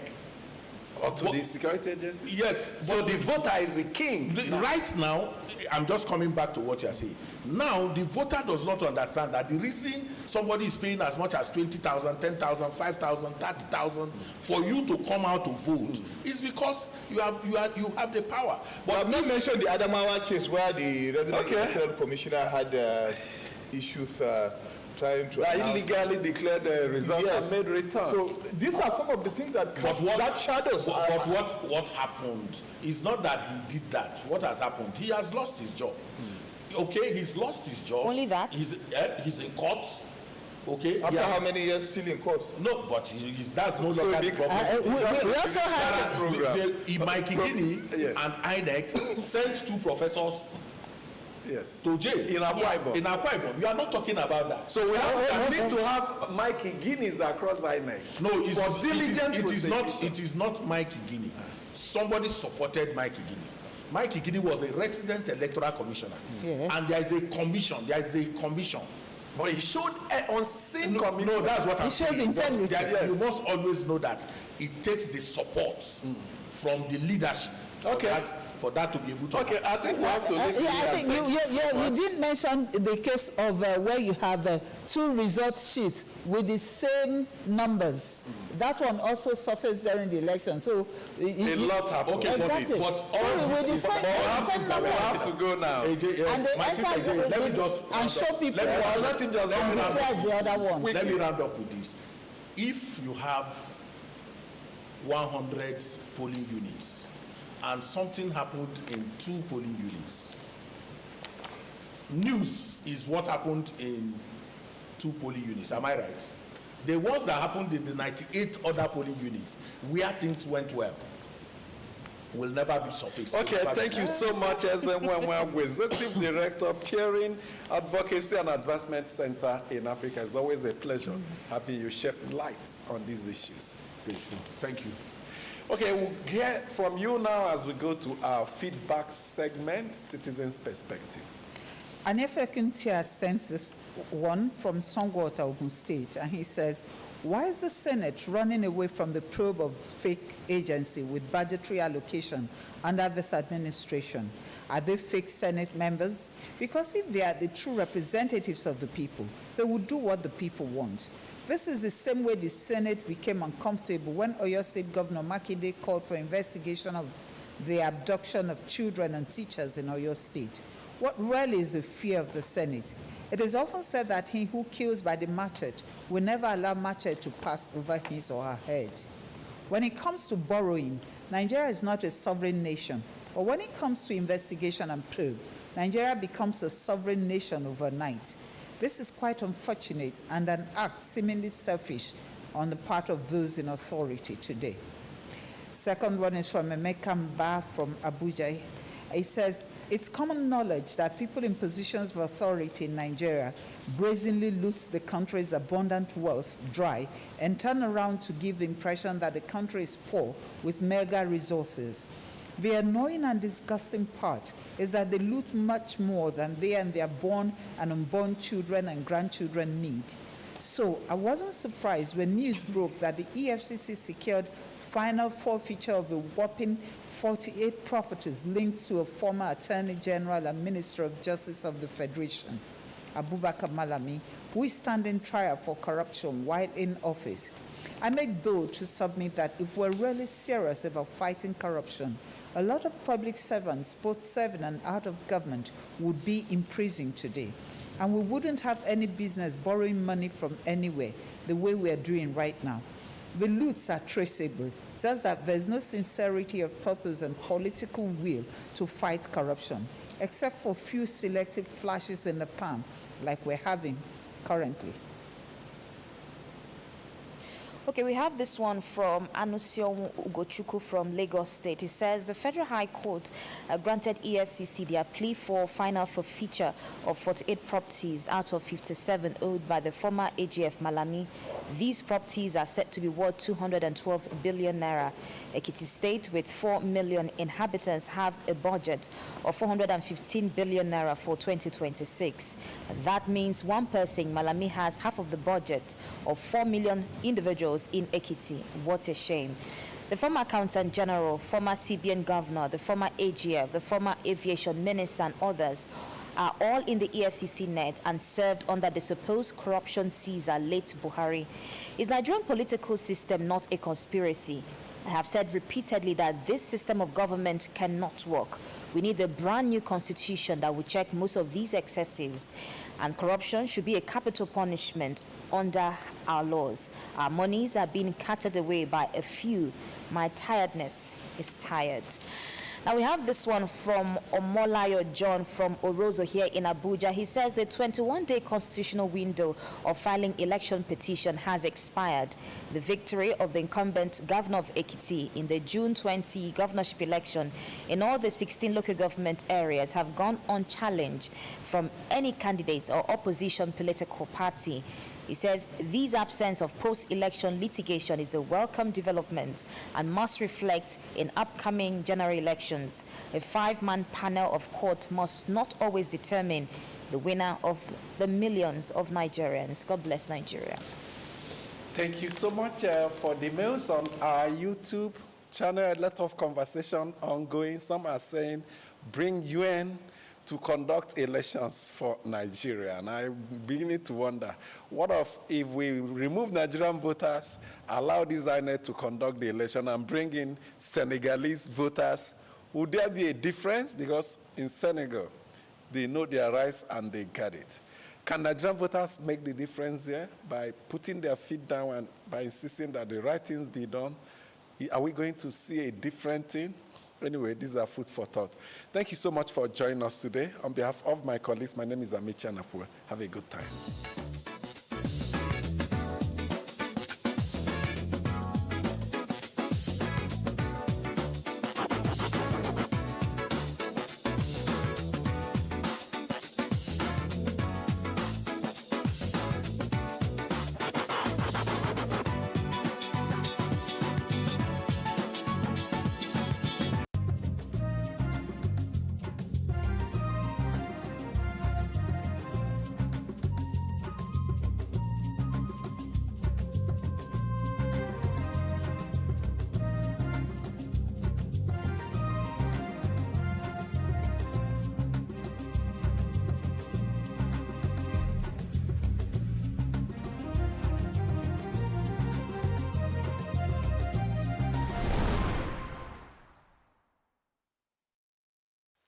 Healthy.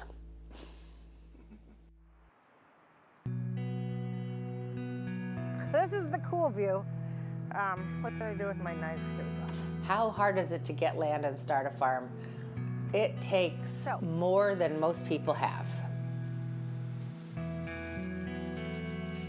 More like 60 years ago, Fairfax County was transitioning from being dairy farms to being suburbs. That development there was the front field. And if you go further, that's the Thompson field. And if you go across the street, that's the Weissman field. And if you go over there, that's Bradley Thompson's. And so all of these are old farmers from 50 years ago or 60 years ago who rented us property all along this road, all the way to Tyson's Corner. And so when my parents bought this piece of property, there were no suburban developments around here. It was a 2-lane highway, Route 7, which is now currently a 6-lane highway. And all the old dairy farmers were sitting on their property waiting to sell it and waiting to make a lot of money. If you can believe this, the land that was sold adjacent to our property in 2008 was $500,000 an acre undeveloped. An insane amount of money to have to spend to come up with to grow vegetables. What's the solution? What the populace needs to do is say that farming is important to them and that it's just as important as parkland or other public amenities that people really enjoy living near. And this is a big step toward keeping agriculture going in a metropolitan area.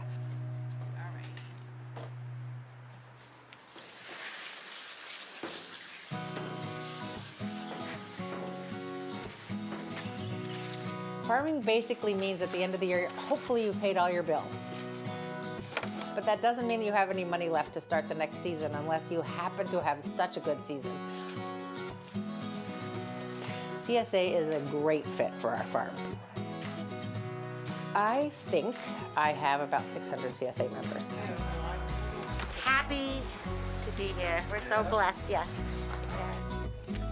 My father used to borrow $25,000 at the beginning of the season and pay it back to the bank in September. Instead of that now, we ask our customers if we can borrow that money, and they give it to us in February and willingly, and then we pay them back in vegetables through the season. They have 3 different size shares, mini, regular, and robust.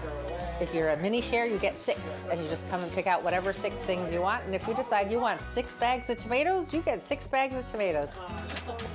Oh my gosh, the produce is so fresher, has better flavor.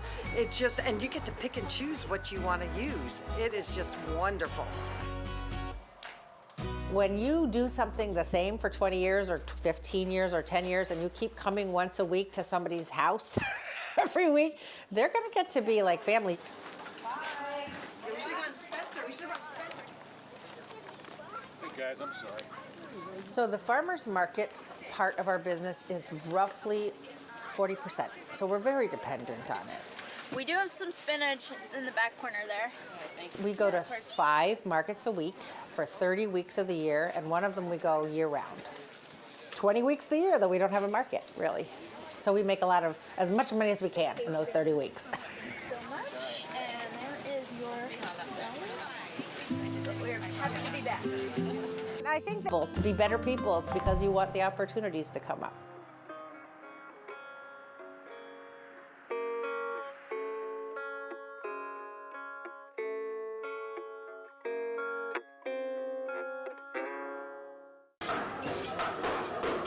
"19-year-old Hussein Abdurrahman comes to this butcher shop every day to buy 8 to 10 kilograms of meat for Mogadishu's stray animals. He is such a kind person. It's wonderful to show compassion and kindness to those who cannot afford it. He deserves support for this initiative. Nearly 70% of Somalis live in poverty, making it challenging for many to afford food for their families, let alone for their pets. So Abdurrahman is filling that gap. My goal is simple: to spread love and kindness throughout society. It's not just about animals, it's about reaching every corner of our community, from humans to animals, with compassion. There are no official numbers for the stray animals roaming the streets of Mogadishu, but they are part of the urban scenery. Feeding the animals demand both time and money. Abdurrahman, who works at a commodity shop, dedicates a significant portion of his modest income to this cause. He learned his compassion from his grandfather, who also fed stray animals. When you spend your money on good things, surely you will get back more, and your good deeds are already recorded by the angels. Each day, Abdurrahman feeds 20 dogs and 30 cats along with some birds. The animals recognize him and rush to him. And every day he has a crowd of human admirers. If all Somalis were like him, we would live in a better country. I encourage everyone in the neighborhood and in Somalia in general to support people like Abdurrahman because they spread love and kindness. Somalia lacks an effective animal organization dedicated to the needs of stray animals, and the country lacks robust policies to protect them. Abdurrahman, a proud dad to 3 cats, aims to address this issue by creating an organization to support stray animals and extend his efforts nationwide. Jamal Ahmed Usman, VOA News, Mogadishu, Somalia.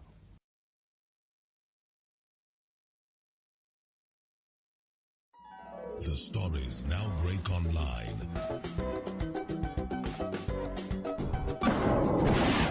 Don't miss anything from our real-time updates and exclusive content. Follow and participate in discussions on live TV studio programs to shape the narratives. Subscribe, engage, and share from AIT.live at AIT_online on X, AIT Online on Facebook, Official AIT Live on Instagram, TikTok, and Threads, AIT_live, and AIT Livestream 1 on YouTube. Stay connected with AIT. On air, online, on live.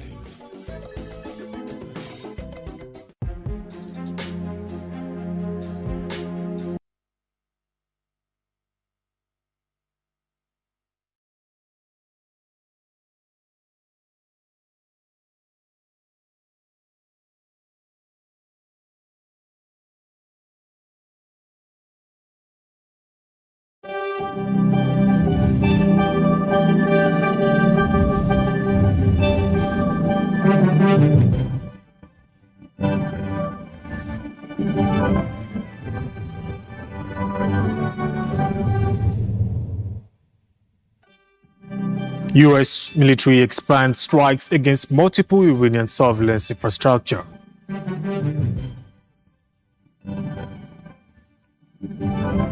Pakistani police officers killed in 2 separate militant attacks in Pakistan's northwest region.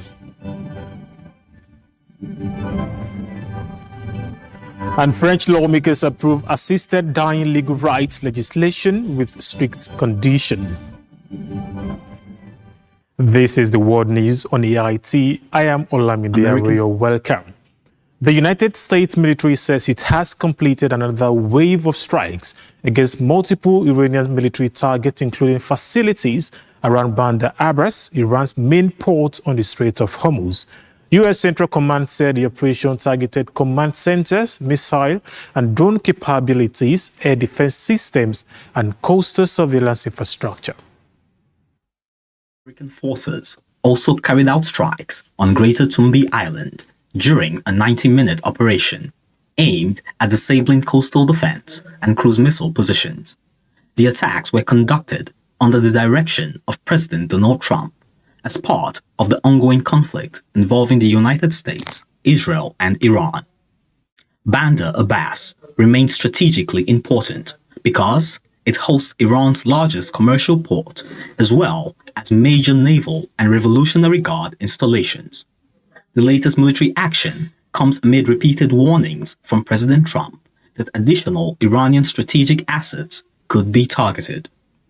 The continued fighting has intensified international concern over the humanitarian impact of the conflict, with legal experts previously warning that attacks on civilian infrastructure protected under international law, could raise serious legal questions. The war has already caused heavy casualties, widespread displacement, and expanded military operations across the region. Beyond the battlefield, the conflict continues to affect global markets as fears over shipping through the Strait of Hormuz contribute to higher oil prices and economic uncertainty. And the United States Department of Defense has introduced a new health screening program that will require active duty and reserve personnel aged 30 and above to be tested annually for testosterone deficiency. Defense Secretary Pete Hegseth said the initiative is aimed at ensuring service members maintain the physical strength, resilience, and readiness needed for military duties. Under the program, troops diagnosed with low testosterone levels will be offered voluntary hormone replacement therapy, while personnel under the age of 30 may choose to undergo testing. Pentagon officials stressed that the treatment is intended for legitimate medical needs and not for performance enhancement or muscle building. The Pentagon said the policy takes effect immediately and will help establish a comprehensive health baseline across the force. Officials believe the program will support long-term medical care while helping maintain a capable and combat-ready military. The announcement has drawn mixed political reactions, with Democratic lawmakers urging the Defense Department to clarify whether female service members will also receive hormone-related screening and treatments. The Pentagon has not provided additional details on whether similar evaluation will include therapies related to women's hormonal health. Medical experts welcome greater awareness of the testosterone deficiency, but cautioned that hormone replacement should only be prescribed after proper diagnosis and assessment of symptoms. Specialists also warn that testosterone therapy carries potential risk, including infertility and possible cardiovascular complications, making careful medical supervision essential. A former senior advisor to the United States Federal Reserve has been sentenced to 38 months in federal prison after being convicted of lying to investigators about his contact with individuals linked to Chinese intelligence. John Harold Rogers was also ordered to serve 12 months of supervised release following his prison term. Federal prosecutors accused Rogers of concealing his involvement in sharing restricted Federal Reserve information with Chinese operatives who allegedly posed as graduate students. Although prosecutors had sought a 5-year sentence, the court imposed a shorter prison term after his conviction for making false statements. Rogers served in the Federal Reserve's International Finance Division between 2010 and 2021, where he had access to confidential information concerning global financial markets, trade, and international economic policy. Investigators said he repeatedly denied providing sensitive information during official interviews and later gave false testimony during his trial. The U.S. Justice Department described the case as a serious breach of trust involving sensitive government information and deliberate deception during the investigation. Authorities said the conviction reinforces efforts to protect confidential national economic information from foreign intelligence operations. China previously rejected allegations that it interferes in the internal affairs of other countries following Rogers' arrest. The case has nonetheless highlighted ongoing concerns within the United States over foreign espionage targeting government institutions and strategically important economic agencies. Meanwhile, smoke from massive wildfire burning in northwestern Ontario has blanketed Toronto, pushing the city's air quality to the worst level among major cities worldwide. Canadian authorities issued severe health warnings as thick smoke spread across southern Canada and into parts of the northeastern United States. Environment Canada classified Toronto's air quality health index at the highest risk level and warned that hazardous conditions could continue into Thursday night. Residents were advised to limit outdoor activities and reduce prolonged exposure to polluted air. The smoke has also spread into New York City and neighboring states, where health officials issued similar advisories ahead of major public events, including this weekend's World Cup finals in nearby New Jersey. Meteorologists warn that poor air quality could persist across the Great Lakes and New England for several more days. The wildfires are burning in remote regions far from major cities, but the smoke has traveled hundreds of miles, creating dangerous conditions over densely populated areas. Air quality monitoring organizations rank Toronto ahead of several cities traditionally known for severe pollution. The fires also disrupted outdoor activities in the Canadian wilderness, where two groups of children from Minnesota became stranded during a YMCA camping trip. Rescue teams assisted by the Canadian military safely evacuated the campers, while Minnesota officials confirmed that all participants were returning home unharmed. And to Pakistan, where at least 3 police officers have been killed and 20 others wounded in 2 separate militant attacks in Pakistan's northwestern Khyber Pakhtunkhwa province. The incident underscores continuing security challenges in the region bordering Afghanistan. The first attack occurred in Upper Dar, where militants ambushed a security convoy, killing 3 officers and injuring 15 others. Security forces returned fire, and authorities said operations against the attackers were continuing. Hours later, a suicide bomber drove an explosive-laden vehicle into a police station in the city of Banu. The explosion wounded at least 5 police officers and caused significant structural damage to the facility. No group has claimed responsibility of either assaults, although suspicion is expected to focus on Tehrik-e-Taliban Pakistan. The militant organization has carried out numerous attacks in the region and is accused by Pakistan of operating from across the Afghan border. The Pakistani Taliban and Afghanistan's Taliban governments continue to deny allegations that militants use Afghan territory as a base for operations. The latest attack highlights persistent instability and ongoing efforts by Pakistani security forces to contain militant violence.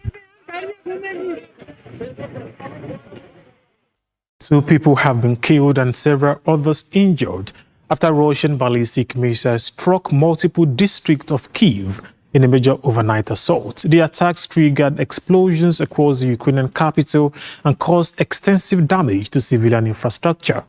Kyiv Mayor Vitaly Klitschko said 6 people were injured, including a 16-year-old boy, while 3 victims required hospital treatment. Emergency crews responded to the multiple fires after strikes hit a warehouse, a non-residential building, and other sites across the city. Authorities also reported that falling missile debris ignited additional fires in another district as rescue teams worked to contain the damage. The latest bombardment adds to a growing number of attacks that have increasingly affected civilian areas.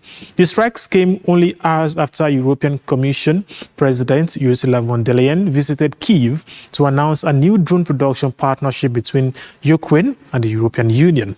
The agreement is intended to combine Ukraine's battlefield experience with Europe's industrial capacity to extend drone manufacturing.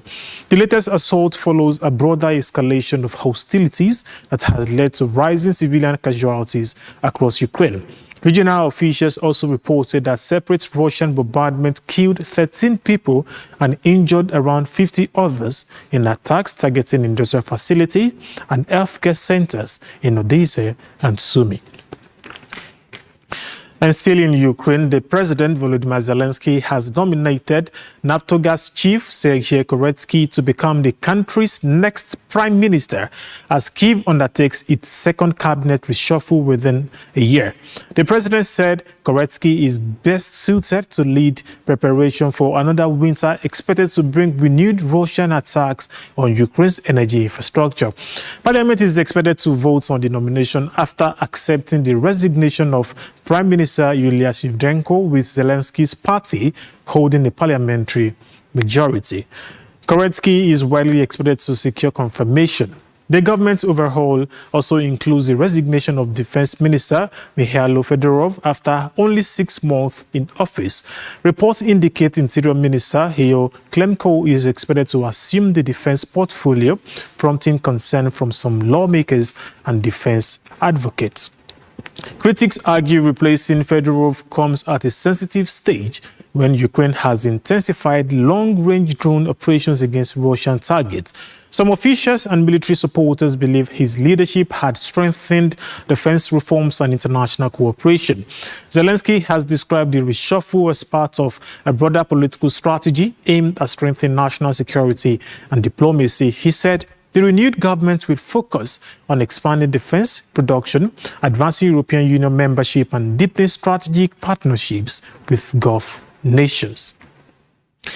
And France's National Assembly has approved legislation creating a legal right to assisted dying under strict conditions, marking a major step after years of political debates. Lawmakers voted 291 to 241 in favor of the bill, despite repeated rejection by the Senate. Suffering. The proposed law applies only to adults suffering from a serious, incurable, life-threatening illness at an advanced or terminal stage. Eligible patients must be experiencing unbearable physical or psychological suffering that cannot be adequately relieved through treatment. Under the legislation, patients must voluntarily request assisted dying from a doctor who will assess the application after consulting other medical professionals within 15 days. Following a mandatory 2-day reflection period, the patient would normally administer the prescribed lethal substance, while a doctor or nurse could assist if the patient is physically unable. Prime Minister Sébastien Lecornu has announced that key provisions of the bill will be reviewed by France's Constitutional Council before the legislation can become law. The review will examine issues including the reflection period, patient consent, and the role of healthcare institutions that primarily provide palliative care. President Emmanuel Macron has consistently supported end-of-life legislation, although the process has been delayed by political developments and divisions within parliament. If the bill survives constitutional review, France will join several European countries that already permit assisted dying under carefully regulated legal frameworks. Arrested a man accused of making an online threat against Reform UK leader as concerns over the safety of public officials continue to grow. The suspect was detained on suspicion of sending threatening communications to a member of parliament before later being released on bail pending further investigation. Investigators say the alleged threat was posted on social media during local elections in May and promised violence if Farage achieved electoral success. Police identified the suspects after obtaining information from social media platform following their investigation. The arrest comes days after the killing of former government minister Anne Widdecombe, whose death has intensified debate over the protection of politicians. Counter-terrorism officers are leading the investigation into her death, with the murder suspect remaining in custody. Farage has argued that recent events demonstrate growing dangers facing people in public life and has called for stronger security measures. Prime Minister Keir Starmer has also stressed the need to better safeguard Britain's democratic institutions following several attacks on current and former lawmakers over the past decades. Security arrangements for elected officials have been strengthened since the murders of MPs Jay Cox in 2016 and David Ames in 2021. Authorities say investigation into threats against politicians will continue as they seek to prevent further violence. And if you're just joining us, you're watching the World News on AIT. Stay with us, we'll go on a short break. We'll be back with more stories. Stories now break online.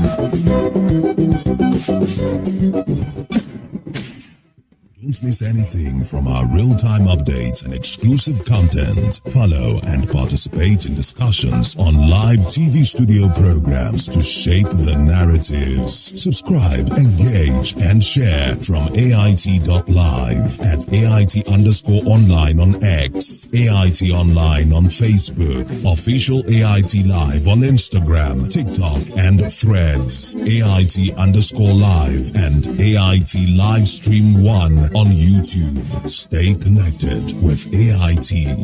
On air, online, online. Many thanks for still being there with us on AIT. The world news continues. To other stories, Hong Kong's National Security Police have arrested 5 booksellers on suspicion of distributing publications considered to contain seditious content. The arrest followed an investigation that began after customs officials intercepted a shipment of books sent to the city from overseas. Police searched the 2 bookstores in the Mong Kok district and detained 2 men and 3 women after alleging that the shops displayed and sold publications intended to incite hostility against the Hong Kong government, judiciary, and law enforcement agencies. Authorities also seized a number of books during the operation. The arrest comes as Hong Kong's once thriving independent bookstore sector continues to shrink following the introduction of Beijing's national security legislation in 2020. Independent bookstores had long served as important venues for public discourses, literary events, and access to a wider range of political and social publications. One of the affected bookstores had recently announced plans to close later this year, citing financial challenges and uncertainty over which publications could attract official scrutiny. The latest operation follows similar arrests made against bookstore owners in June under related national security investigations. Taiwan President Lai Ching-te expressed concern over the arrest, saying independent bookstores play an important role in protecting freedom of thought and cultural expression. The latest developments are expected to fuel continued international debates over free speech and civil liberties in Hong Kong. A senior Chinese delegation has held high-level talks in Pyongyang as Beijing and North Korea continue efforts to strengthen their long-standing strategic partnership. The meeting brought together China's 4th-ranking officials, Wang Hunyin, and Senior Workers' Party official, Yu Hyung-won. The discussions followed Chinese President Xi Jinping's recent visit to North Korea, where he and leader Kim Jong-un agreed on a broad framework to deepen cooperation between the 2 neighboring countries. Chinese officials said the latest talks were intended to advance those commitments. During the meeting, both sides reaffirmed their intention to expand cooperation across political, economic, and cultural sectors while strengthening communication between their governing parties. The officials also marked the 65th anniversary of diplomatic friendship between China and North Korea. China remains North Korea's largest economic partner despite Pyongyang's increasingly close military relationship with Russia, including cooperation linked to the war in Ukraine. Beijing continues to view stability on the Korean peninsula as an important strategic priority while seeking to preserve its regional influence. Analysts say the recent series of high-level meetings reflects shared interests on both sides, with North Korea seeking stronger economic and diplomatic backing from China, while Beijing aims to maintain its influence in Northeast Asia amid shifting regional alliance. The renewed engagement signals continued efforts to reinforce one of Asia's most significant strategic partnerships. 11 people have died following a fire at a foster care facility in Algiers, the Algerian capital, in a tragedy that unfolded in the early hours of Thursday. Algeria Civil Protection Department said the blaze broke out at the children's home in Mohammedia, an eastern suburb of the city, prompting a major emergency response. Firefighters began battling the blaze at around 3 a.m. local time, deploying 10 fire engines and 16 ambulances to the scene as rescue operations got underway. Authorities said 19 other people were injured in the fire, while 5 individuals with special needs were safely evacuated and moved to a secured location. Emergency crews continued effort to extinguish the fire more than 3 hours after operations began, highlighting the scale of the incident.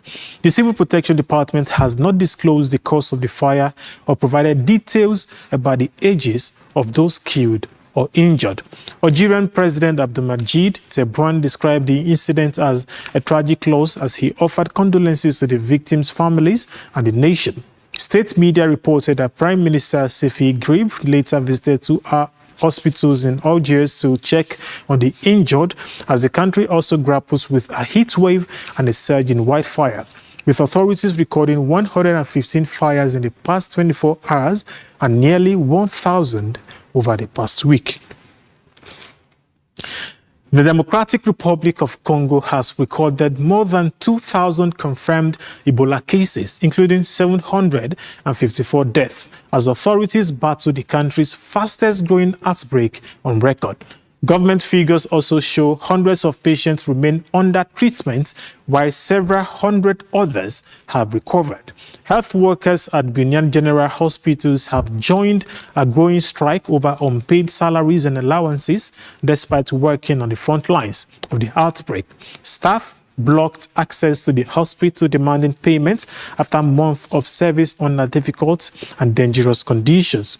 The World Health Organization says more than 100 healthcare workers have contracted Ebola since the outbreak began in May. Officials also report that about 80% of new infections cannot be linked to known transmission chains, making containment increasingly difficult. Health authorities say identifying the original source of the outbreak remains a major challenge, as conflict, population displacement, and mining activity complicate contact tracing. So far, officials have traced about 2/3 of those exposed to confirmed infection. The response continues to face serious obstacles, including funding shortages, insecurity, attacks on health facilities, and public mistrust. Medical experts have also highlighted the absence of approved vaccines or treatment for the Bundangel strain, although clinical trials for potential therapies are now underway. And now in Nigeria, Nigeria's ambassador designate to the State of Israel, Ambassador Nkechi Linda Ufochukwu, has arrived at Nigeria mission in Tel Aviv. In a statement, Ambassador Ufochukwu described her posting as a new chapter and expressed gratitude to President Bola Tinubu, the government, and the people of Nigeria for the trust reposed in her. The ambassador designate stated that her focus during her tour of duty will be on deepening collaboration between Nigeria and Israel in key areas including trade, innovation, security, and people-to-people relations. Her arrival comes as part of the ongoing deployment of Nigeria's new batch of envoys after securing agreements from the host government. According to the Ministry of Foreign Affairs, 65 of the 69 ambassador designate approved by President Tinubu have so far secured agreement from their host countries and have proceeded to their respective missions after completing the induction program. The remaining 4 are still awaiting formal approval from their host countries. Ambassador Ufochukwu's assumption of duty is expected to further strengthen the long-standing diplomatic, economic, and cultural ties between the Federal Republic of Nigeria and the State of Israel. And up next on World News is Sport Track.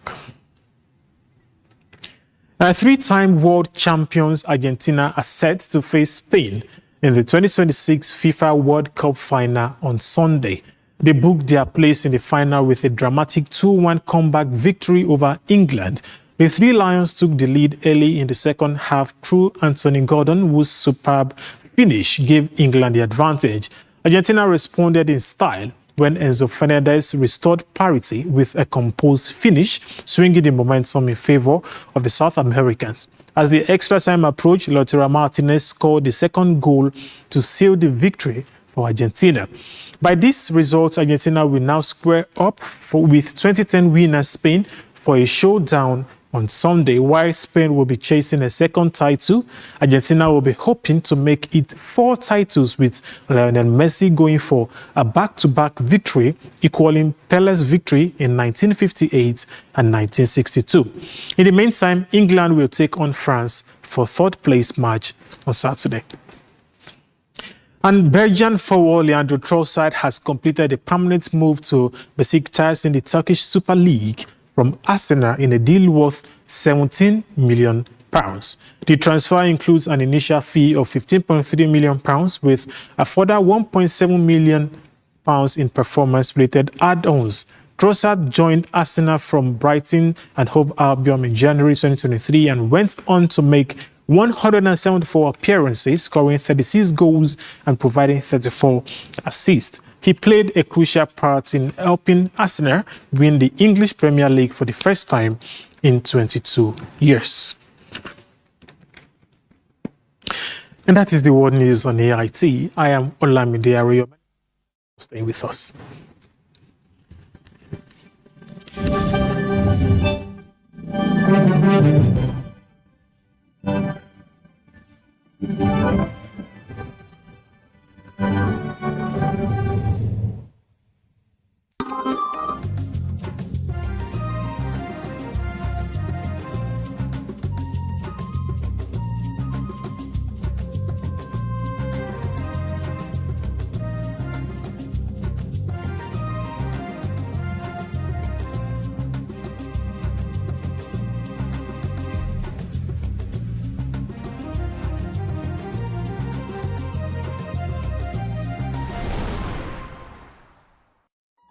The stories now break online.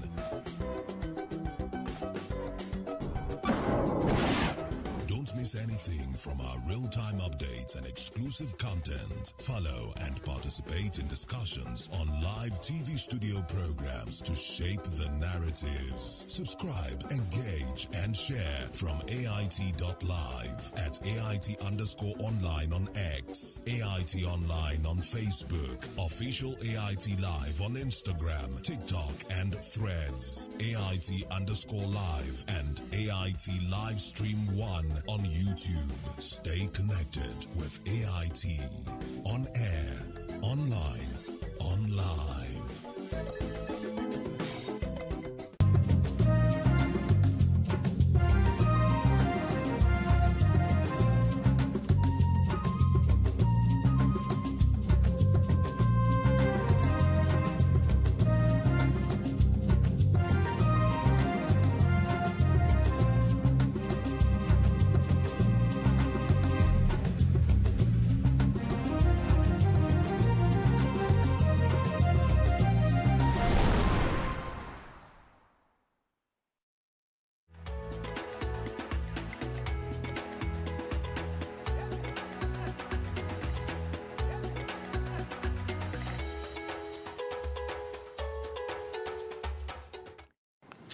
Hello and welcome to The Teacher, the show that celebrates teachers, takes a deep dive into the lives, challenges, and triumphs of teachers and the issues shaping education in Nigeria.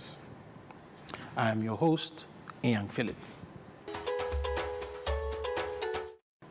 Every great nation is built on the shoulders of its teachers. They nurture minds, shape futures, and inspire generations.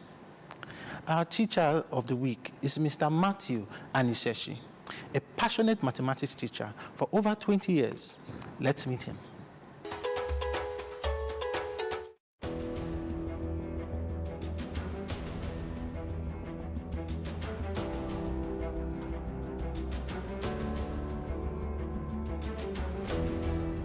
Being a teacher to me is shaping the future, creating and bringing to existence what I cannot do myself. As a matter of fact, with the children I teach, I can see some of them becoming great politicians who will make decisions I, as a teacher, would not have been able to make. So I am influencing the future positively by my little way of inspiring the children. A child is said to be educated if learning has taken place and that child is able to perform, to meet up with demands on the society, to be able to fit into the society. And I am so happy and proud of this school I am teaching, because we don't just teach and end in the classroom. We give children every avenue to showcase their potentials wherever they find themselves. I inspire them using different methods, bringing it down to the level they can understand, because there are some children who are visual learners. They see before they can be able to comprehend. And there are also children who would like to listen. So because of that, I come with my audio device and have it connected to other teaching devices, so that the audio learners will also be carried along. The visual learners, those who want to see, will also be part of the class. And also the kinesthetic learners will be given the opportunity to showcase what they have with their hands. There are children that do things before they can understand what they have done. As a maths teacher, I hope to continue making a difference beyond the classroom, which I am already doing. I have online classes as a maths teacher to consolidate what the children are being taught, what the children learn, to ensure consistency and continuity after the classroom. The first challenge of the Nigerian teacher is the way the society looks at teachers. They don't seem to understand that teachers are the foundation of every other profession. If you want to take the statistics, how many students or pupils would like to be teachers? The result will tell you or make you know how that the society feels about teachers. If you were to ask me what superhero title I'll give him, I'll say Sonic the Hedgehog, because he has some of the attributes of him. He's nice like him. When he teaches you, it won't take so long to understand it. And he's always there when you need help. By using stories to help us improve in our math and making math fun to learn. Way that he takes his time to explain the thing for us, and he gives us stories. And when the character in the story makes a mistake, he teaches us not to make the mistake that the character has made. Mr. Anisheshi is one of the oldest staff here. He's been here for over 20 years now. And I really love his passion, drive, dedication towards his job and also towards the children. I know like one of my friend's kids is currently in his class, and she has also commented that, oh, she really liked Mr. Anesh, like how he is towards her son. And he's always like, Ma, don't worry. I understand him very well. I'll handle him. You don't have to worry about anything. And that really tells a lot.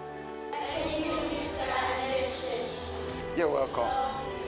Thank you. I love you too. You're smart children. I love you. Okay, thank you.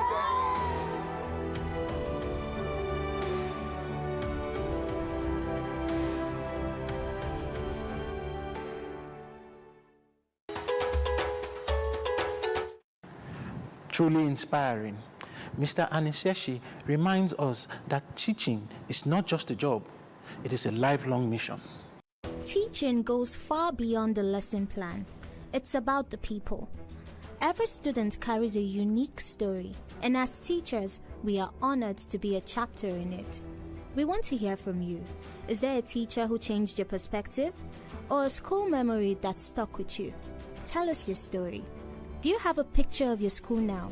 As an alumni, tell us one basic infrastructure or resource your school needs most right now to help the next generation thrive. Send them via WhatsApp on 070-6925-1712. The teacher, one student, one classroom, and one teacher at a time. Let's take a short documentary, and we'll be right back with our guest to highlight some of the challenges teachers face and the educational system in Nigeria.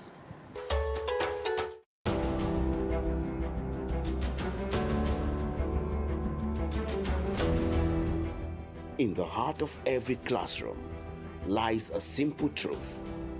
Education is the foundation of a nation's future. Yet, in Nigeria, the men and women who build that foundation, the teachers and professors, stand at the crossroads of hope and hardship. Across the country, from bustling Lagos to Kano and to Owerri, teachers face daily battles that go unseen. Overcrowded classrooms, outdated facilities, and inadequate teaching materials are only the beginning. Many teachers handle up to 70 students or more in a single class. The blackboard becomes their only digital tool. Chalk, their only weapon of instruction. Even university professors, the supposed intellectual elite, teach in halls where microphones fail. Electricity is unreliable and research grants are scarce. Despite carrying the weight of the nation's intellect, teachers in Nigeria are among the least paid in the workforce. Primary and secondary school teachers often wait months for salaries, sometimes resorting to petty trades to survive. In higher institutions, professors face delayed promotions, unpaid arrears, and dwindling research funding. The result? A green wave of brain drain. Brilliant educators leaving for better opportunities abroad. Every departure leaves behind a gap, a classroom without its mentor. Education in Nigeria has long been trapped in the web of political promises. Government policies come and go, but their impact rarely reaches the chalkboard. Strikes by academic unions, ASU, NASU, and others have become almost predictable as educators protest for better funding and working conditions. But each strike carries a cost: disrupted calendars, lost semesters, and disillusioned students. For every day the system stalls, the dream of a generation drifts further away. Just as teachers struggle to stabilize the old system, a new challenge emerges: the digital revolution. E-learning, once hailed as a solution, now exposes deep inequalities.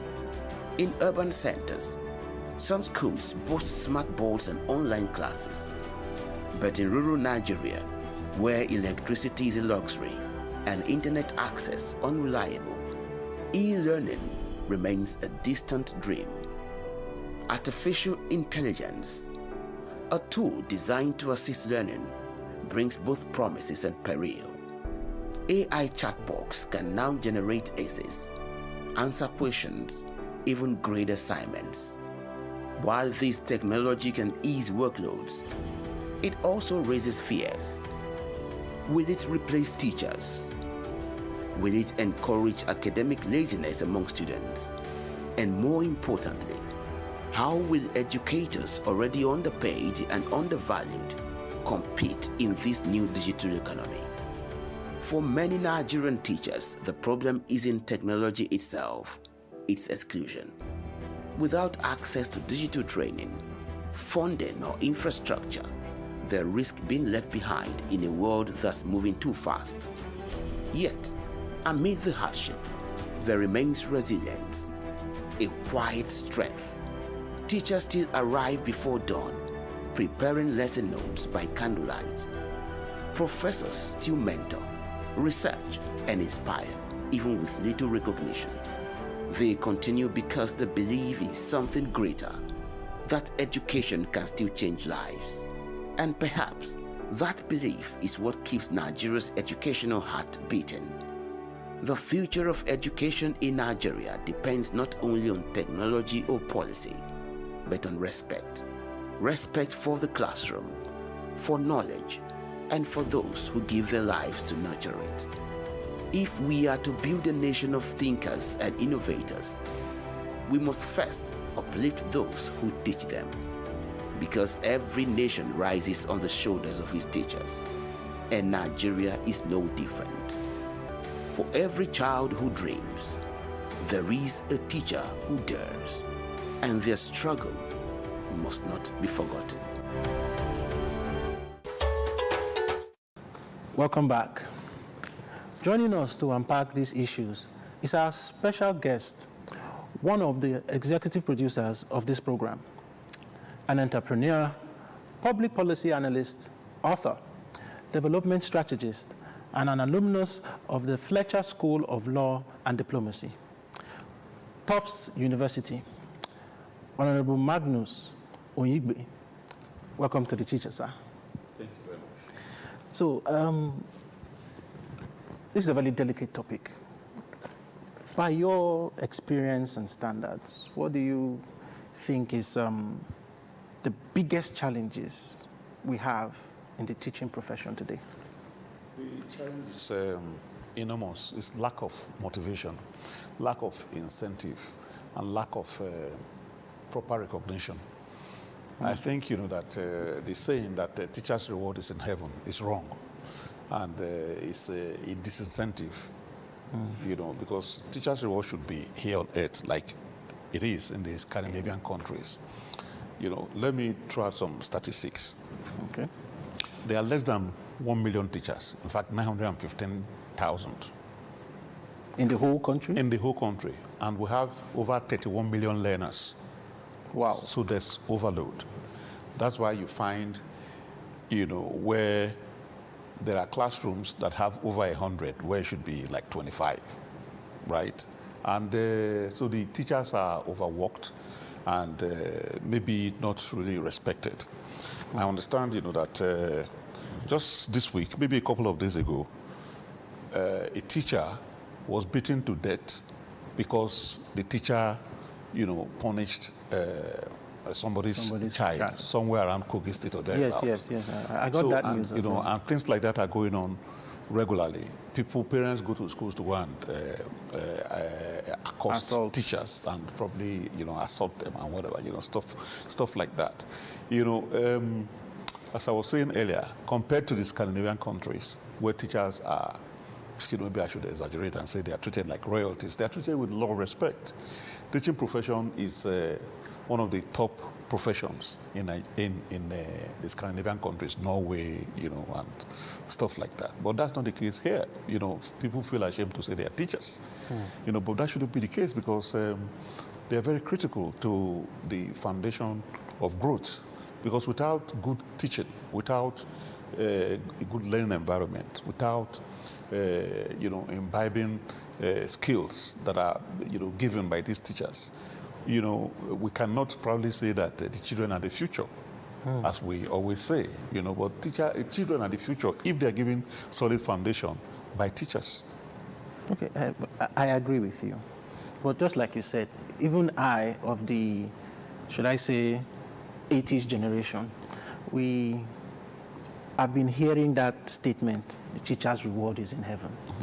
And the value on teachers have only dropped over the years and over the centuries, especially in this country. What has been the major issue of that happening? What is the genesis of this disrespect, of this loss of value?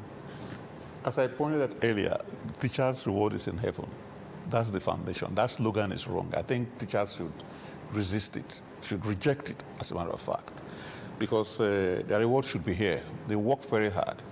And teachers should be proud when they see their awards, people who were their children, people who students, who they nurtured. They become president. That president, right now, like President Bola Ahmed Tinubu, should be grateful to his teachers, even at foundation level, even at graduate level, undergraduate level, postgraduate level. Your teachers, they are instrumental to who you become. So the notion that teachers' reward is in heaven is a wrong notion. Teachers' reward should be here. We should reward them adequately. The other disincentive for teaching is lack of tools. The environment is not right. Some learnings are going on under dilapidated buildings. Some have no chairs. Some teachers walk very long distance or trek very long distance or ride bikes over very long distance to go and teach. So the environment is not right. And their welfare, they are poorly paid. Because they are poorly paid, it's a fallback when they don't find anything else. Whereas it should be something that they should be passionate about. You know, I mean, when you have a passionate teacher, you learn better because it puts in everything to make sure that you learn. But, you know, we end up having teachers that are just, they had to teach because they had no option. You know, like a fallback. Absolutely. Just to make sure I'm doing something, at least let me go to the school So and we have teach. to find ways to carry them along and incentivize them. You know, Nigerians are geniuses. You know, I don't know if you just heard, you know, that our kids just went to Europe and won the Olympiad in STEM. Wow. You know, 4 of them. They won the whole world. They came back with gold. It was like it's yes, a world competition. The world competition, Olympiad. You see, these are some of the things we are talking about, whereby like such events should be like out there and should be something the teacher should be proud about. We should celebrate about. it, and that's what this program should be celebrating. You know, so going forward. But to tell you the truth, they are not students that came out of schools in hovels or in terrible places. You know, the teacher who, or school proprietor who made sure that this thing happened, it's the proprietor of Educare. You know, and I understand from the information I got that he actually sponsored these children to go to Europe, to Rome, for the competition. So you can see, some people can be committed to teaching in the manner that the man has done. And we have billionaires in this country who, you know, are involved in corporate social responsibility. We think, you know, that some of them should take the responsibility of saying they want to help teachers and help students and, you know, pay back. They are very accomplished people. They should be able to do so by going back to the communities where they come from and supporting the schools. Not what Old Boys Association do, which is good. They go and build classrooms. They build fences around the school, you know, and you know, provide you know, 1 or 2 science block or stuff like that, which is good, you know. But we have serious multi-billionaires, you know, like Mr. Tony Elumelu, for instance, of Hayes Holding. You know, he has this Tony Elumelu Foundation. Yes, whatever, you know, and, he does a lot of work. Yes, exactly. And he's empowering people from 54 African countries, you know, and stuff like that. That's good. Somebody else should pick up another aspect of it to say, look, I'm going to, you know, do X, Y, Z to make sure that our children, you know, learn specific skills, like coding, for instance, like, you know, stuff like that. The AI, take advantage of it. Somebody should focus on that and say, I want to train our children to become, to be whiz kids in technology, you know, and stuff like that. Okay, so riding on that, the fact of AI and every other advancement that we have, we are in the 21st century now. So what tools do teachers in this country need to be able to deliver the best education they can and to be able to feel that they are passing down the knowledge? We hear that the Gen Z generation now are having short attention spans. So what tools do these teachers need to be able to apply current technologies, current needs to be able to deliver education at the perfect level to these children? Yes, there are experts who will speak specifically on that, you know, different ways of learning. You know, some ways that we are teaching right now are outmoded, for instance, because you find sometimes our kids, when they go to school here, they don't learn as well as when they go to school abroad, right? Let me give you a simple example from my experience. You know, out here, the teachers assess students. They score students, right? And they assess them and whatever. Out there, where I went to school, the students actually also assess the teachers. So a teacher's ranking is based on the assessments of the students. So if the teachers here were going through that kind of process, they will make sure that they taught or that they teach their students well enough so that their ranking will go up. But we find here where teachers are punitive, and he may just take some kind of hatred on you and just say, oh, you can never pass my course. You can never pass my course. Out there, the number of students that pass your course is used to rate you. If it is less, you are rated low. If it's high, you are rated higher. You know, so those kind of psychological things have to be looked at so that we'll find a way to address this thing so that the right impact will be made on our children, even adults. You know, the learning methods. We have to look at how we can find the ones that are more relevant and leave out the ones that are relics. Okay, fine. So finally, is the education sector and the stakeholders in the educational sector, are they doing enough to ensure that teachers have what they need, have the support they need to make the education system the best? Stakeholders, you know, if you're talking about government as stakeholders, well, I think the best stakeholder and the best that has performed right now would be President Bola Ahmed Tinubu. Why do I say so? The Student Loans Fund. You know, that's the biggest support that students have received ever. Right now, that, you know, if you're smart and you want to get education, there's no more problem. This is not a question of, you know, scholarship. It's a question of student loan. The money will be made available to you to pay, and you repay, which is what they do in the Western world, advanced Western world, which is why they have a lot of educated people, because you don't drop out because your parents don't have money. And that's why if you interview some kids on the street, you see that we have potential Einsteins, Robert Einstein on the street. They couldn't go to school because their parents couldn't afford it. But right now, NELFund has stopped that. If you are educated, if you are talented, and you are interested in education, just go get admission and it will be paid for.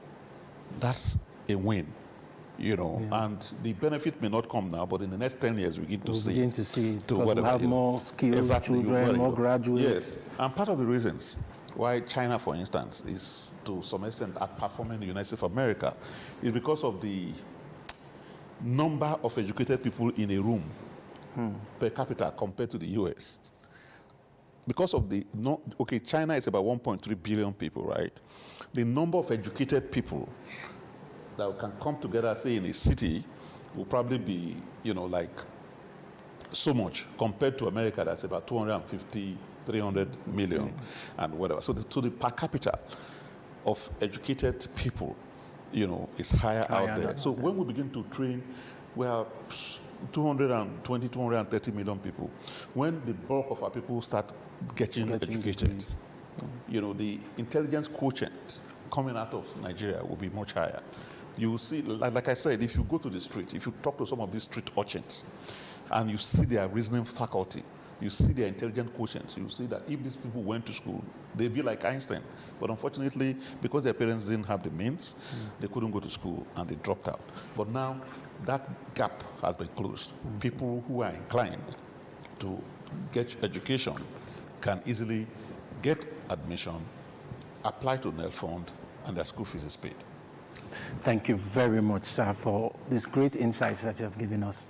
We are very, very happy to have you in our show today, and we hope to see more of you as we continue this program. Thank you very much. As we've seen today, the story of Nigerian teachers is one of resilience, passion, and hope. They may not wear capes, but they are the heroes shaping our tomorrow.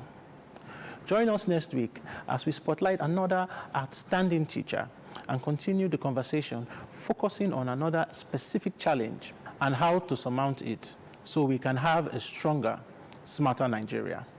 One classroom, one teacher at a time. Bye.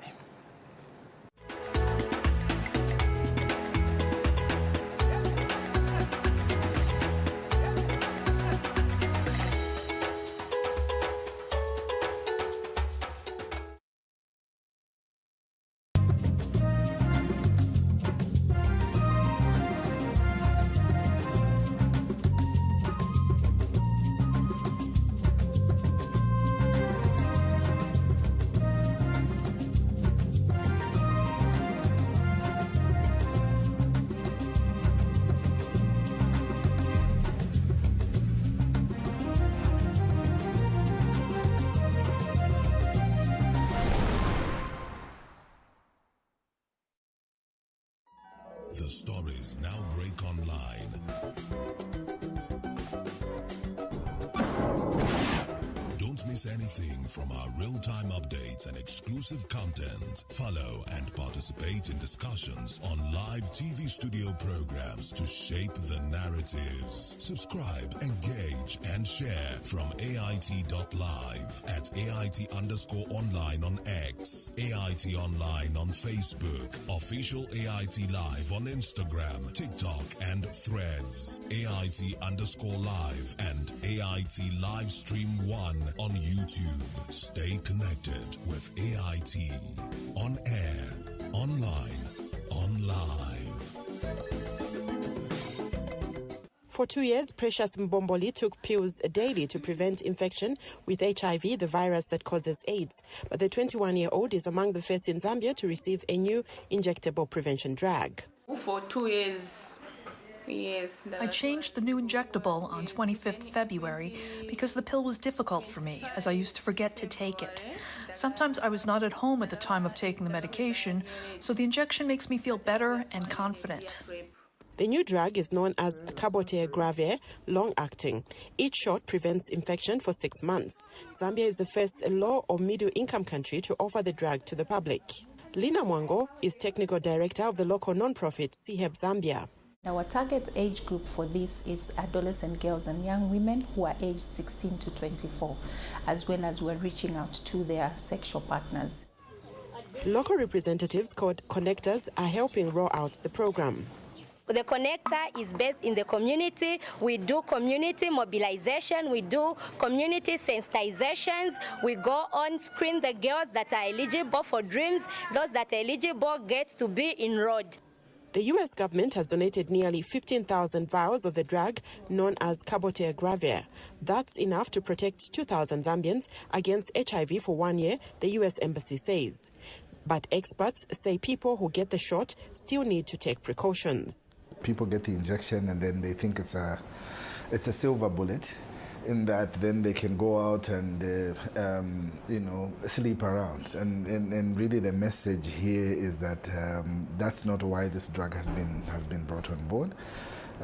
To realize that this drug does not prevent pregnancies, it doesn't prevent other sexually transmitted infections.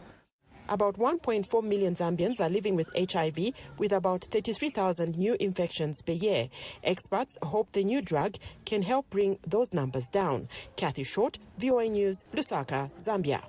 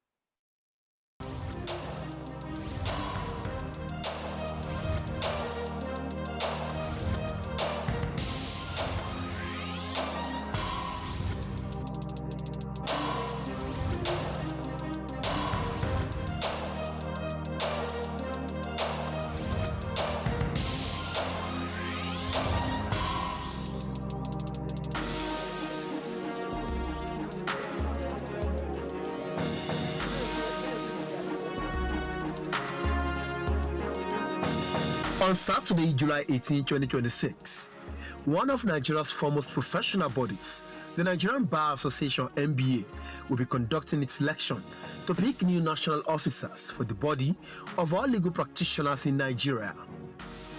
It is a very important election, not just in the history of the bar, but also in Nigeria's national politics.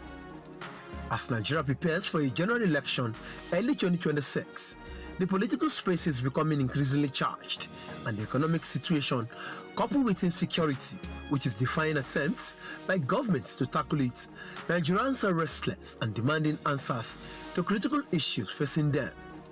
In the years past, the Nigerian Bar Association served as the voice of the people and the bulwark against corruption, misrule, and unresponsive governments. But the NBA has since been beaten by the bulk, and for some time now, its election has always become immersed in controversy. The election, due in a few days, is no less controversial, and so far, there are at least 2 pending litigation against the election. In actual fact, the 2 cases have attracted judicial injunctions, but the NBA, for whatever reasons, has ignored the subsisting orders and proceeding with preparations for the Saturday elections. Even candidates who are parties to these suits are themselves on campaign trails, as if nothing has happened. There are some other controversies around the election, including allegations of interference by vested interests, including government, compromised voting system, and some other on-hand activities. From the controversies already generated, the outcome of the election may certainly not end the issues. The office of the president has already been zoned to the Western Zone, consisting of all the states in the southwest and incorporating Edo and Delta states. All the 3 candidates running are from this zone, but attempts by the Egbe Amofin, a platform of lawyers from the zone, to present a consensus candidate, Chief Olumuyiwa Akinboro, has been stoutly resisted, and it is believed to be one of the cases in court. But Nigerians are expecting so much from the NBA at this time, and it remains if this expectation will not be dashed. The talking points are so many. A senior member of the Nigerian Bar and a member of the Inner Bar, Chief Jibrin Samuel Okutepa, SAN, is our guest to help us navigate the issues. The discussion with him starts shortly.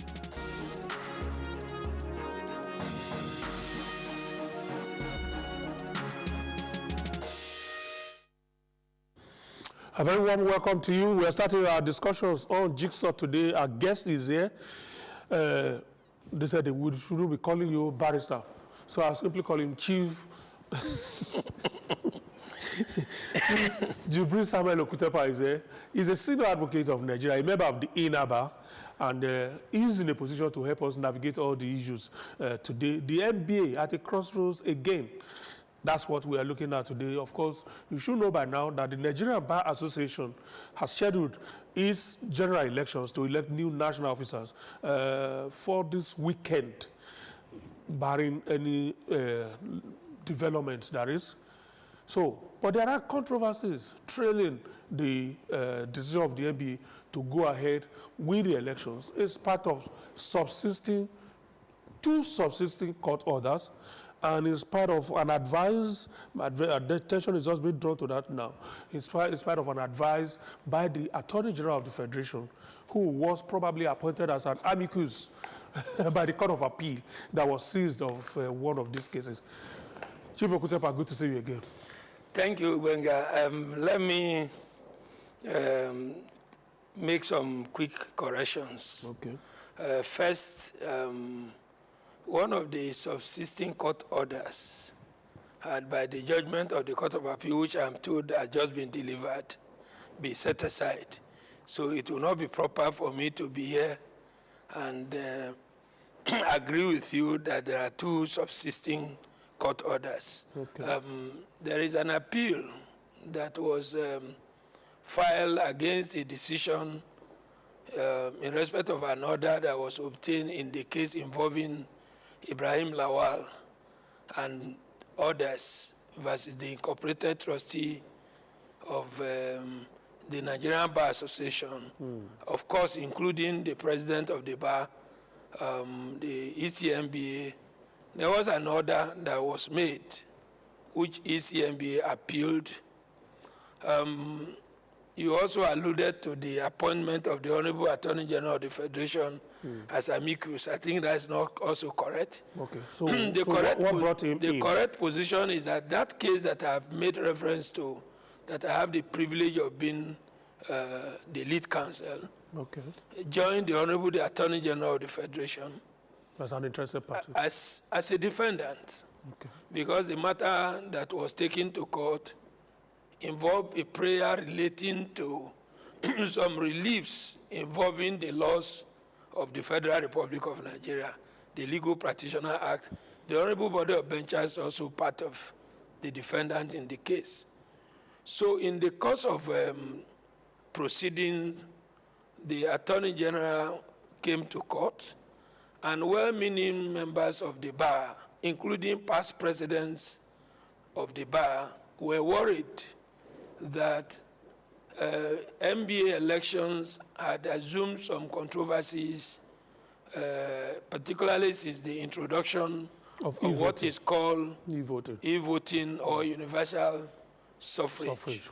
So each of the cases, elections from 2018, 2020, even the election of the current president, have all ended up in court. And so it was reason, and rightly in my view, that it is not good for the profession that is supposed to be the light of the society to have its own light dimmed by controversies that are being generated, and rightly too, as a result of inappropriate manner in which things are being done, that force members to go to court. And so the Honorable Attorney General of the Federation, who was a respondent in the appeal before the Court of Appeal, made a request as the Chief Law Officer of the Federation, as the President of the General Council of the Bar, under which the Nigerian Bar Association probably is, the number one barman. and the number one Chief Law Officer of the Federation is the number one lawyer in this country. So, made a request that he should be given opportunity to see how this matter can be resolved. And so the court obliged him. Then a meeting was called involving all the parties, including past presidents. Meeting was called, and the meeting was actually held in the conference hall of the Honorable Attorney General of the Federation, sometimes in June.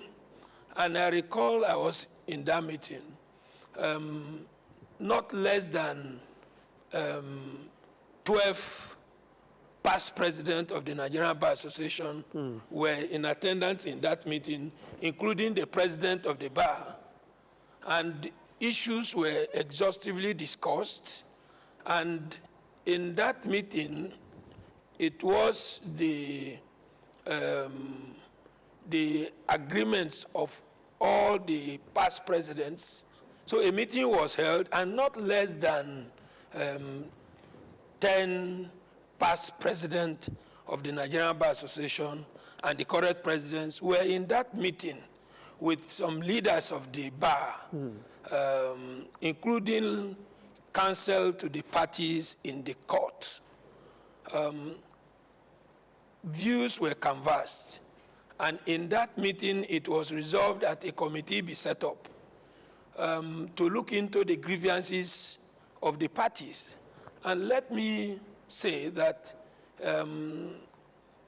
in that meeting, Chief Ololani Kweku, Senior Advocate of Nigeria, and the past president of the Nigerian Bar Association, 2002 to 2004, was nominated, and on 3 successful occasions, he declined. But at the end of the day, the Honorable Attorney General of the Federation said, when we have difficult situations, we invite you to help us solve it. Chief, I am asking you to head this committee. And so he was the chairman. Past President Lanke Odigion was the member, and then past President Paul Usoro, Senior Advocate of Nigeria, was also a member. So they went into, in their meeting, they called for memoranda from interested parties, and 2 of the presidential candidates in this election, Messrs. Olumuyiwa Akimburu SAN and Yomiya Kongbe SAN, sent in their memoranda, including counsel to Ibrahim Lawal, and then Ibrahim Movi, and other persons. So having reviewed all the memoranda that was sent, Chief Ololani Kweku sent his report of the committee to the Honorable the Attorney General of the Federation, who was given the mandate to take a decision in the interest of the bar. And so that decision was rendered in writing. It is there. And part of the complaints of people is that the NBA election had, over the years, witnessed a lack of what appears to be lack of transparency. And there was a need for the process leading to the NBA election to have the confidence of lawyers. And then so many things were looked into. For instance, one of the complaints was the persons that was appointed by the Electoral Committee of the Nigerian Bar Association to conduct this year election. To manage the e-voting process. Manage the e-voting process. Okay. Two companies. One is called Microdigital, which is a company said to have been incorporated in about 6 years ago, a sole proprietorship with no experience shown. And to compound the matter, from investigation and search conducted, that company didn't pay its annual return for the federal government. For 6 years. To the federal government. Yes, and it was appointed as a limited liability company. As a sole proprietorship. Okay. To conduct election for the largest bar in Africa. Yeah. And so it was reason, and really in my view, that the experience is not worth it's not there. Trusting the responsibility of election into its hand. It was therefore recommended that their appointment be revoked, a more experienced internet expert be appointed, and it was also recommended that because of the constitutional complaints of the mode in which the ECMBA was composed and the rest, that the ECMBA be disbanded and then a more election be postponed. When you talk of manner, there were allegations that the sitting president and the outgoing president probably was one that... Well, those were the allegations.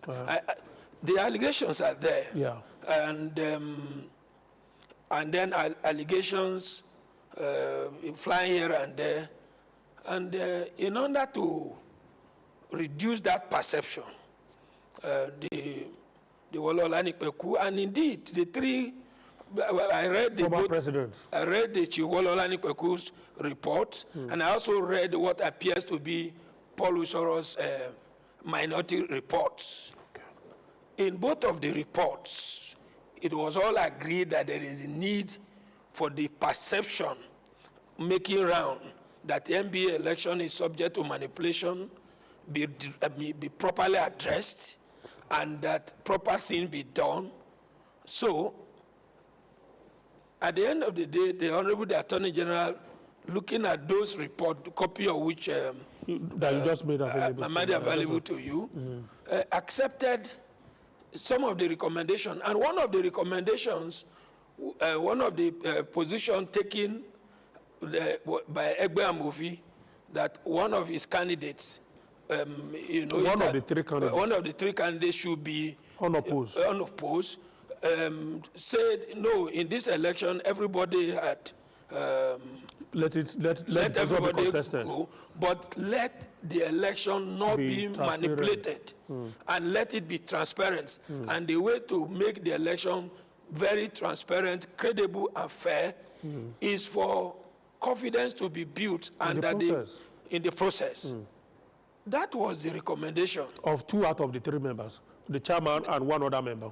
Of the 2. And that was also the recommendation of the minority report. So I do not see... What's the difference between the minority report? I don't see. I couldn't see. So why call it a minority report? Or why did Paul Usoro... I did not understand. Why did Paul Usoro decide to do a minority report? You can look at the report yourself. I will. But I do not see any fundamental disagreement, apart from semantic.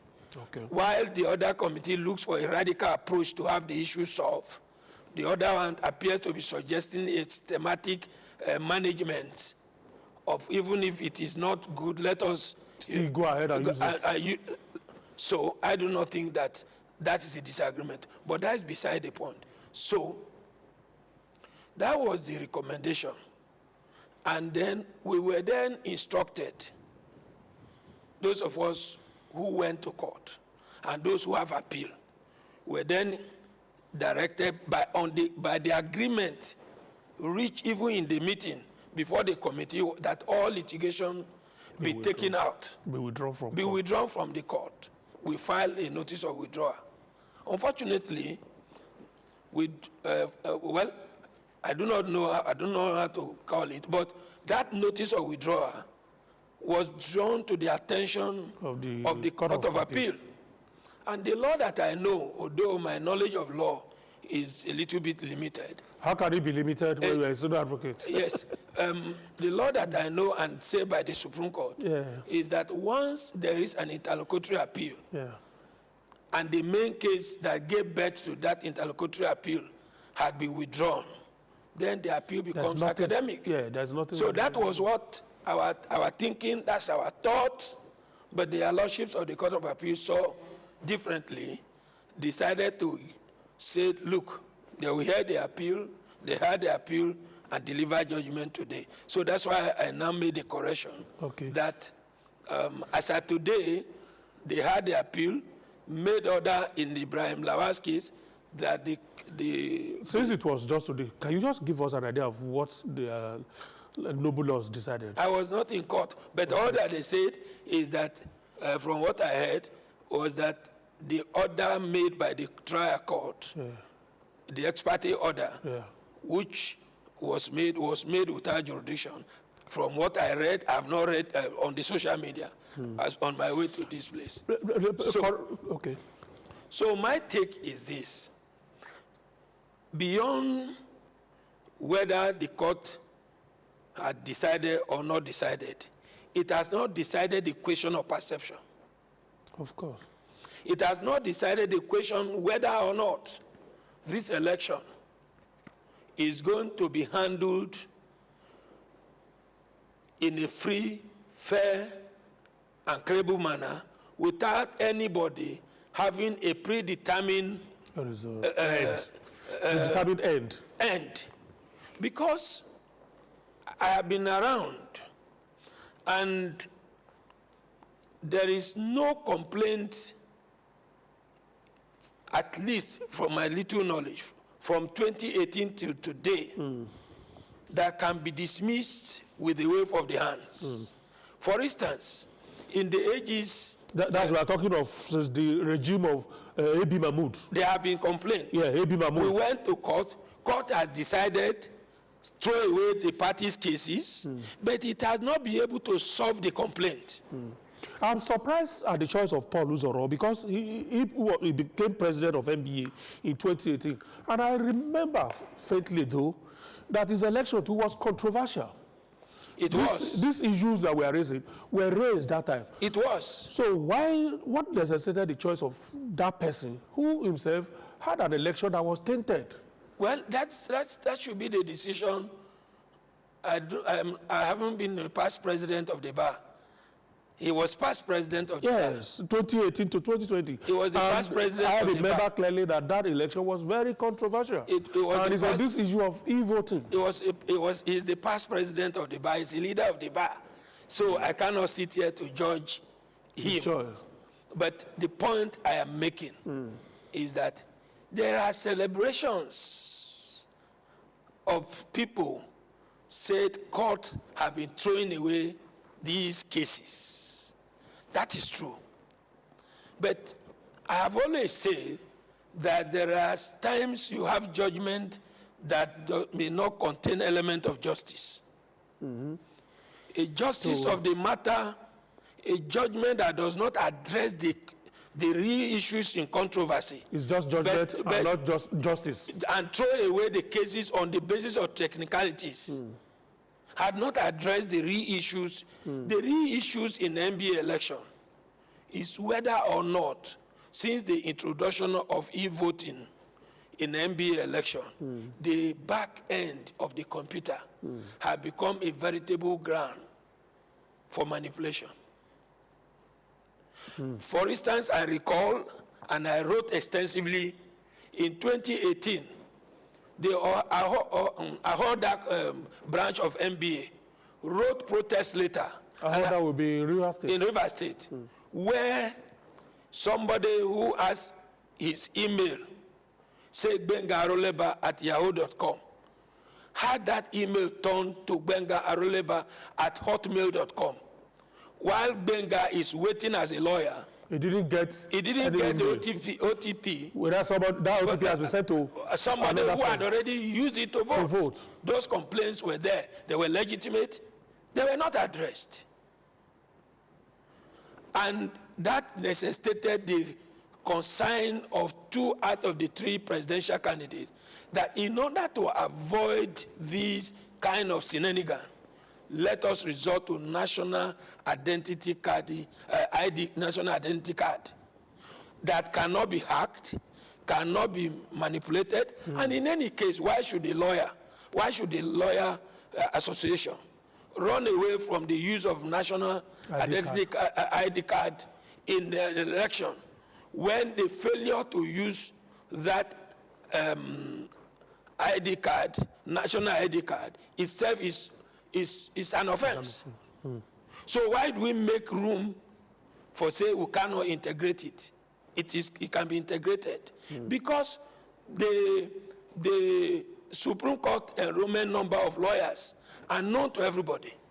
The email can be manipulated. I've given you an example of what happened in 2018, and they are there in legion. I wrote. 2, we must make a distinction between legality and the rules of professional conduct. Now, a perception may not be subject of physical evidence or proof. Conduct that tend to suggest that you have already taken a predetermined position has destroyed your neutrality to lead in handling that process. There are allegations that certain persons in power have already taken a particular position in respect to particular candidates, and they are campaigning openly using instrumentality of MBA resources for it. And that is the reason why it was also recommended and it was accepted that the current ECMBA and all of those things election be postponed until we find a more acceptable composition that will build confidence in Nigerian lawyer, so that if any of the 3 presidential candidates loses, it will not be on account. It will not be on account that, after all, that you consulted the electoral committee in a way to guarantee his, their failure. That, to me, is not something that has been decided by the court. Let me take you back to that court. The intervention of the Attorney General of the Federation was on record. It was agreed to by their by their noble lords in the Court of Appeal, right? They even gave adjournments on 2 or 3 occasions. Yeah, my understanding of that is like parties submitted themselves to an out-of-court negotiation. Yes. And when parties negotiate for settlement outside of the court, with the court's agreement, they bring back the agreement reached to the court, and the court endorses it as the position of the court. Correct me if I'm wrong. That the involvement of the Attorney General at that point was like a friend of the court, trying to assist the court to arrive at justice. And so let us go and settle out of court and bring the agreement to the court for endorsement. That is the thought of many of us. So why would the learned Court of Appeal justices set that process aside, having considered to it? Unfortunately, I do not know what operated in their minds, because I have not had the privilege of being a judge. I'm just an ordinary with a limited knowledge of law. The law is in the bosom Can I ask you to stop saying limited knowledge of the law? My knowledge is limited. So God forbid that I should know all the laws. I know. So all I am saying is that for me, whatever the outcome of this appeal, it has not solved the problem of the bar. There are people who are happy. And like I said, I wish I can direct you to what I wrote in 2018. I weep for the legal profession that we see what is wrong, we gone to public glare to pontificate with the spirit of angel, whereas in our closest it's nothing but wetted sepulchre. Like, so, for me, we all know the truth. Those who lie that they are doing what is right know the truth. Those who say what they are doing is not correct know the truth. But we have reduced, in my view, to our association, to the kind of thing we complain about the conventional politicians. The issue of back end that is subject to manipulation and all of that. And these are issues that lawyers like you canvass when you file election petitions on behalf of politicians. And is it not unfortunate that an association of professionals, lawyers for that matter, that are you up to 70,000 that will take part in that election? We are more. Okay, let us assume that you are up to 1 million.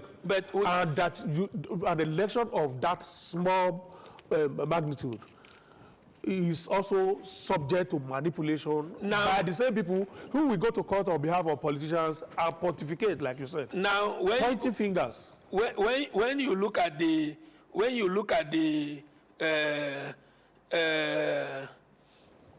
reports the Attorney General have looked at, you discovered that. Let me read some part of the at page 18. The Honorable Attorney General of the Federation said that all pending cases in the various courts, both at the High Court and the Court of Appeal, be withdrawn. All the plaintiffs or the claimants in that case obey this order, will file notice of discontinuance. But I wonder why there was no filing of notice of discontinuance of the appeal. 2, this recommendation was unanimous by all the past presidents. Besas Wale Oladipekun, Odogeyo, and of course, His Excellency OCJ Okocha. All past presidents. All past presidents. OCJ Okocha, Dr. Olisa Agbakoba. There are at least 32 past presidents, or 31 rather. Those living. Except those who have passed. Except those who have passed. The past president, including the president, and like I said, 2 join us online. Chief Okewale SAN and Chief Bayojo SAN join online. Apart from Chief T.J. Okoko, an elder statement that was not there. All the past presidents were there, and then Chief Ebere Nwokoye was not there. All past presidents, Chief Mrs. Kuye was not there. All past presidents were in attendance. Olisa Agbakoba was there. J.B. Dadu was there. Paul Usoro was there. Mekiao was there. All of them were there. Olumide Akpata was there. And they all agreed that both the pending cases at the trial court and the Court of Appeal be withdrawn. We obeyed it. It was withdrawn. But the appeal was not withdrawn. It was argued. And judgment delivered today. Has that shown the kind of... And their lordships agreed to that? Well, I don't know. Well, they were the ones that appointed more like an arbitrator. No, not that they appointed. or proceeded to the idea of the settlement. That was why they an adjournment was done on more than 2-3 times to allow party to so that's two. Then it was also agreed that the current ECMBA be disbanded. That's the election committee. Electoral committee of MBA, be disbanded. The Honorable Attorney General notes this recommendation. Then it was also agreed, recommended that the service provider already engaged by ECMBA, namely Microdigital Connect and Timeline Nigeria Limited, be disengaged forthwith. The Honorable Attorney General notes this recommendation and agree with it. Because if you look at this Microdigital that had been appointed, you need to go to the Corporate Affairs Commission. On the day it was appointed, downside of that company. On the day it was appointed, he was in default of payment of his annual subscriptions, whatever they call corporate responsibility. From the time it was... So at that time, it was not even a proper corporate corporate citizen. Good. So the AGF agree with it. The recommendations are there. And then he rejected the macro zoning of the position. The ones that talk about Egbe, on the ground that the 3 candidates has already indicated committed huge resources. So in order to get a level playing field, let everybody go. But the electoral process must be seen to be transparent. In order not to produce what people perceive to have already be a fait accompli. Now, they say for purpose of election, the telephone numbers combined with national identity number be compulsorily used to clear eligible voters, bearing in mind the clear provisions of the law on the use of NIN and the serial abuse of Supreme Court enrollment number in the past, an enrollment number which cannot be classified as security. The mobile SMS be used to receive voters' authentication instead of email, which has been proven susceptible to manipulation.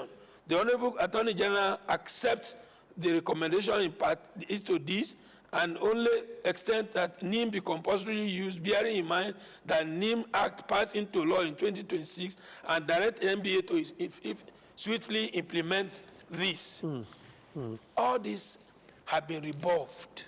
And these are things that are meant to bring credibility to the election. Of the process. Because for as far as I'm concerned, a process of an election is as important as the outcome of the election. That is why. That's correct. You lawyers argue that a lot when you argue election petition cases. It is this process that no judgments. The judgments are always technical. They have looked at issues with a point of view, and I give you example of our own election in this country. You discover that there are some decisions that have been rendered that the real issues have not been resolved. For instance, when we are asked to bring evidence before the court, and the court sees the evidence, which is real, but has not met certain requirements of the law. It does not mean that those things does not exist. It's just that in the eyes of law, that thing cannot be used. Chief Samuel Okutepa is a senior advocate of Nigeria, and we are looking at the NBA and its impending election. The NBA is in a deep crisis, and if a body of lawyers is in this kind of crisis, who will help it out? Will lawyers call on engineers to come and reconcile them and all of that? I'm going to be asking, you said much earlier that if an association that is supposed to be a source of light to society himself is having his own light dimmed, there's a problem. And I know, as somebody who has covered the judiciary for a very long time, I know that right from the leadership of late Prince Bola Ajibola down like that, anytime the NBA is plunged into a crisis like this, there's always the involvement of outside forces. All of that happened during the Ajibola era, down to, I think, from Chief Ajibola down to Lawa Kabashorun, to Charles Idehe, Clement Akpangbo, Priscilla Akuye. In fact, during Priscilla Akuye, there was a period of interregnum for about 4 or 5 years that the NBA was in a limbo. And it was always because of the involvement of outside forces. Albeit that time, we were in a military regime. Is there an external influence in what the NBA is going through at the moment, knowing full well the strategic position of the NBA as the bulwark of society? Benga, if I said there is external forces, I would be unfair to myself. Okay. I think it's the inability of NBA to manage itself properly that is creating the perception of outside forces. Now, the NBA ran into troubled waters in 1992 or 1991-92. In 1991 in Port Harcourt. And from that period, from that period until elders like Chief Adegboyega Solomon Awomolo, SAN, led the committee of chairmen and secretary to restore the NBA back to its glory in 1998. Now, we had gone through what appears to be a process of hell, and we thought we would have learned our lesson. Because let me be honest with us, I think the problem of NBA is the inability of NBA to follow its own rules and regulations. Is it that unfortunate? To follow its rules, hold on. Yeah. To follow its rules and regulations without anyone appearing to be interested in not following the rules. Because there is, if we are advocating that the rule of law be respected, and in the running of our own affairs, we develop stomach to accommodate little breaches of our constitution and claim it does not matter. After all, it is because of politics that we are saying it. Then it is a little saw that grows gangerous that is producing the amputation of the soul of NBA. So my view, therefore, is that we cannot run NBA the way we run APC and PDP. No, because NBA is a product of the legal profession. And the legal profession treasures in the rules of professional conduct, which does not give room for appearance of improprieties. But today, we have decided to play politics of NBA and defend impropriety with legality to the extent that the defense of that legality has now overshadowed the ethical value of integrity and honesty, to the extent now that even when lawyers submit themselves to a process and be honorable to be bound by that process, they turn around to take refuge under legality and technicality of my fundamental rights. Repudiate what they submit themselves to. It is the principles of law of considerable antiquity that when a lawyer gives his words, he must be bound by it. Yeah. You want to lead a profession that is rooted in ethics and good conduct and good character, then you submit yourself to a process. When the process is not favorable to you, you now turn yourself as an opposition to that process. And then lawyers are hailing you. That's my own problem. And when you are spoken, they try to kill your star and run you down as if you are running an opposition. We are learning friends. We can disagree.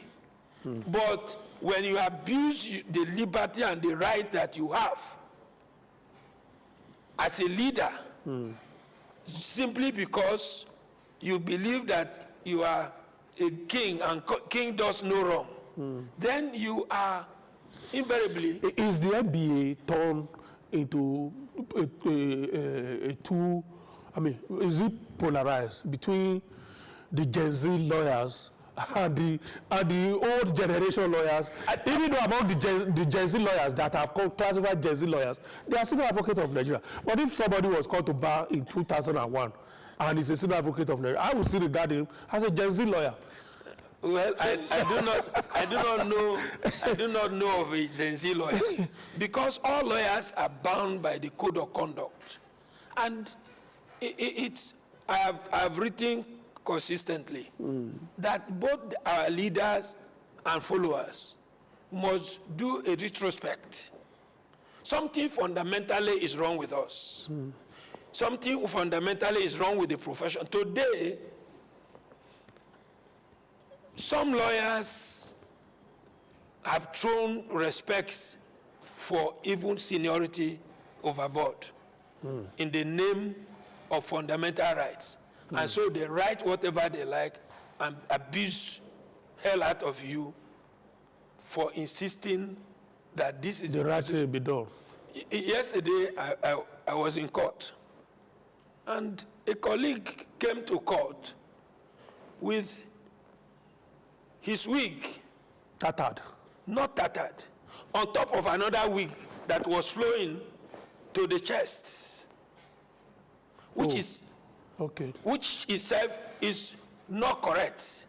But today, in the days of Chief Kehinde Sofola, that lawyer will not be heard in court. Good. So I was a judicial correspondent where Chief Kehinde Sofola insisted that a lawyer must not be heard because he wasn't properly dressed. When I insist that young lawyers, I also saw yesterday a lawyer that wore what do you call it? Shine shoes. Not shine shoe. The one you use to play ball. What do you call it? I don't know. Sneakers. Sneakers. And a war suit. With the collar. And myself and my colleagues say, why? He said he just had a problem with his leg, and that problem will only enter sneakers and not shoe. Really? So, the point I'm making is that we have, over the years, tolerated some intolerable misconduct.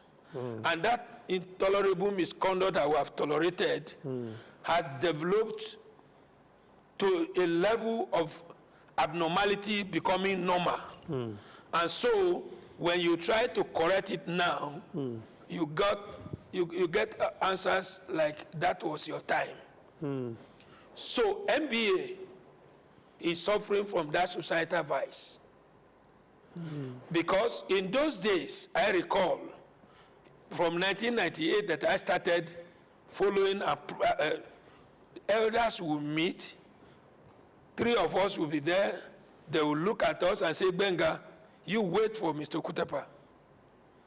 And because the elders were elders, and you cannot compete in rank competition with an elders, you have to defer to them.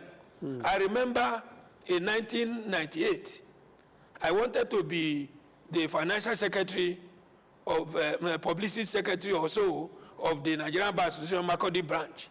Elders like Chief Mama Mike Osman, SAN, B.I. Home, SAN, Chief Edward Asheka, SAN, and all other late GM Condom, SAN, called myself, late T.D. Aka, who were interested in the post, and said, no, the 2 of us are still young, we should hold on for Senior SD Atto. And so we defer to them.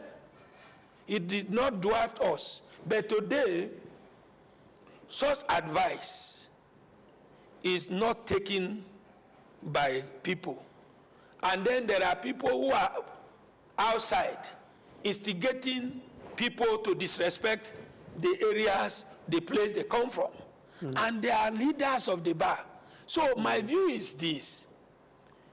I do not think it is outside interference. I think it is our inability as lawyers to play and respect our constitutions and respect the ethics of our profession and ensure that we are the light of the society and are not allowing darkness to overshadowing us or not allowing our personal selfish interest to overshadowing the interests of the rule of law that the NBA represent, because not you, the foremost motto of the Nigerian Bar Association is promoting the rule of law. And when you are promoting the rule of law, it means whatever you are doing for NBA or whatever you are doing for and on behalf of NBA, you must not give appearance of impropriety. Because once you are seen to be taking sides, you've lost the right to referee. Well, our time is almost up. In other words, Benga, I do not want to believe that it's outside forces. Okay. It is inherent problems in us, in not wanting things to be done according to our rules, and our failure to call a spade, and justifying an otherwise unjustifiable conduct. Because you see, let me conclude this. If injustice is being done to Benga, and you are clapping hand because it has not gotten to you, the very day that injustice gets to you, Benga, nobody will be there to sympathize with me. That is why my father said that when Atume was killing Buffalo, nobody had. But the day Buffalo dealt with Atume, everybody were being called upon. Because when he was killing the buffalo, he was killing and eating alone. So, in my view, therefore, NBA must go back to the root of purity. And if it doesn't do that, and it goes ahead with this election, would that not polarize the NBA? The NBA may not be what it's supposed to be. After that? In my view. All right. Lenessa, thank you so much. We really appreciate your time. Thank you very much. Very factual, very frank as usual. We really appreciate your time. Lenessa, Advocate of Nigeria, Chief Jubril Sabelo Kutepa, has been our guest on Jigsaw today. We looked at the Nigeria Bar Association and its impending election and the attendant crisis and controversies that election has been submerged in. Thank you so much again. We appreciate your time. Thank you too for investing your time with us. We'll be coming your way again very soon. My name is Benga Aruleba. Do enjoy the rest of the day. I'll see you.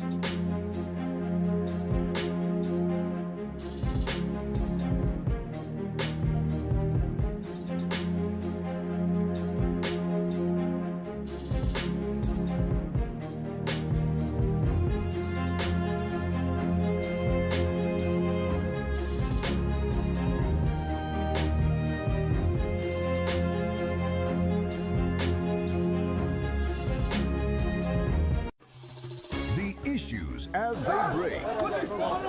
The multitude, the political figures, the state and non-state actors. It's a serious threat to democracy. And our governments seem to be incapable of protecting the scheming. This is not a period we should sit back and go. Every part of this country is equal. The intrigues. There can be no one person that is bigger than the party. Deft moves and the momentous declaration. We didn't get any protection. I'm not particularly against anybody. We track and capture them all. I don't believe in godfatherism in politics. Follow in-depth analysis and no-holds-barred interviews. Armed forces of the country is well capable. They need the political will. Are they just waking up from sleep? Is there complacency? Feel the pulse of happenings in the political arena on AIT Democracy Today. Widely acclaimed authority on politics. Monday to Friday, 7 p.m. Nigerian time.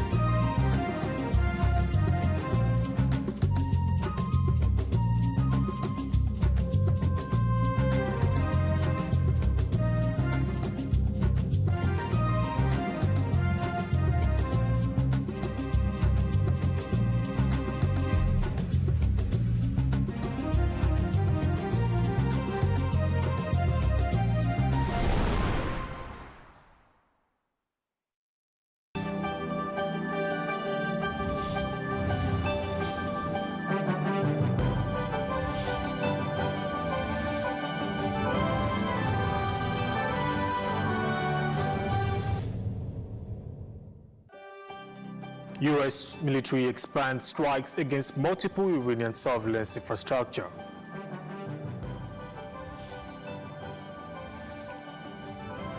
Pakistani police officers killed in 2 separate militant attacks in Pakistan's northwest region.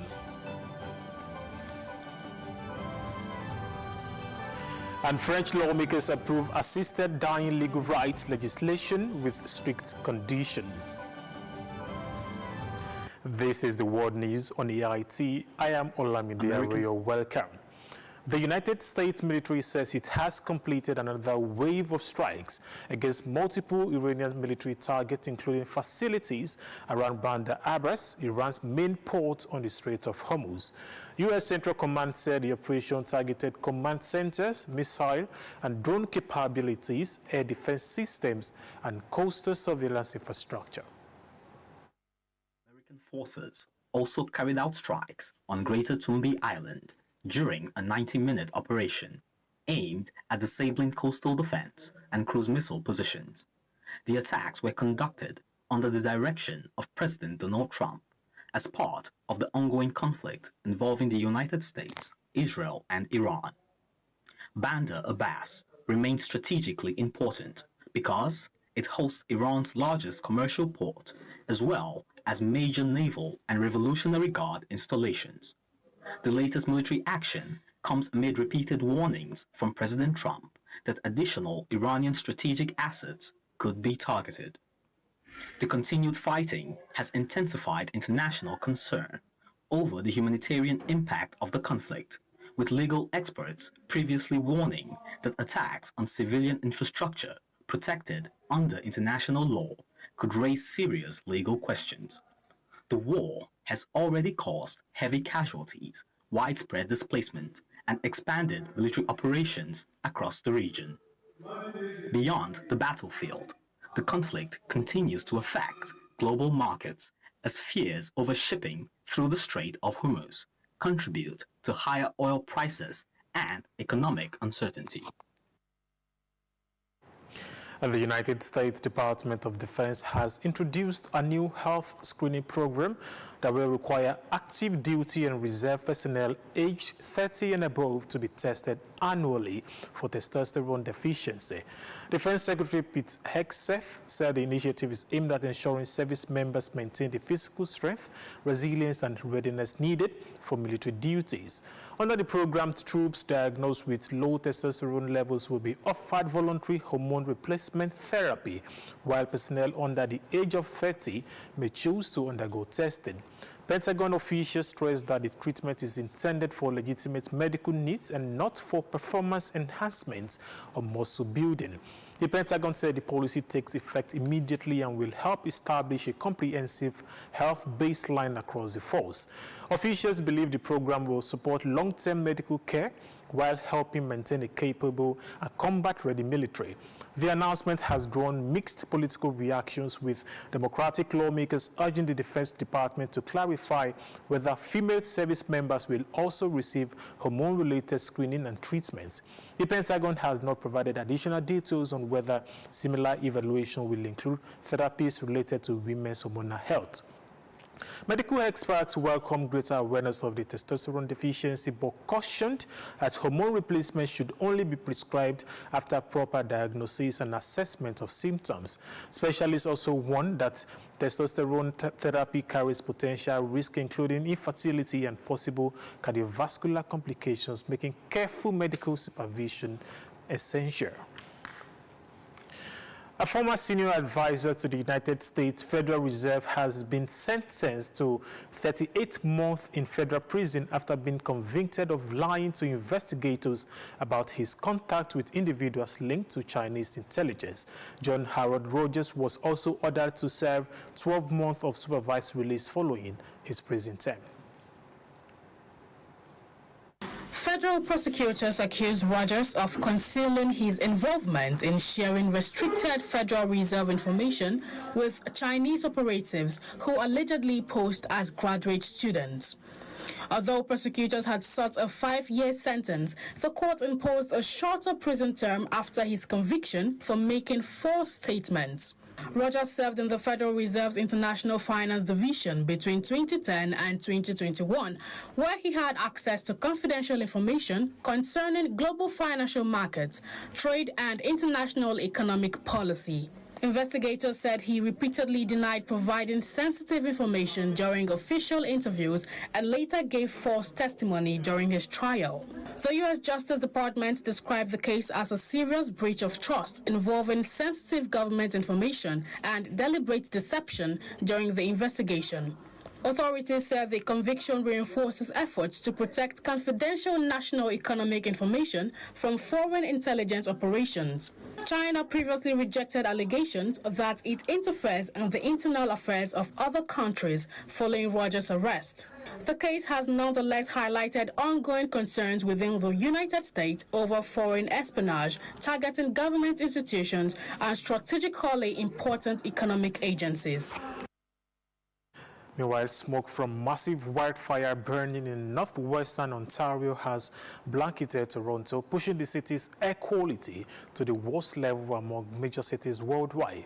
Canadian authorities issued severe health warnings as thick smoke spread across southern Canada and into parts of the northeastern United States. Environment Canada classified Toronto's air quality health index at the highest risk level and warned that hazardous conditions could continue into Thursday night. Residents were advised to limit outdoor activities and reduce prolonged exposure to polluted air. The smoke has also spread into New York City and neighboring states, where health officials issued similar advisories ahead of major public events, including this weekend's World Cup finals in nearby New Jersey. Meteorologists warned that poor air quality could persist across the Great Lakes and New England for several more days. The wildfires are burning in remote regions far from major cities, but the smoke has traveled hundreds of miles, creating dangerous conditions over densely populated areas. Air quality monitoring organizations rank Toronto ahead of several cities traditionally known for severe pollution. The fires also disrupted outdoor activities in the Canadian wilderness, where two groups of children from Minnesota became stranded during a YMCA camping trip. Rescue teams assisted by the Canadian military safely evacuated the campers, while Minnesota officials confirmed that all participants were returning home unharmed. And to Pakistan, where at least 3 police officers have been killed and 20 others wounded in 2 separate militant attacks in Pakistan's northwestern Khyber Pakhtunkhwa province. The incident underscores continuing security challenges in the region bordering Afghanistan. The first attack occurred in Upper Dar, where militants ambushed a security convoy, killing 3 officers and injuring 15 others. Security forces returned fire, and authorities said operations against the attackers were continuing. Hours later, a suicide bomber drove an explosive-laden vehicle into a police station in the city of Banu. The explosion wounded at least 5 police officers and caused significant structural damage to the facility. No group has claimed responsibility of either assaults, although suspicion is expected to focus on Tehrik-e-Taliban Pakistan. The militant organization has carried out numerous attacks in the region and is accused by Pakistan of operating from across the Afghan border. The Pakistani Taliban and Afghanistan's Taliban government continue to deny allegations that militants use Afghan territory as a base for operations. The latest attack highlights persistent instability and ongoing efforts by Pakistani security forces to contain militant violence. 2 people have been killed and several others injured after Russian ballistic missiles struck multiple districts of Kyiv in a major overnight assault. The attacks triggered explosions across the Ukrainian capital and caused extensive damage to civilian infrastructure. Kyiv Mayor Vitaly Klitschko said 6 people were injured, including a 16-year-old boy, while 3 victims required hospital treatment. Emergency crews responded to the multiple fires after strikes hit a warehouse, a non-residential building, and other sites across the city. Authorities also reported that falling missile debris ignited additional fires in another district as rescue teams worked to contain the damage. The latest bombardment adds to a growing number of attacks that have increasingly affected civilian areas. The strikes came only hours after European Commission President Ursula von der Leyen visited Kyiv to announce a new drone production partnership between Ukraine and the European Union. The agreement is intended to combine Ukraine's battlefield experience with Europe's industrial capacity to extend drone manufacturing. The latest assault follows a broader escalation of hostilities that has led to rising civilian casualties across Ukraine. Regional officials also reported that separate Russian bombardment killed 13 people and injured around 50 others in attacks targeting industrial facilities and healthcare centers in Odessa and Sumy. And still in Ukraine, the President Volodymyr Zelensky has nominated Naftogaz chief Sergei Koretsky to become the country's next prime minister as Kyiv undertakes its second cabinet reshuffle within a year. The president said Koretsky is best suited to lead preparation for another winter expected to bring renewed Russian attacks on Ukraine's energy infrastructure. Parliament is expected to vote on the nomination after accepting the resignation of Prime Minister Yulia Shevchenko, with Zelensky's party holding the parliamentary majority.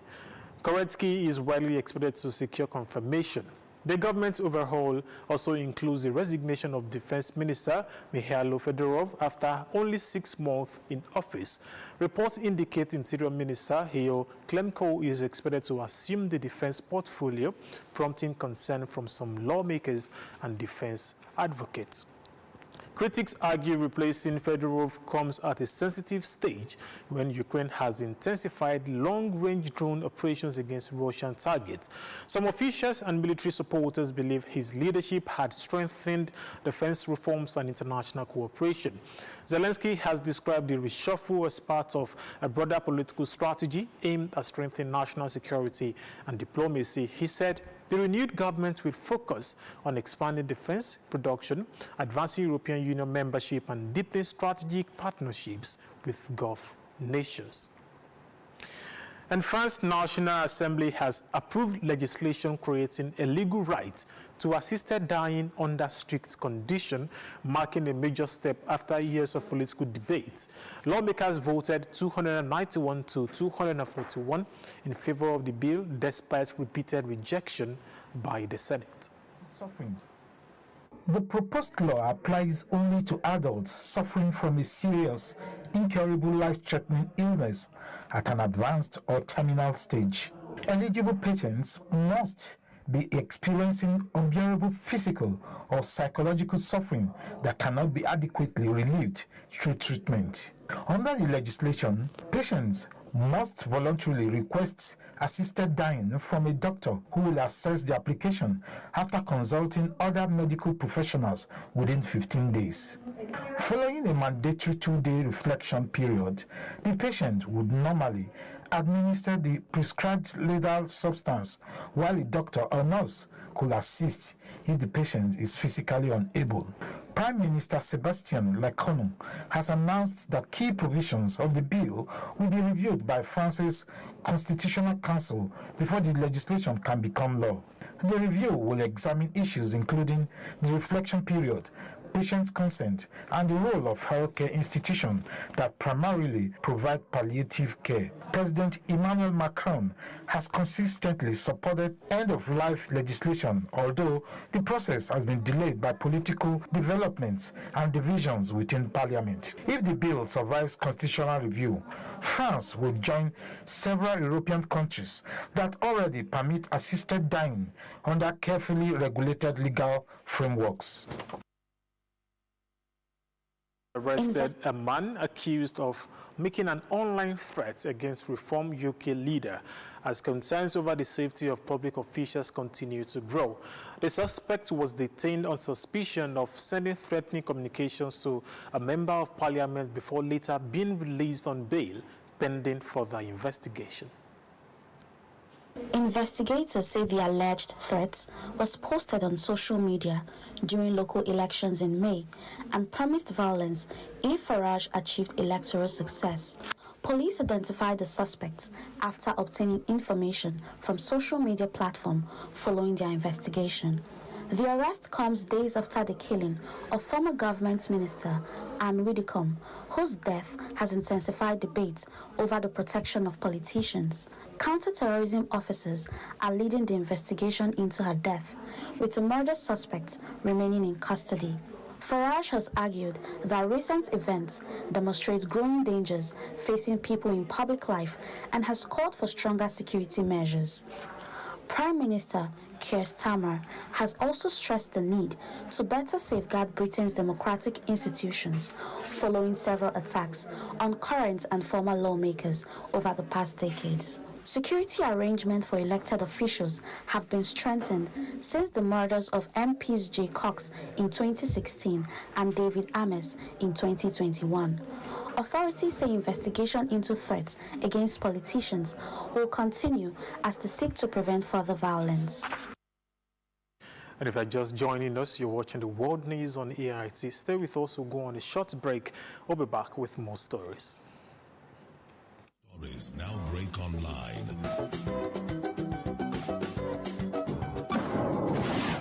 Don't miss anything from our real-time updates and exclusive content. Follow and participate in discussions on live TV studio programs to shape the narratives. Subscribe, engage, and share from AIT.live at AIT_online on X, AIT Online on Facebook, Official AIT Live on Instagram, TikTok, and Threads, AIT_live, and AIT Livestream 1 on YouTube. Stay connected with AIT.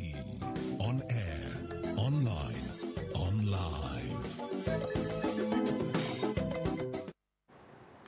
And many thanks for still being there with us on AIT. The World News continues. To other stories, Hong Kong's National Security Police have arrested 5 booksellers on suspicion of distributing publications considered to contain seditious content.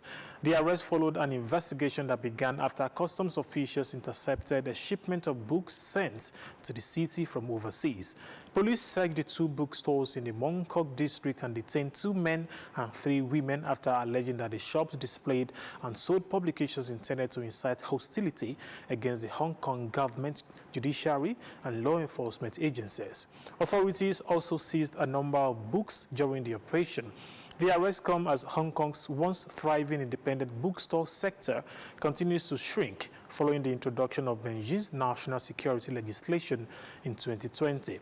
Independent bookstores had long served as important venues for public discussions, literary events, and access to a wider range of political and social publications.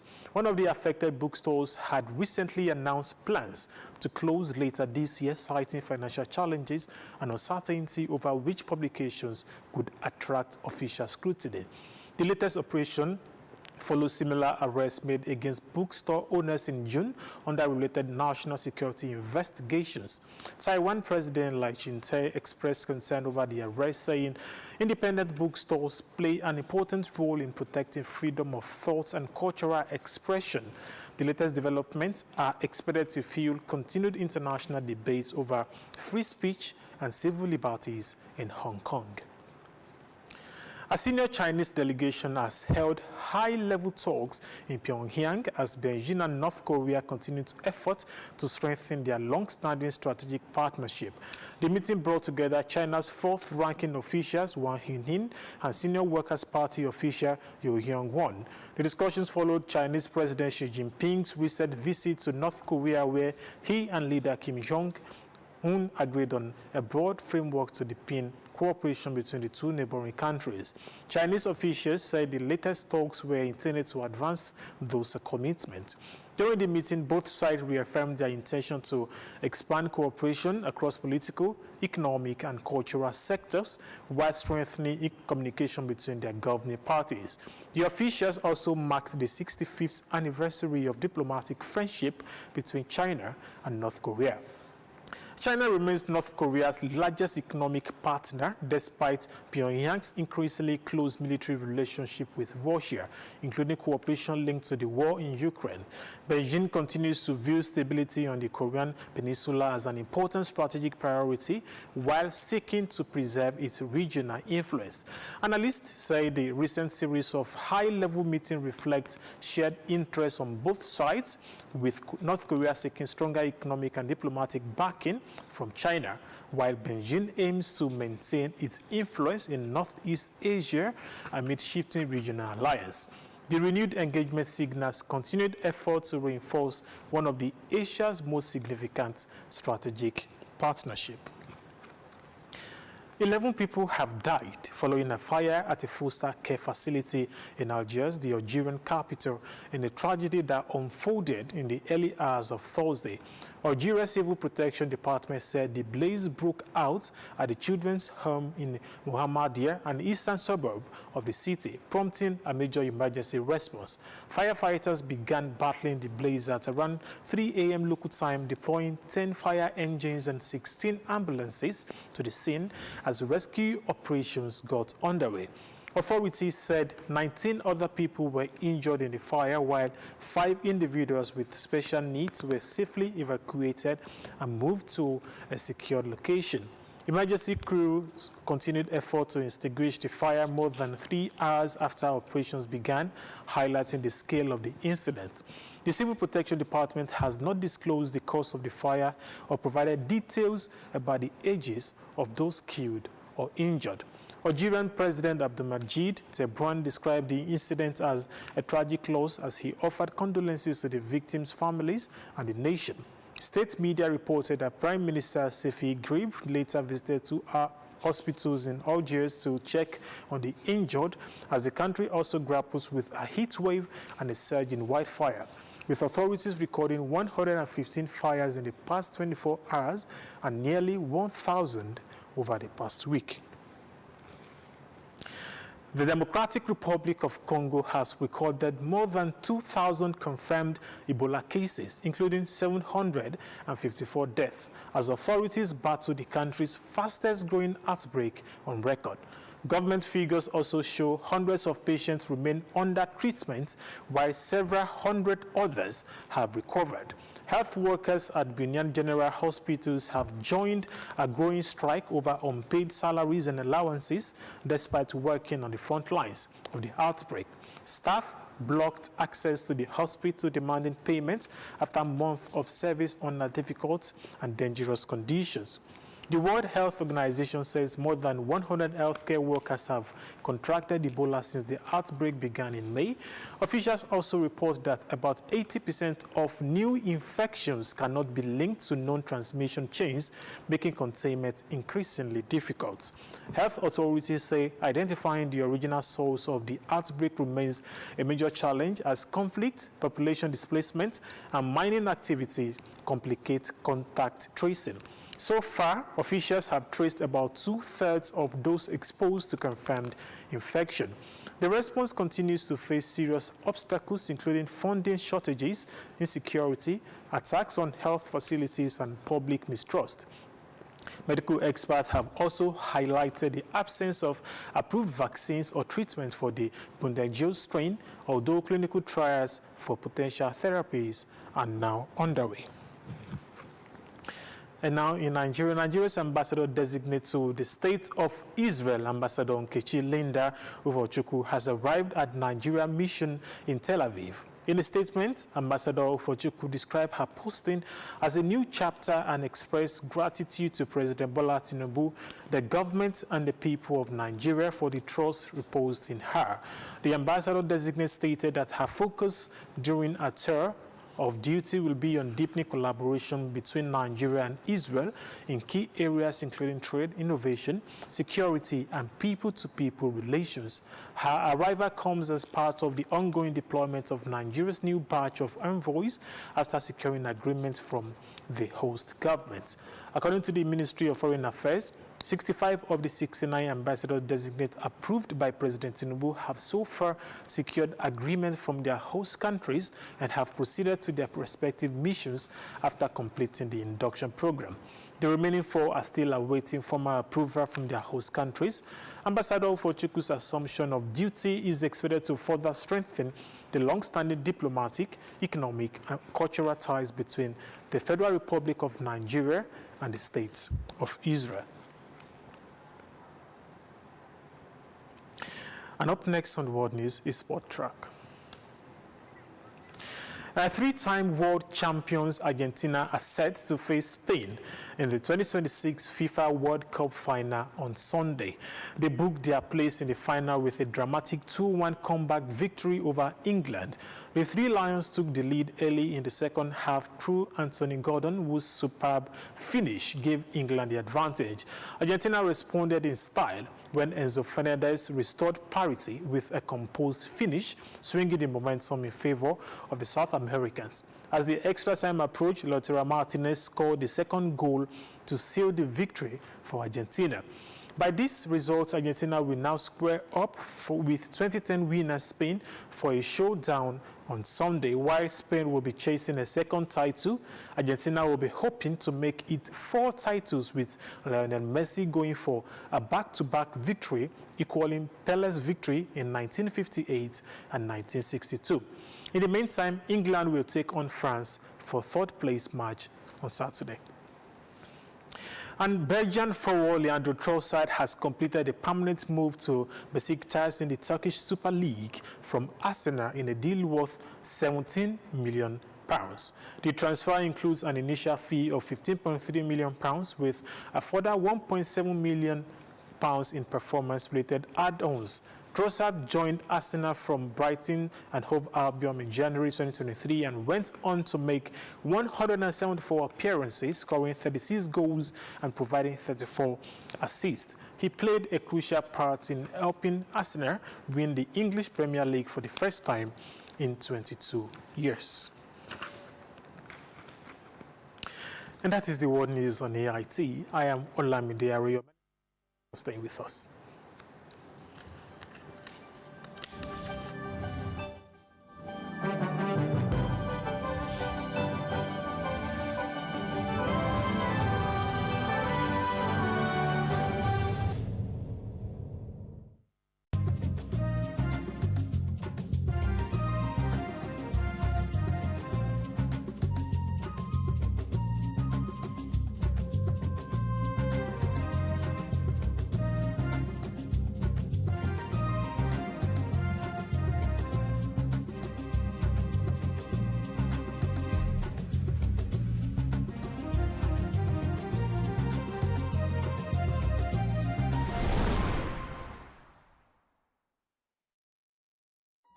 The stories now break online.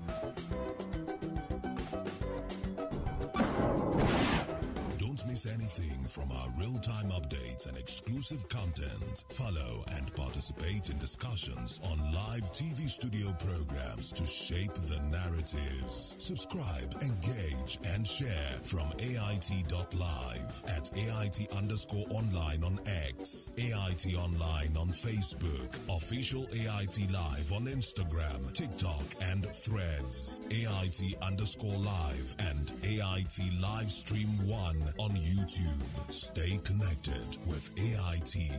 On air, online, on live.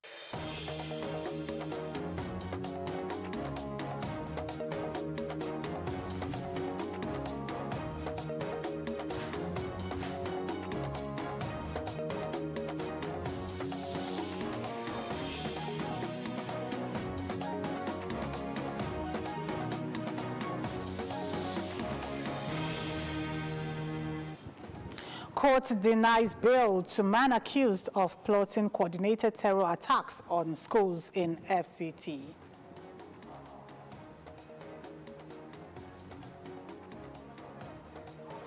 Kogi police launch manhunt as kidnappers of principal students demand a 10 million naira ransom.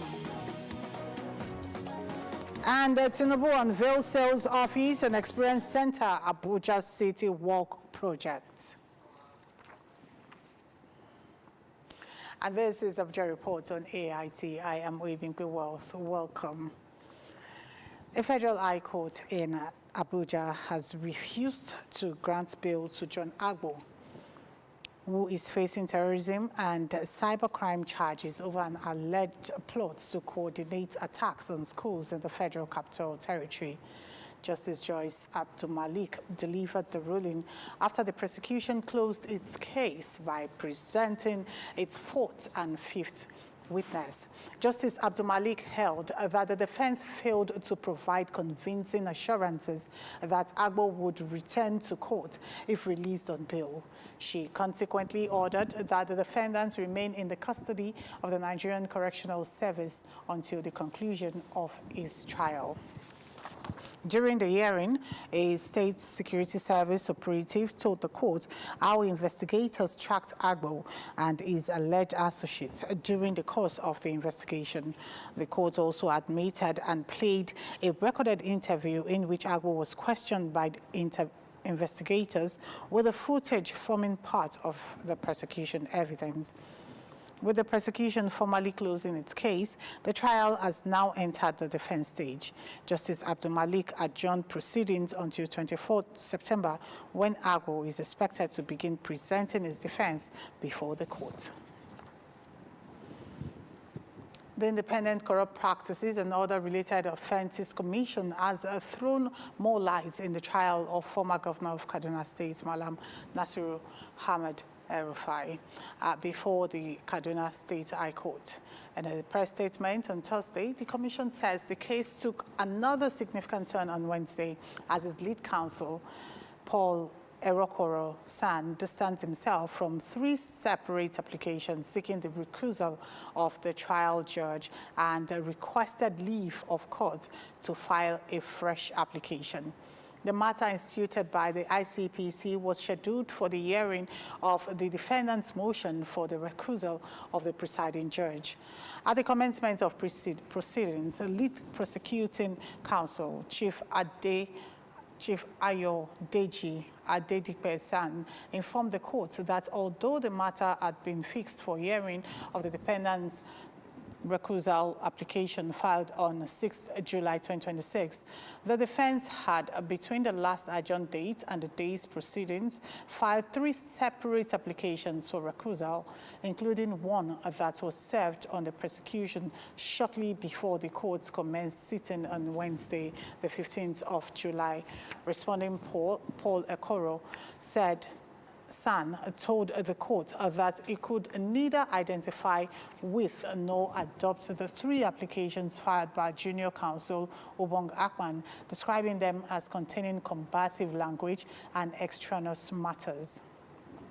He thereafter sought a leave to file a fresh application and undertook the withdrawal the earlier motions.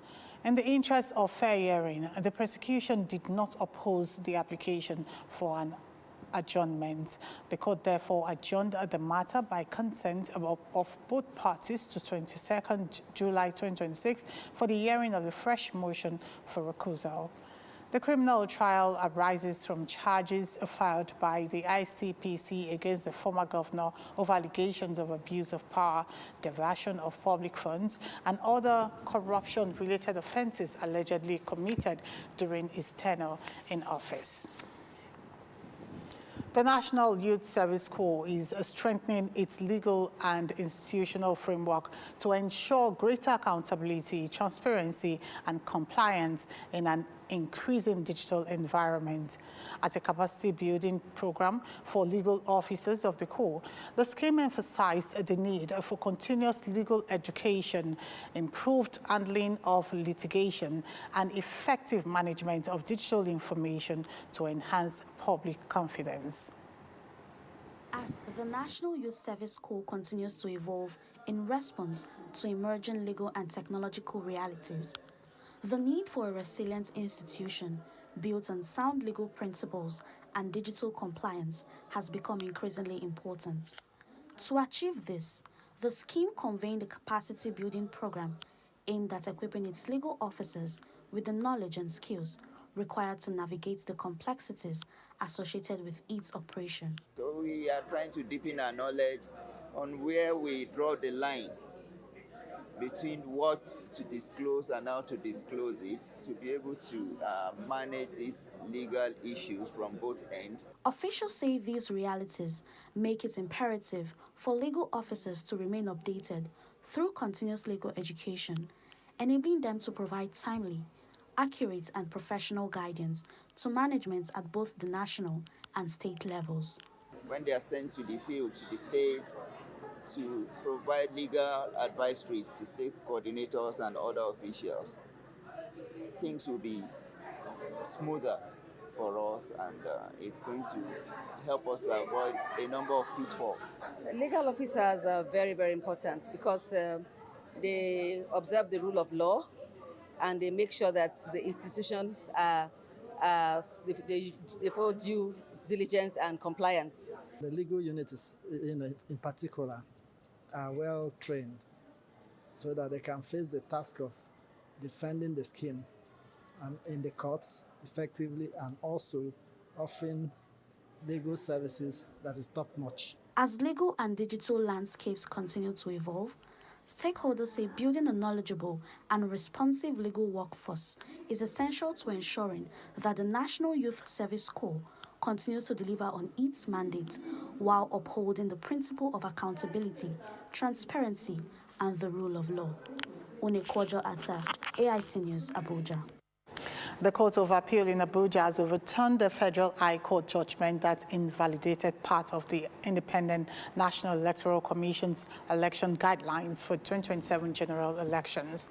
Delivering the lead judgment, Justice Okon Abang held that the lower court improperly interfered with INEC's statutory powers, stressing that the electoral body has the legal authority to regulate the conduct of elections within the framework of the law.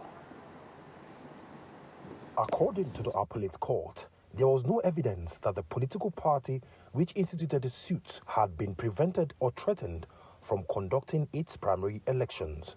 The court noted that judicial intervention is only warranted where there is a real infringement or imminent threat to a party's legal rights. Justice Abang further ruled that the declaratory orders granted by the Federal High Court were made in error and consequently set them aside.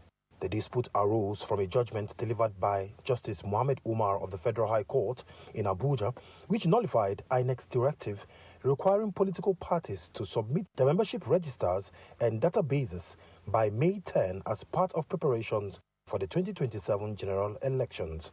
The suit had been filed by the Youth Party, which argued that the directive conflicted with the timelines provided under the Electoral Act 2026.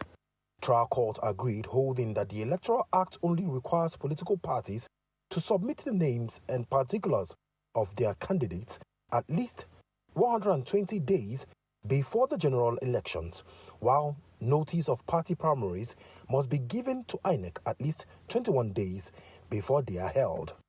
It concluded that INEC lacked the authority to impose an earlier deadline for the submission of membership records. Dissatisfied with the ruling, INEC appealed through its counsel, Alex Izinho, SAN, contending that the case was speculative, deprived the Commission of a fair hearing, and ought to have been dismissed for want of jurisdiction.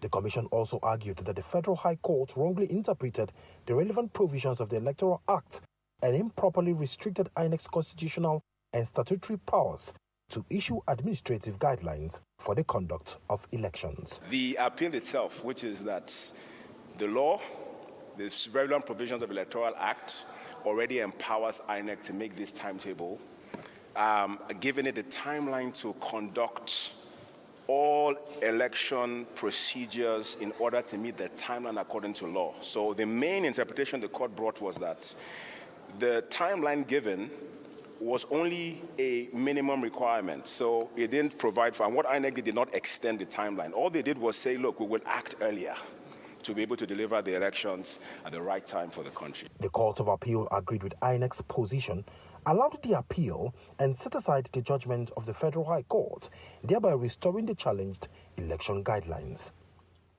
Chibuzo Okezi, AIT News, Abuja.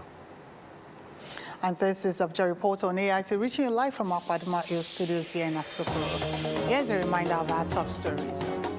Court denies bail to man accused of plotting coordinated terror attacks on schools in FCT.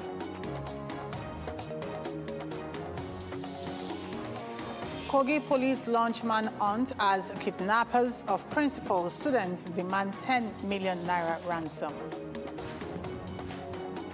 And the Tinubu unveils sales office and experience center, Abuja City Walk projects.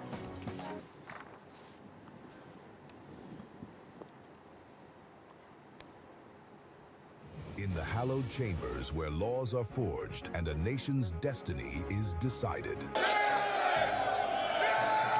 This is your parliamentary program, Inside the Parliament on AIT. Voices rise, opinions clash, debates ignite. We cannot be apologetic in the discharge of our constitutional duties as lawmakers of the Federal Republic of Nigeria. The burden of proving that the elections have been conducted peacefully and in accordance with law must shift to INEC. From the Senate to the House of Representatives, this is where policies are tested, laws are crafted, and authority is held to account. We spoke to some lawmakers on their opinions of the document presented by the president. Every motion, every argument carries the hopes of millions. We need more hospitals, more health clinics in communities so that they can effectively take care of the primary health need of our people. The questions are tough. The exchanges are intense. Mr. President, you can have your way, but I will have my say. You can use the gavel, and I will use my voice. And those who want the proviso are 55 in number. And so the proviso says. But who truly stands for the people? Who is driving the change that defines our tomorrow? Let us tell ourselves the truth. Why are we here talking about LGBT, GTBT, whatever? Get the answers on Where Nigeria Decides on Inside the Parliament on AIT every Tuesday, 4:30 p.m. Welcome back. The Commissioner of Police in Kogi State, Naziru Kankarofi, has confirmed that the kidnappers of 4 people during an attack of a NECO examination center at Government Secondary School Olowa in the Kena local government area has contacted the victims' families demanding a 10 million naira ransom for their release. Kankafori said this at the launch of an intensive rescue operation.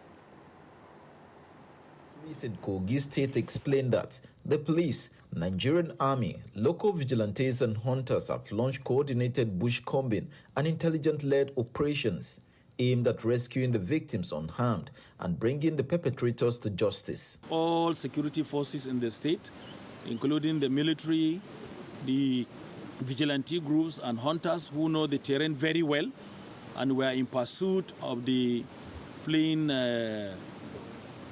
criminals.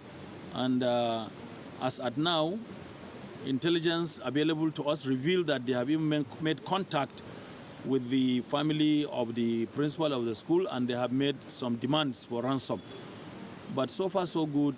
We are very optimistic that within the shortest time possible, these people will be in our net. The commissioner led a joint security team to the scene for an on-the-spot assessment and to coordinate ongoing rescue operations. This irresponsible attitude of the principal and the supervisor is telling on the image of the country. They are sending a wrong image about Nigeria, that we cannot secure our schools. And you know, enemies of government, enemies of progress are always trying to capitalize on this to project the government in bad light. So I think I want to warn everybody, whoever dares to do this kind of act, will make sure we prosecute him. They demanded a sum of 10 million naira, and that contact was a valuable asset to us, but we have gotten very good clues, and as I promise you, very soon they will be rounded up and the students will be rescued. The latest adoption in Olowa comes just weeks after suspected bandit attacked a secondary school in Eluke, Kogi West Senatorial District, an assault that was successfully repelled by Combined Security Force. Tehumba Akaya, AIT News, Lokoja. Now, Nigeria's Vice President Kashim Shettima has officially launched the Sales Office and Experience Center for the Abuja City Walk project on behalf of President Bola Ahmed Tinubu, describing it as a major step towards economic transformation under the renewed Hope agenda. Speaking at the event, Shettima emphasized that the development represents more than just infrastructure, calling it a window to a multi-billion-dollar future and a symbol of the administrative's commitment to turning Nigeria's potential into prosperity. The Abuja City Walk is an ambitious project approximately situated along the airport highway. Did I tie like this? Thursday's launch offered a glimpse into what the completed project will look like, setting the tone for a modern world-class urban hub. Vice President Kashim Shettima, representing President Bola Tinubu, said the project is poised to unlock vast economic opportunities across Nigeria. This experience center stands as proof that our administration does not just make promises, we execute them with determination. The Abuja City Walk is one of the most ambitious private sector investment projects in the history of our great nation. Minister of the Federal Capital Territory, Nyesom Wike, noted that the government has fulfilled its commitment and urged development partners to match the effort by ensuring timely delivery. We have agreed from last year till now that we are going to launch this project. We have also agreed in the memorandum of understanding, after now, in the next 1 year, we have achieved so thing. If that is not achieved, we'll take back our land. Executive Director of Link Development Master City Walk, Kasim Gidado, described the commissioning of the Experience Center as a key milestone in bringing the Abuja City Walk vision to life. Our aim is to create a city within a city that is inspired by Dubai City Walk, but reimagined at a larger, more dynamic scale and firmly rooted in the Abuja socio-cultural and environmental context. The project commissioning series will conclude on Friday. Chukwebuka Obodo, AIT News, Abuja. Governments at all levels have been urged to develop and implement deliberate policies that promote effective plastic waste management as plastic pollution continues to pose a major environmental challenge, especially during the rainy season. The call was made at a plastic waste management campaign where youth were encouraged to harness the economic opportunities in plastic recycling by converting waste into wealth. The Minister of Environment, Balarabe Lawal, represented by a director in the ministry, Murtala Umoru, said the federal government is developing policies to encourage greater youth participation in plastic waste management and recycling initiatives across the country. Participants at the campaign also called for increased funding and support for organizations and individuals investing in plastic recycling and the management of other non-biodegradable waste materials as part of efforts to build a cleaner and more sustainable environment. Program from inception have been well conceptualized and is in line with what the ministry is doing. At our level, as a policy-making body, we have developed policy, National Plastic Action Policy, National Policy on Plastic Waste Management. We have also developed National Circular Economy, Nigerian Circular Economy Roadmap, which are things that these youths that have been trained can cue in and get enough insights as relates to how to do effective collection of waste, because the problem of waste begins from the collection. Plastics are a menace in the society if they are discarded in the environment. And they don't break down, they don't degrade. They remain there for many years. And virtually every category of plastic does not break down. So coming up with a policy like other countries have done will be very good for Nigeria. We really cannot do without the plastics. Virtually everything that we handle, it comes in plastics. So we decided that we're going to look for funding to be able to give training to young people and then to encourage them for use for plastic waste management entrepreneurship. Ideas like this also help to create jobs for the youth and along the side, clean up our environment. Most people have this general belief that, oh, the waste management system is for the government to do. Like you see somebody driving on the way and throw things off the window, he will tell you, oh, if we don't do that, what are the waste pickers going to do? We need to change our perception about waste management. Now, how has the structural adjustment program initiated by the military leadership of Ibrahim Babangida impacted Nigeria's economy 40 years after? This was the kernel of deliberation by scholars, development partners, and leaders of civil society organizations as Nigeria's political economy undergoes scrutiny in Abuja. AIT's correspondent was there and filed this report. The 1986 Nigeria Structural Adjustment Program Initiative under military President Ibrahim Babangida remains one of the most controversial and bold economic steps any government has taken before the year 2023. It was an IMF and World Bank-backed policy designed to correct severe economic imbalances caused by collapsing global oil prices. Its core measures included massive currency devaluation, privatization of public enterprises, and the removal of petroleum subsidies. But some political economists, civil society organizations who gathered in Abuja say the policy as the foundation of Nigeria's economic imbalance. In spite of the promises of SAP to address macroeconomic stability, to address issues of industrialization, to stabilize the naira, for the naira to have a good value, and to reduce poverty.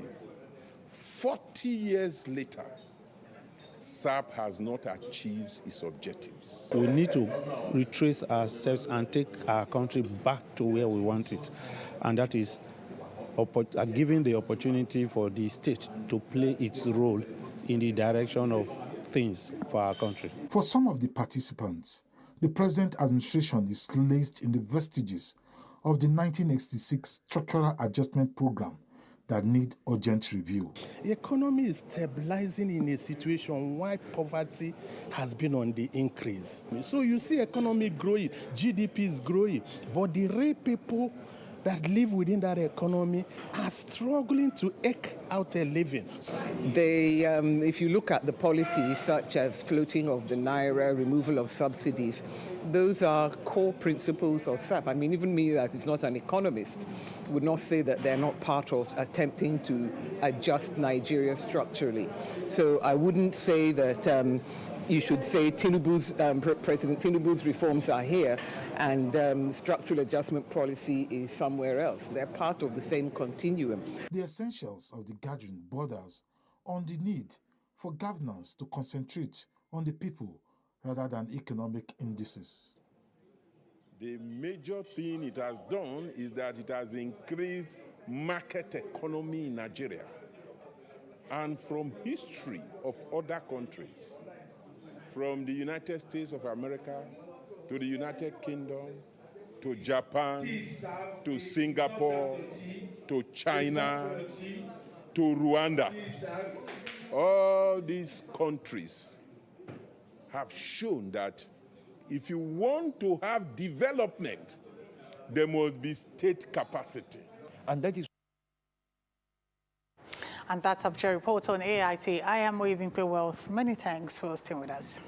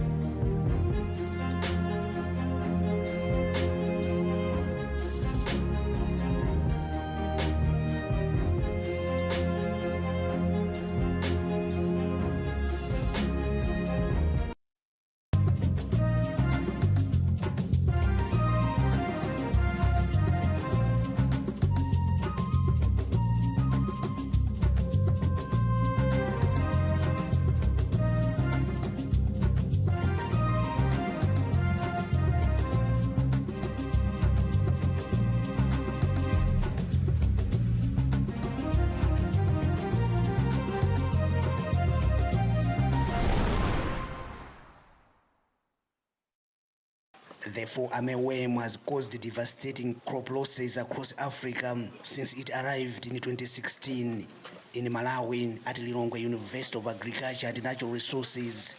Biotechnology research scientist Kingdom Kwapata is leading studies in 2 varieties of maize whose genes have been modified to resist the pest. Such engineered crops are considered genetically modified organisms or GMOs. We needed a solution because our farmers are suffering. Our main purpose and aim for the research is to establish whether the gene that confers resistance against fall armyworms and other lepidopteran insects is effective. The trials are expected to take about 5 years. They are conducted in a fenced and confined maize field 500 meters away from any traditional crop to avoid possible contamination with the traditional varieties. In the meantime, lawmakers, traditional leaders, and farmers have visited the trial site to observe its progress. Some farmers are excited about the trial, which is in its first year. This will solve the problems of lack of money to buy pesticides to kill fall armyworms, which have affected my maize harvest for many years. And I am now a happy farmer because these trials are providing solutions to the problem. Another subsistence farmer, Esther Ganjawala, is skeptical about the technology. She notes that replacing local maize varieties with high-yielding hybrids has created new troubles. These new varieties are not good at all. You can't harvest anything without applying fertilizers, and they are easily attacked by pests. That's why there is growing poverty. But with our local varieties, we can harvest even without applying fertilizers. Researcher Kwapata says genetically modified crops have been introduced safely elsewhere, including the United States, Brazil, and Argentina, but many...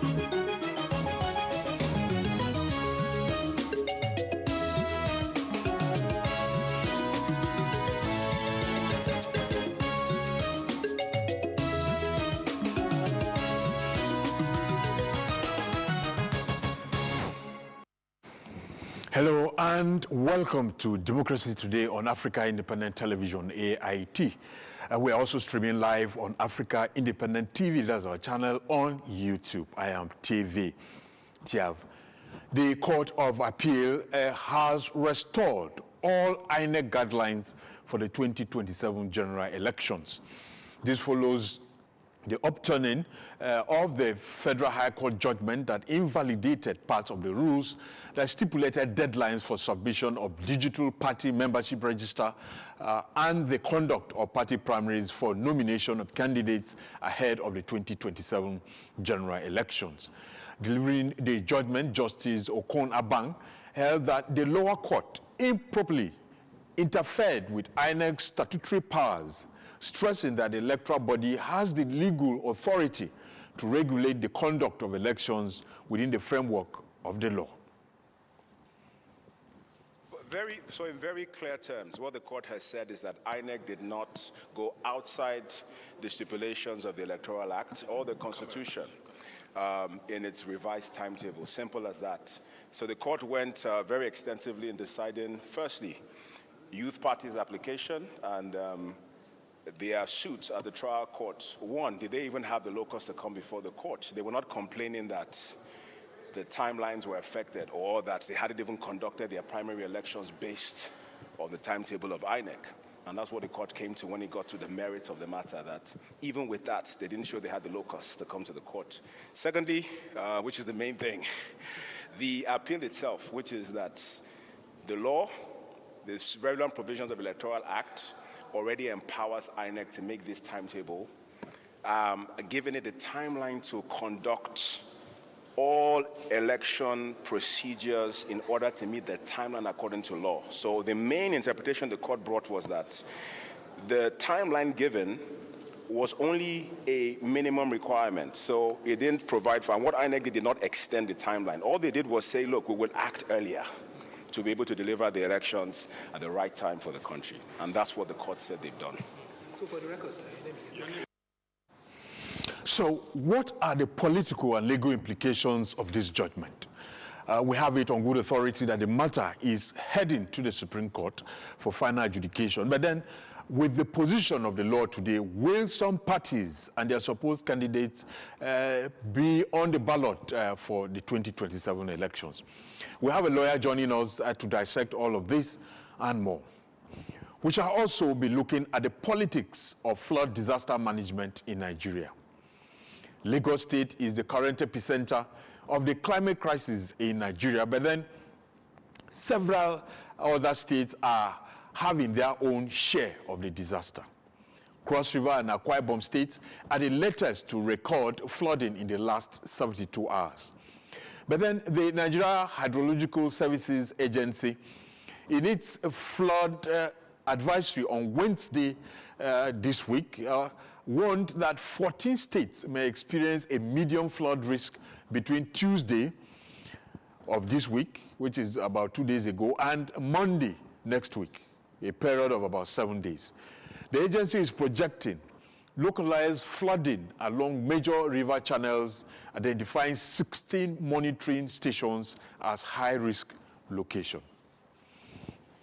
The affected states, that's the 14 affected states, would be Adamawa, Akwa Ibom, that has already recorded its own flooding, Anambra, Bauchi, Benue, Borno, Cross River, Edo, Enugu, Imo, Kaduna, Lagos again, Niger, and Plateau, with several local government authorities, areas, and communities, including schools, health centers, and markets, to be affected if precautionary measures are not taken. So, instead of being a continuous blessing, it appears that the rainy season has become Nigeria's nightmare. And a cash cow, we must say, for some bureaucrats and politicians who feed fat every year on the tears, pains, and even blood of Nigerians who lose their lives in flooding. 3 experts are joining us in the later part of the program to address the issues. But then let's bring you up to speed with other latest developing stories just before the conversation. Stay with us. Get ready for a bold new chapter in political discourse. The conversations that matter most are stepping into the spotlight like never before. Political Platform, the hard-hitting, no-holds-barred program you have trusted on Ray Power Radio, is making a powerful move to television. Tune in to Africa Independent Television, AIT, as Political Platform debuts on your screen, bringing deeper analysis, sharper debates, and the voices shaping our nation's future right into your screens. From policy and politics breakdowns to real-time discussions with key stakeholders, this is more than a program. It is where opinions are tested, truths are uncovered, and the people's voice is heard. Join seasoned hosts and expert guests as they tackle the issues that define our democracy. No filters, no distractions, just real talk. Political Platform, now on AIT, 9 to 10 a.m. every weekday. Stay informed, stay engaged, be part of the conversation. I think the general view is that nobody is saying he's guilty. He's presumed to be innocent until proven guilty. But as a matter of sensitivity, a man who faces cases like that, for the Senate to endorse him, we are much to being insensitive to the feelings of women. Because it's not just one woman, there are 2 women on different allegations. So I thought that in matters like this, it will be more prudent that we wait and ask the guy to clear himself before the courts. There. The papers were not presented before you? No papers were presented before the committee. And Mr. President, if we continue to act on allegations, today we mentioned it the other time, it's not every allegation that will disturb the proceedings of the Senate. An allegation before a court of competent jurisdiction without judgment of a court does not make somebody guilty. This is a very common issue in the entire Ekiti North, and I'm sure all over the country. And it's a very sensitive issue that we cannot just sweep under the carpet.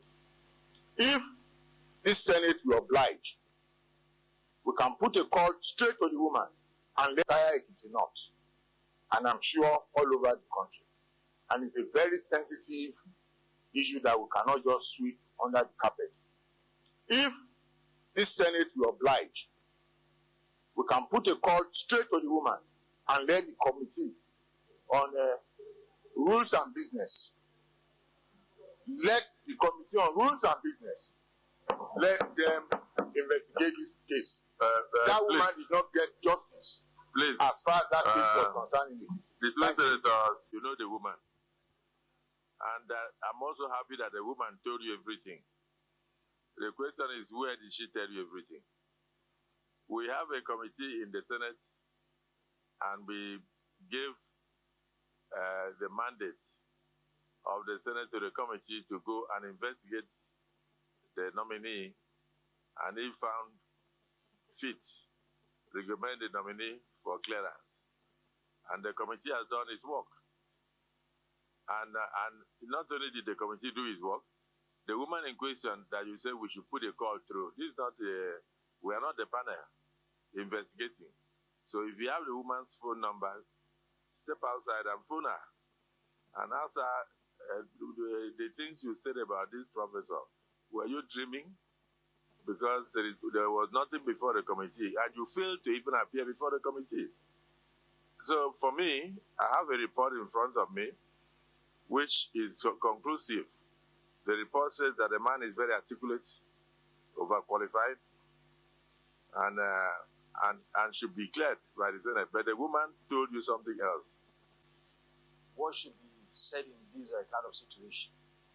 He is not found guilty, it's just an accused. But then, we have a tradition in this service that whenever there is a candidate to be cleared for appointment, there must be a kind of agreement among the senators presenting that particular candidate for clearance or for screening or to be confirmed for appointment. And this man happens to come from the state where the leader of the Senate comes from. Unfortunately, the leader is not here. I think going by tradition, we need to be very careful not to go against the culture and tradition of this August Senate. We need to try to a little bit stay action on this matter, allow the Senate leader to come, talk to them, and then have, an insight from their thinking before we go ahead. Otherwise, we will be contravening the tradition of the Senate. In the Senate today over confirmation of an ambassadorial nominee. But eventually, he was confirmed and indeed will be posted by the president to represent the country as it will. Another round of those arguments that you always have in the hallowed chambers of the Senate. But we'll turn our attention to other issues now, looking at what the Court of Appeal decided today being Thursday. I now have joining me Barrister Victor Giwa. Thank you so much for joining us this evening. Thank you so much for having me. Yes, the judgment. The Young Youth Party went to court. They got judgment in their favor at the Federal High Court. Almost all the parties were celebrating in it. But now we have that judgment overturned completely. What's the implication? Okay, I think firstly we need to put in perspective how it started. Yes. I think the Youth Party, yes. YP, went to court to challenge INEC rules and regulation for the conduct of the general election for 2026, which was signed... 2027. 2027. Okay, the rules and regulation is rule and regulation of 2026. Okay. Yes, because it was made pursuant to the 2026 Electoral Act. Okay. It was signed into law on the 30th of April 2026. Now, by the Professor George Amopipito. Yeah. So, and now one of the issues they had was that the INEC has said that the political parties should submit the list of their candidates and the membership record of each of the political parties to the commission. Yeah. And there was a date for it. And there was a date. I think May 10 also. No, 30th of May. No, that was a date for the primaries. I think May 10 was the submission of the register. Yes, and the primary should be conducted before. Before 30th. Yeah. So, and that was just the issue. Now, but you need to understand the matrix of that directive. When you submit the record, the membership record of a political party, it stops any person who moves from one political party to the other to be a member, and that it makes the person ineligible to contest for any internal primaries, because your name, you are not a member, because your name is not the registered of members.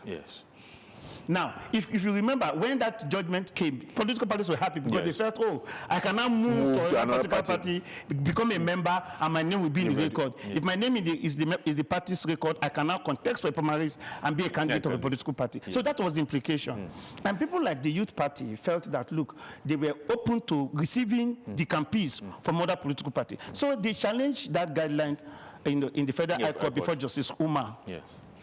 And Justice Umar, in his own ruling, in his own, wisdom, felt that INEC acted outside this bond. And what was the issue? Section 29 of the Electoral Act.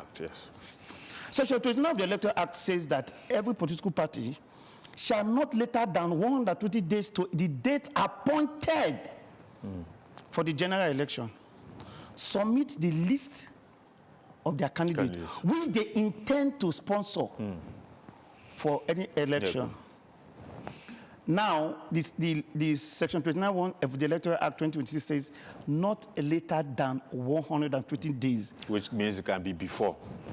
It means it can be before. But not later than. So INEC took, based on that Section 21, Section 29(1), now says, okay, he gave a date, I think it was like 90 days. Within their own calculation. 90 days, and said, look, political parties, 90 days before the general election, I need, and it fell to that May 10th. To complete the 90 days. Initially it was before May 10th, the parties were complained, and they now made it. So, and that was what the issue that took them, took the YP to court to now explain what really happened and why should INEC give a date that is lesser than the 120 days. However, they did not come to understand that INEC has the power under Section 160 of the Constitution to regulate its own proceedings and make regulation for the conduct of the election.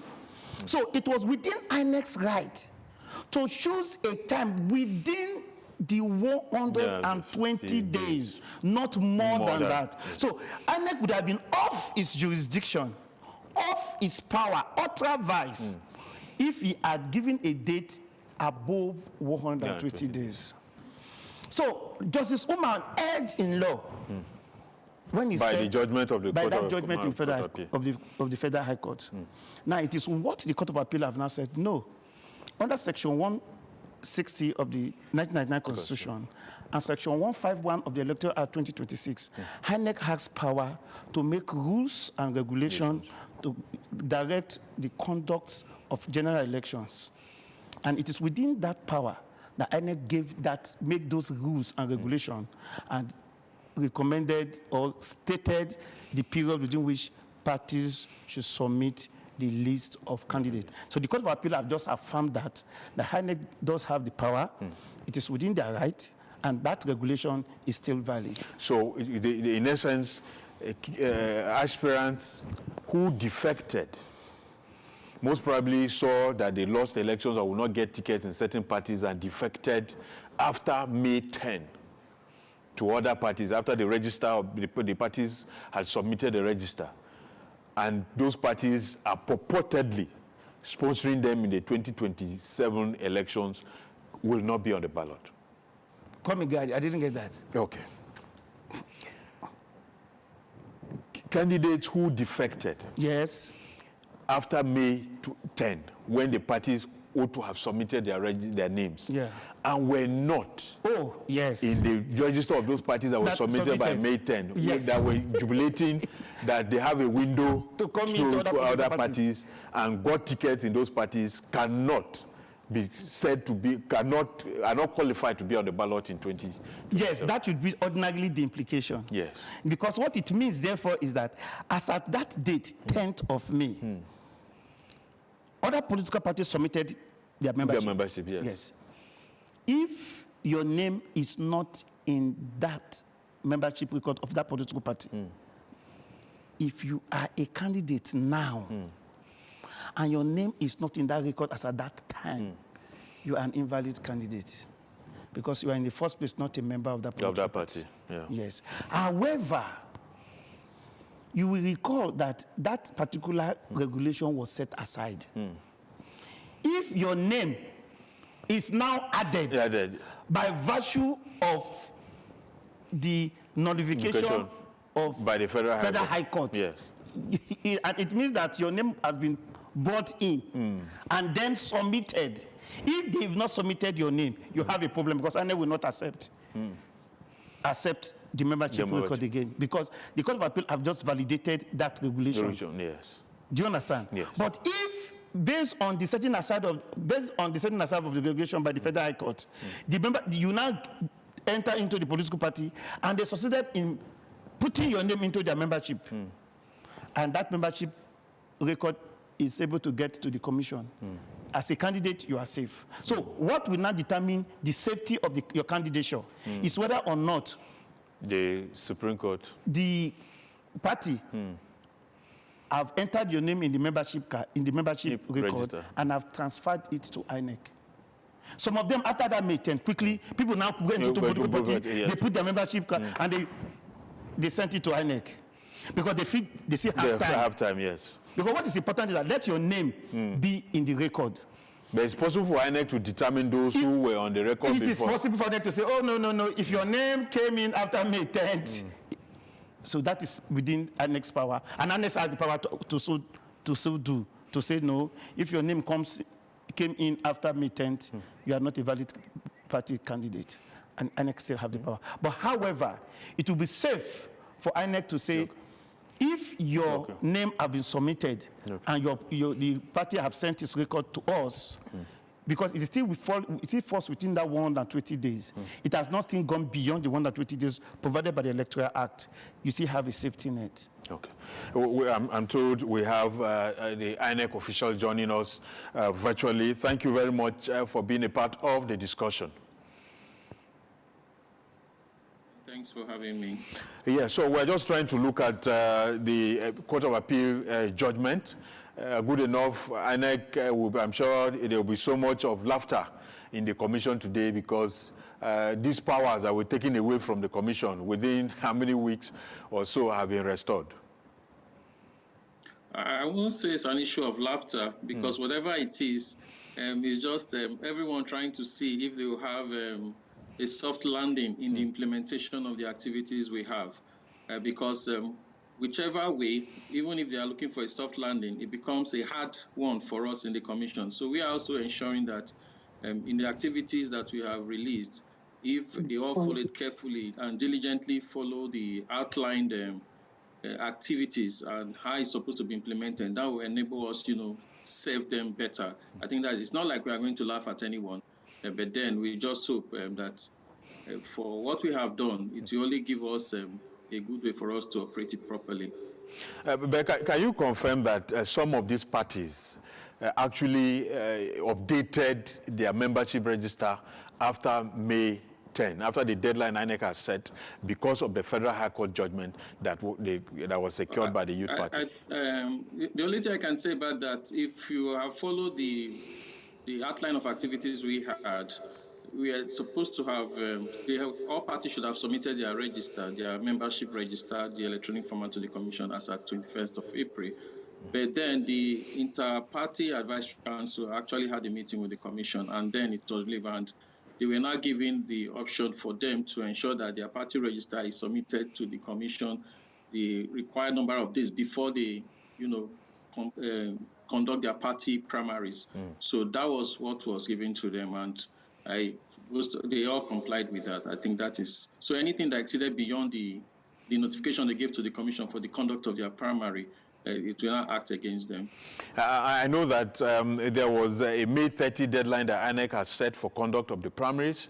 I think one of the parties, the Boot Party or so, had the primaries on the 31st, or nominated their presidential candidate on the 31st.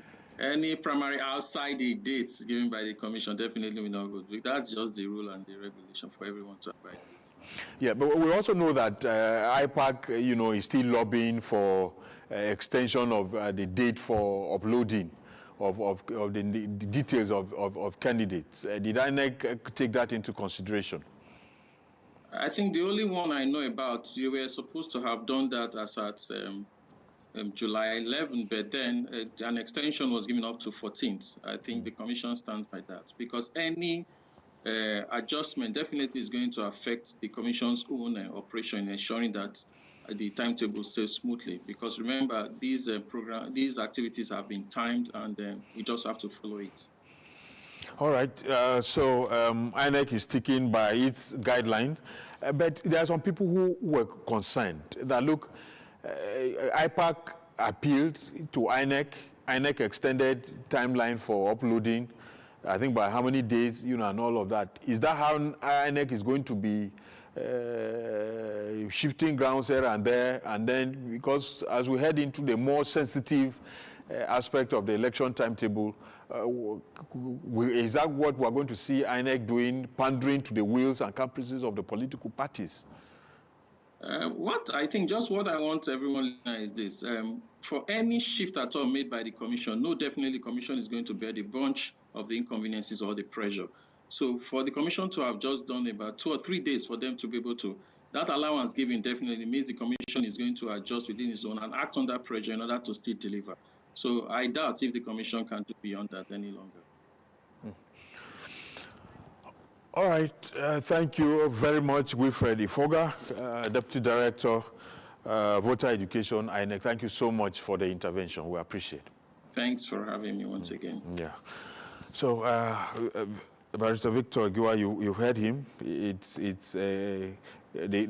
actually they recognize that judgment from what he's saying, and all of that. But those are held primaries after the May 30 deadline, or nominated candidates out of the May 30 deadline will be in trouble with all of it, because everybody was looking at, okay, the 120 days, will be a leeway for a number of them. Politicians, you can't, they always want to beat you to it. No, but I didn't hear that part. I didn't, I heard part of what he said. But I think if at the time that Federal High Court judgment was still subsisting, and a party conducts or brings in a member and submits the members during that judgment or after that judgment, INEC cannot say because at that time that was a position of the law. That particular rules and regulation was declared invalid. Did you get the point? Yes. So it is the Court of Appeal that we are not done yet. We don't know what the Supreme Court is going to say. Yes. So INEC should be careful. What I think INEC should do legally is, if as at now, when you have submitted, people have submitted their political parties that have submitted their membership record, they should work with it as it is now, based on the validation of this regulation by the Court of Appeal.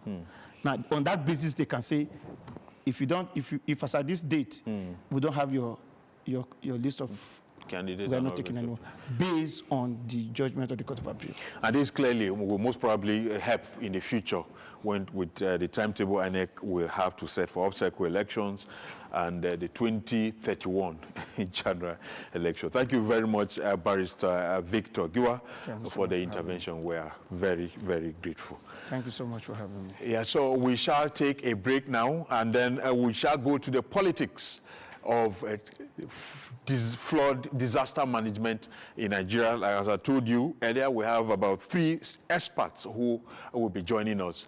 Stay with us.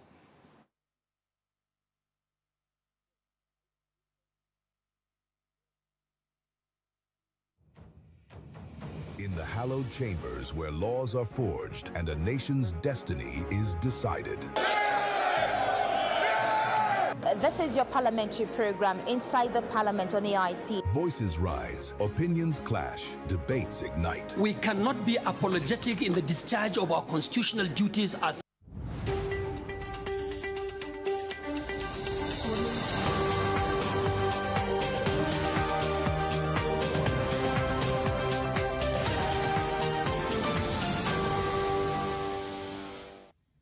we begin Thursday's edition of Political Update across Nigeria with the police in Ebonyi State, which says it is to engage the services of a pathologist to conduct a post-mortem examination on the body of late Miss Mary Abila, a psychotherapist whose death has stirred controversy. Police authorities in a statement in Abakaliki, the state capital, late Wednesday said the post-mortem result will assist investigators to unravel the cause of the death. Miss Mary Abila reportedly died at the Wuru private residence of Nigerian serving Minister of Works, David Umahi, on June 27th. The Independent National Electoral Commission has revealed that a comprehensive voter register quantification exercise will be undertaken after the 2027 general elections. The INEC chairman, Professor Joash Amokwito, disclosed this during a courtesy visit by the Director General of NIMSE, Abisoye Odusote, and her team to the Commission's headquarters in Abuja.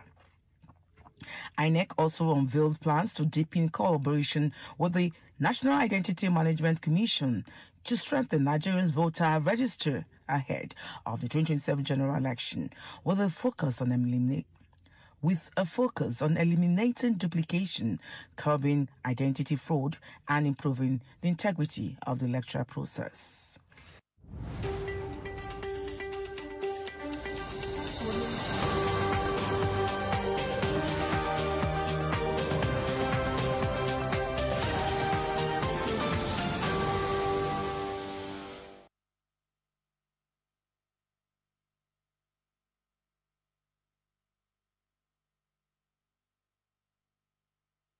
Get ready for a bold new chapter in political discourse. The conversations that matter most are stepping into the spotlight like never before. Political platform, the hard-hitting, no-holds-barred program you have trusted on Raypower Radio is making a powerful move to television. Tune in to Africa Independent Television, AIT, as political platform debuts on your screen, bringing deeper analysis, sharper debates, and the voices shaping our nation's future right into your screens. From policy and politics breakdowns to real-time discussions with key stakeholders, this is more than a program. It is where opinions are tested, truths are uncovered, and the people's voice is heard. Join seasoned hosts and expert guests as they tackle the issues that define our democracy. No filters, no distractions, just real talk. Political platform now on AIT, 9 to 10 a.m. every weekday. Stay informed, stay engaged, be part of the conversation. In the hallowed chambers where laws are forged and a nation's destiny is decided. This is your parliamentary program, Inside the Parliament on AIT. Voices rise, opinions clash, debates ignite. we cannot be apologetic in the discharge of our constitutional duties as lawmakers of the Federal Republic of Nigeria. The burden of proving that the elections have been conducted peacefully and in accordance with law must shift to INEC. From the Senate to the House of Representatives, this is where policies are tested, laws are crafted, and authority is held to account. We spoke to some lawmakers on their opinions of the document presented by the president. Every motion, every argument carries the hopes of millions. We need more hospitals, more health clinics in communities so that they can effectively take care of the primary health need of our people. The questions are tough. The exchanges are intense. Mr. President, you can have your way, but I will have my say. You can use the gavel, and I will use my voice. And those who want the proviso are 55 in number. And so the proviso says, but who truly stands for the people? Who is driving the change that defines our tomorrow? Let us tell ourselves the truth. Why are we here talking about GTBT, whatever. Get the answers on Where Nigeria Decides on Inside the Parliament on AIT every Tuesday, 4:30 p.m. And thanks for staying with us. We're trying to get it set because the next set of guests are joining us virtually. But we have Dr. Shedrack Akoluku, a water expert, who is joining us from Port Harcourt, Rivers State. Thank you very much for joining us tonight. Thank you.